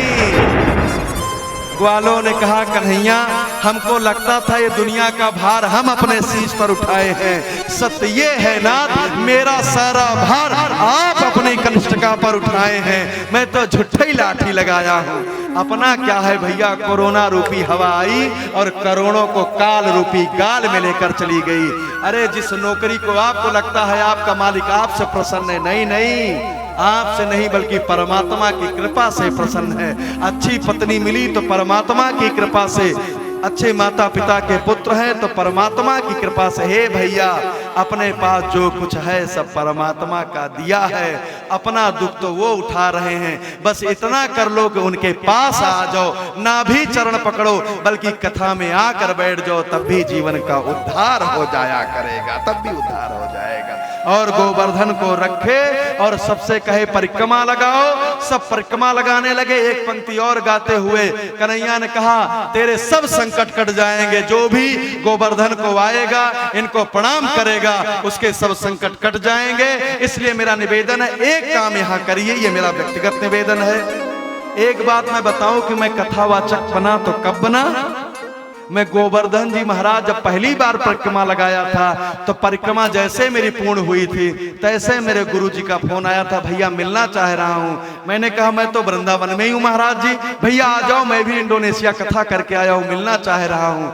ब्रज की मैंने गोवर्धन की परिक्रमा लगा ली और गुरुदेव को मिलवा करके गोवर्धन जी ने इस गोबर को गणेश बना दिया, दुनिया में पूजनीय बना दिया। हे बंधुओं ये दुनिया में कुछ चाहिए आइए वृंदावन, क्यों? क्योंकि आपके सारे संकट कट जाएंगे। मेरा निवेदन है सभी लोग अपने स्थान पर खड़े हों, वही 3 बार परिक्रमा लगाकर अपने स्थान पर बैठे और ये मान चले कि हम गोवर्धन की परिक्रमा लगा रहे हैं। प्रेम से कि तेरे सब संकट मिट जाए, मिट जाए, पर पूजा कर गोवर्धन की। तेरे सब संकट मिट जाए, तू पूजा कर गोवर्धन की। तू पूजा कर गोवर्धन की, परिक्रमा कर मेरे गिरवर की। तू पूजा कर गोवर्धन की, परिक्रमा कर गोवर्धन की। तेरे सब संकट मिट जाए, कट जाए, तू पूजा कर गोवर्धन की। तेरे सब संकट कट जाए,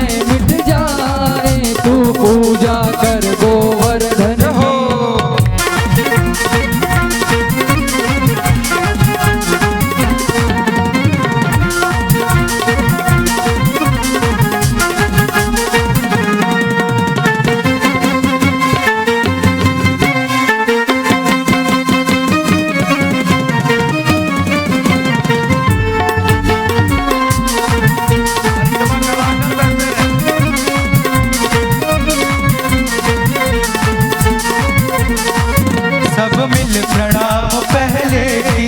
सब मिल प्रणाम पहले कीजिए। ओ गिरिराज हृदय में धर लीजिए। ओ गिरिराज हृदय में धर लीजिए। ओ गिरिराज हृदय में धर लीजिए। ओ गिरिराज हृदय में धर लीजिए। चलो मन में, चलो मन में, चलो मन में प्रेम बढ़ाए, ओ बढ़ाए। शोभा निर्गो तुम यावन की। चलो मन में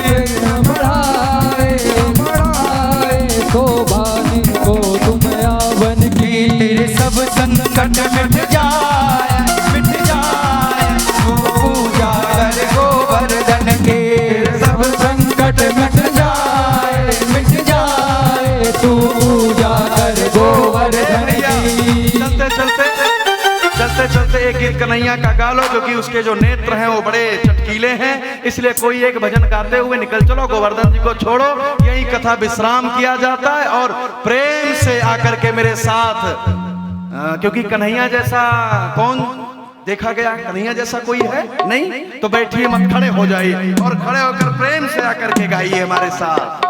ओ तेरे मोटे मोटे, तेरे मोटे मोटे, तेरे मोटे मोटे नैने कजरा रे, मैं जाऊं तो मैं बलिहारी। तेरे मोटे मोटे नैने कजरा रे, मैं जाऊं तो मैं बलिहारी। तेरे मोटे मोटे नैने कजरा रे, मैं जाऊं तो मैं बलिहारी। मोटे मोटे नैन कजरा रे, मैं जाऊं तो मैं बलिहारी। मैं जाऊं तो मैं बलिहारी, जाऊं तो मैं बलिहारी, मैं जाऊं तो मैं बलिहारी। तेरे मोटे मोटे, तेरे मोटे मोटे, तेरे मोटे मोटे नैने कजरा रे, मैं जाऊं तो मैं बलिहारी। तेरे मोटे मोटे नैन कजरा रे, मैं जाऊं तो मैं बलिहारी।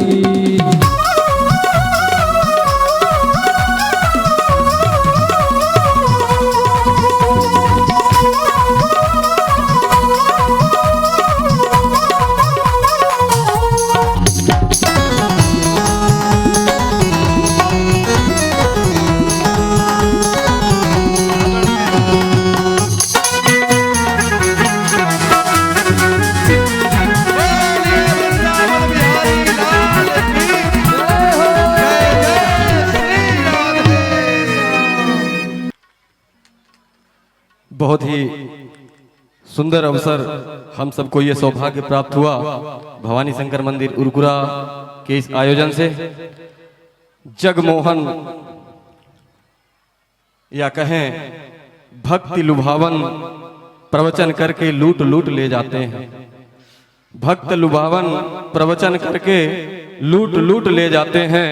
सौगातों की झोली भरकर प्यार बांटते जाते हैं। इस सोहबत को कौन न तरसे, हम तो किस्मत वाले हैं। जब जब हमने किया निवेदन आप सहज ही आ जाते हैं। एक बार जोरदार ताली बजाएं परम पूज्यपाद व्यास जी महाराज के लिए। आज बहुत ही जैसे जैसे समय बीतता जा रहा है, अब आज जो भजन हम लोगों ने ब्रिज बिहारी जी के टीम से सुना, कल मात्र सुन पाएंगे अभी, लेकिन अब जो भजनें इनके द्वारा प्रस्तुत हो रही हैं वो हमें कहीं न कहीं लुभा रही हैं। शुरू से ही लुभा रही थी, लेकिन अब ऐसा लग रहा है कि ये कथा और 2-4 दिन चले तो अच्छा हो। इन्होंने बहुत अच्छा, कुछ समय पहले हम मैं देख रहा था, इन्होंने एक भजन गाया, तुम रूठे रहो मोहन हम तुम्हें मना लेंगे। इस प्रस्तुति में हमने कई बार इस भजन को सुना, लेकिन आपके मुखार बिंदु से जो हम सब ने आज सुना, निश्चित रूप से बहुत ही अच्छा लगा। मैं चाहूंगा आप लोग जोरदार ताली बजाएं ब्रिज बिहारी जी के लिए। आप ब्रिज बिहारी जी हैं, आप हारमोनियम में बैठे हैं, श्री ओम मिश्रा जी कोरस में हैं, सोनू मिश्रा जी आर्गन में, मनोज तिवारी जी तबला में और अमित जी ऑक्टोपैड में हैं। इन सभी संगीत के कलाकारों के लिए आप सब लोग एक बार पुनः जोरदार ताली बजाएं। मैं अनवरत देख रहा हूं श्री पवन मिश्रा जी आचार्य जी वहां किनारे में बैठे हैं, परम पूज्यपाद व्यास जी गुरुदेव महाराज का मैनेजमेंट का काम देखते हैं, और श्री धर्मेश शास्त्री जी जिनके मंत्रोच्चारण से हम सब आह्लादित हो रहे हैं, और साथ में श्री अंशुमान जी, इनके लिए भी आप सब लोग जोरदार ताली बजाएं। आज और कल 2 दिन ही ताली बजाने का मौका मिलेगा। बाहर में ऐसी आपस में 2 हमारी महिलाएं भक्त खड़ी थी, बोली कभी कभी बहुत अच्छी कथा लगती है। मैंने पूछ लिया फिर ताली बजाते हो आप? तो ऐसा जब दूसरे आगे वाले बजा देते हैं तो हम लोग भी बजाने लगते हैं। तो मैं जितने भी भक्त यहाँ पे बैठे हैं, माताएं बहनें, जब भी आपको प्रोग्राम अच्छा लगे आप ताली बजा सकते हैं, यहाँ कोई प्रतिबंध नहीं है। आपकी तालियां बजाना आपके श्रद्धा भाव पर निर्भर करता है, इसके लिए कोई प्रतिबंध नहीं है। मैं ज्यादा समय नहीं लूंगा, निश्चित रूप से मेरा बोलना यहाँ बिल्कुल भी मुझे खुद अच्छा नहीं लगता, आप लोगों को निश्चित रूप से अच्छा नहीं लग रहा होगा, क्योंकि परम पूज्यपाद व्यास जी को हम सब लोग सुनने के लिए आते हैं यहाँ पे। लेकिन जब परम पूज्यपाद के मुखार बिंदु से सुंदर रसमयी धारा बह रही होती है तो हम भी एक कोशिश करते हैं, मेहनत करते हैं कि उनमें से मिली जुली कुछ पंक्तियां आप तक हम ले आएं और परम पूज्यपाद का आशीर्वाद उसके लिए मिले। तो मैं 2 मिनट का समय मात्र लूंगा, जिसमें आज परम पूज्यपाद ने माताओं को ये ज्ञान दिया कि हमें अपने बच्चों को दूध पिलाना चाहिए। पूतना का भी जिक्र आया, बीच में कंस का भी जिक्र आया। बस मैं इतना कहूंगा कि तरस रहे हैं आज दूध को ग्वाल बाल खुद सारे, तरस रहे हैं आज दूध को, ग्वाल बाल सब खुद सारे, श्री संपदा हुई इकट्ठी दुष्ट कंस के द्वारे। ग्वाल बाल तरस रहे हैं आज दूध को, ग्वाल बाल खुद सारे, श्री संपदा हुई इकट्ठी दुष्ट कंस के द्वारे। विनती सुनो पुनः प्रभु आकर भारी दुख मिटाओ, सूख चला वृंदावन फिर से मधुबन इसे बनाओ, सूख चला वृंदावन फिर से मधुबन इसे बनाओ। पतन पाप पूतना बिसैली, पतन पाप पूतना बिसैली, दुष्प्रवृत्तियां हैं जहरीली, उगल रहा विष काल काम कालिया। आज कालिया का भी जिक्र परम पूज्यपाद के मुखार बिंदु से आया। उगल रहा विष काम कालिया, कब नाथोगे हे सांवरिया, क्रूर कंस फिर से बौराए, देव संस्कृत पर मडराई, देखो दानवता इतराई फिर से श्याम घटा घिरियाई, देखो दानवता इतराई फिर से श्याम घटा घिरियाई। मैं ज्यादा समय न लेते हुए कि भारत में फिर से आओ मुरली बजाने वाले, फिर तान वह सुनाओ गिरवर उठाने वाले, फिर तान वह सुनाओ गिरवर उठाने वाले। परम पूज्यपाद हमारा ये उरकुरा, ये क्षेत्र काफी संगठन के नाम से जाना जाता है। यहाँ के लोग आपस की एकता के लिए जाने जाते हैं। यहाँ के लोगों में जो समरसता है, जो एकता है, निश्चित रूप से उससे हम सबको बहुत कुछ सीखने को मिलता है। मैं समाज के उन लोगों से अपनी इन पंक्तियों के साथ एक मैसेज देते हुए उन्हें आमंत्रित करूंगा व्यासपीठ में परम पूज्यपाद का आशीर्वाद लेने के लिए कि काम किसी के आ न सके तो नहीं बिगाड़े काम किसी का, काम किसी के आ न सके तो नहीं बिगाड़े काम किसी का, दे करके विश्वास न बिसदें हो न काम नाम बदनाम किसी का। आदर्शों को निभा न पाए आदर्शों को दे न दुहाई, ताकि भोगना पड़े न आदर्शों को दुष्परिणाम किसी का, ताकि आदर्शों को भोगना पड़े न दुष्परिणाम किसी का। मैं बड़े सम्मान के साथ आमंत्रित करता हूं हमारे बीच में विंध्य एकता परिषद के प्रदेश अध्यक्ष सम्मानित श्री प्रमोद गौतम जी यहाँ पर हैं। मैं सम्मान के साथ आपको आमंत्रित करता हूँ, आए व्यासपीठ में परम पूज्यपाद व्यास जी गुरुदेव महाराज से आशीर्वाद लें। हमारे बीच में सम्मानित के शुक्ला जी, आप भी विंध्य एकता परिषद के सचिव हैं, मैं आपको भी आमंत्रित करता हूँ। मैं सम्मानित के शुक्ला जी को भी बड़े सम्मान के साथ आमंत्रित करता हूं, आप विंध्य एकता परिषद के सचिव हैं। साथ ही मैं आमंत्रित करता हूं सम्मानित बड़े भाई हमारे उमेश पांडे जी, सम्मानित श्री गंगा प्रसाद द्विवेदी जी, सम्मानित श्री सतीश सिंह, सम्मानित श्री नागेश्वर सिंह, सम्मानित श्री भरत मिश्रा जी। हमारे बीच में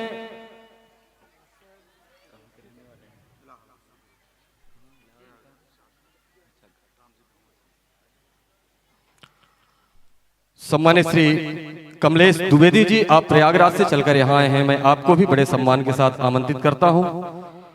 हमारे बीच में वरिष्ठ समाज सेवी सम्मानित श्री राकेश मिश्रा जी हैं, मैं आपको भी बड़े सम्मान के साथ आमंत्रित करता हूँ व्यासपीठ पे पहुंचकर परम पूज्यपाद व्यास जी से आशीर्वाद लें। राकेश मिश्रा जी हमारे बीच में, हम सबके अग्रज सम्मानित श्री हीरामण द्विवेदी जी यहाँ पर बैठे हैं, मैं आपको भी बड़े सम्मान के साथ आमंत्रित करता हूँ व्यासपीठ में आए, परम पूज्य गुरुदेव से आशीर्वाद प्राप्त करें। आज हमारे बीच में प्रसाद के रूप में जिनका सहयोग आया है, पाल ट्रेडर्स उरकुरा की तरफ से 11 किलो लड्डू, विंध्य एकता संगठन की तरफ से 21 किलो लड्डू, अखिल भारतीय विंध्य एकता परिषद की तरफ से 7 किलो लड्डू, साहू नाश्ता सेंटर उरकुरा की तरफ से 3 किलो लड्डू। हमारे वार्ड नंबर 19 के नवनिर्वाचित युवा पार्षद हम सबके चहेते भाई रितेश मोहन सिंह जी यहाँ पर हैं। मैं चाहूंगा आपसे कि आप भी व्यासपीठ पे आएं और परम पूज्यपाद जी से व्यासपीठ से आशीर्वाद लें। रितेश मोहन सिंह जी।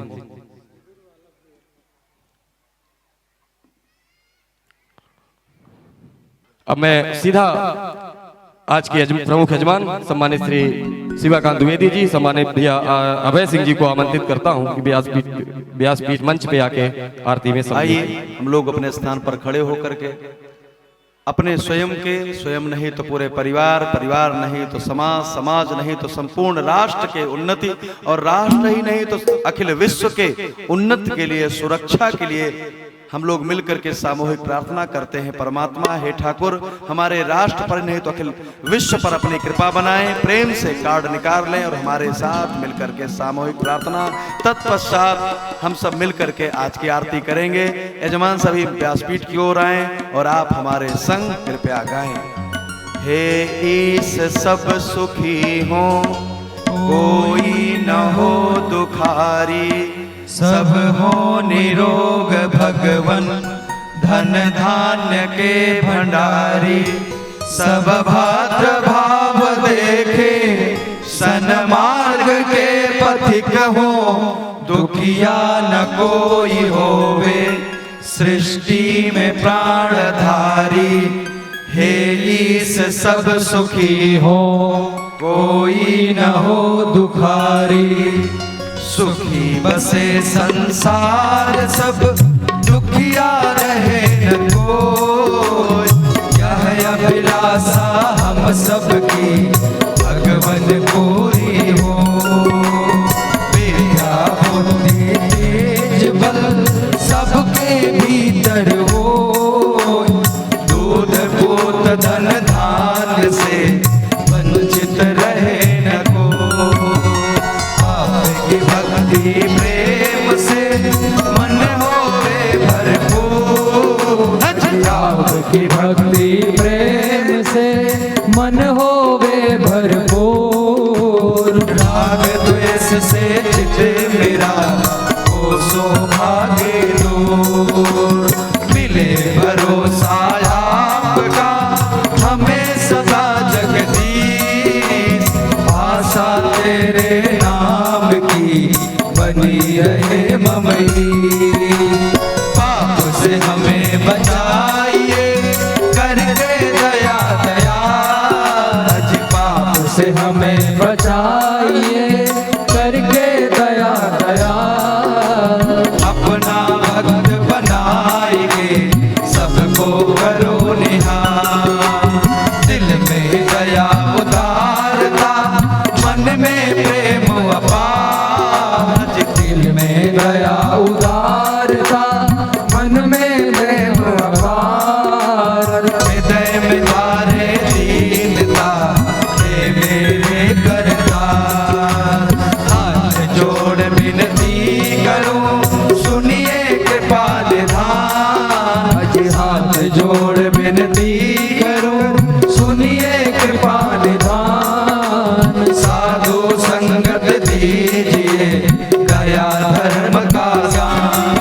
हरे रामा, राम राम हरे हरे। हरे कृष्ण कृष्ण कृष्ण हरे हरे। हरे राम राम राम हरे हरे। हरे कृष्ण कृष्ण कृष्ण हरे हरे। पवन तनय संकट हरन, मंगल मूर्ति रूप। राम लखन सीता सहित सिमटै बसो सुरभूप। बार बार बरमायो हरस देव श्री रंग। पद सरोज अन पायनि, भगत सदा सत संग। सियावर रामचंद्र की जय, पवन सुत हनुमान की जय। उमापति महादेव की जय, बोलो भाई सब संतन की जय। श्री सद्गुरुदेव भगवान की जय। हरि ओम इदगं हविः प्रजननं मे अस्तु दशवीरगं सर्वगणगं स्वस्ताये। आत्मसनि प्रजाशनि पशुसनि लोकसन्यभयसनि। अग्निः प्रजां बहुलां मे करोत्वन्नं पयोरेतो असमासु धत्त। श्री बांके बिहारी तेरी आरती गाऊं। श्री बांके बिहारी तेरी आरती गाऊं। आरती गाऊं प्यारे तुमको रिझाऊं। आरती गाऊं प्यारे तुमको रिझाऊं। श्री बांके बिहारी तेरी आरती गाऊं। श्री बांके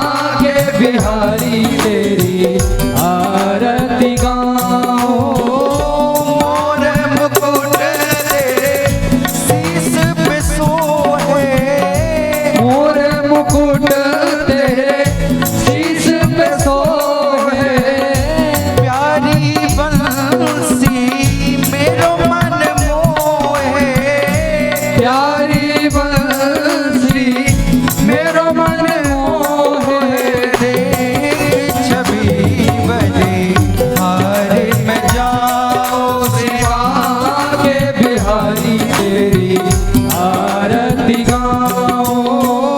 चरणों से निकली है गंगा प्यारी, चरणों से निकली है गंगा प्यारी, जिसने सारी दुनिया तारी, जिसने सारी दुनिया तारी। उन चरणों में शीश झुकाओ शिवा के बिहारी तेरी आरती गाओ।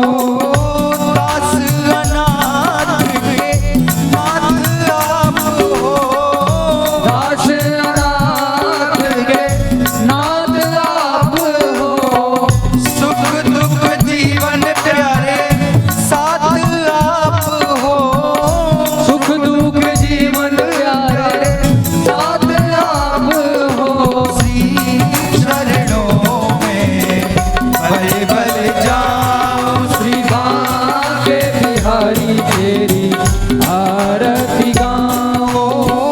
संग सोहे वृष पान दुलारी, संघ सोहे वृष भान दुलारी, ललिता दिक सब सखियां प्यारी, ललिता दिग सब सखियां प्यारी। में वास सदा वृंदावन पाऊं, मैं बास सदा वृंदावन पाऊं। शिवा के बिहारी तेरी आरती गाऊं, शिवा के बिहारी तेरी आरती गाऊं। अम्बे तू है जगदम्बे काली, जय दुर्गे अकबर वाली, तेरे ही गुण गाए भारती हो मैया, हम सब उतारे तेरी आरती। अम्बे तू है जगदम्बे काली, जय दुर्गे अकबर वाली, तेरे ही गुण गाए भारती ओ मैया हम सब उतारे तेरी आरती। तेरे भक्त जनों पर मैया वीर पड़ी है भारी, वीर बड़ी है भारी, तेरे भक्त जनों पर मैया वीर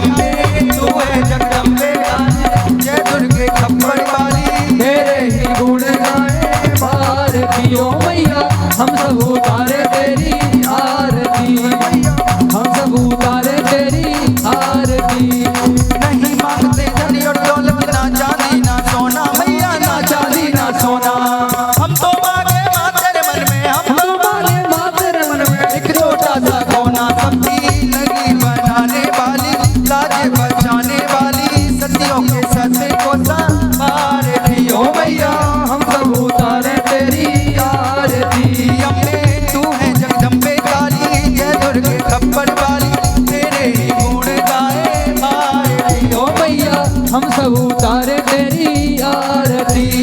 कर्पूर गौरम करुणावतारम संसार सारम भुजगेन्द्रम सदा वसंतम अरविंदे भवम भवानी सहितं नमामि। त्वमेव माता चंदा त्वमेव त्वमेव बिंदु चस्ता त्वमेव विद्याद्रविणं त्वमेव सर्वं मम देव देव त्वमेव सर्वं मम देव देव त्वमेव सर्वं मम देव देव त्वमेव सर्वं मम देव देव।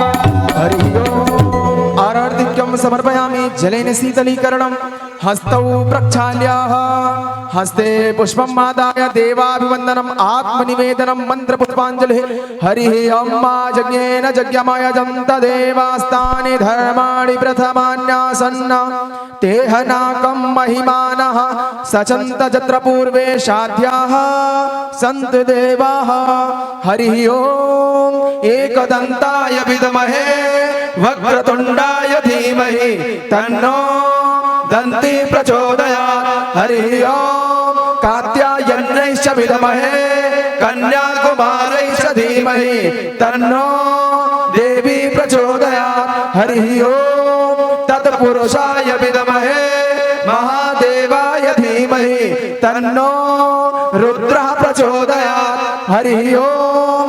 अंजनानंदनाय विद्महे वायुपुत्राय धीमहि तन्नो हनुमत् प्रचोदयात्। हरिः ओम। नारायणाय विद्महे वासुदेवाय धीमहि तन्नो विष्णुः प्रचोदयात्। हरिः ओम। महालक्ष्मीश्च विद्महे विष्णुपत्न्यैश्च धीमहि तन्नो राधा प्रचोदयात्। श्रीवन्तिकावकुल चंपक पाटलाब्जै पुन्नागजात करवीलरसाल पुष्पै बिल्व प्रभाल तुलसी दल मंजरीभिः त्वां पूजयाम जगदीश्वर मे प्रसीद।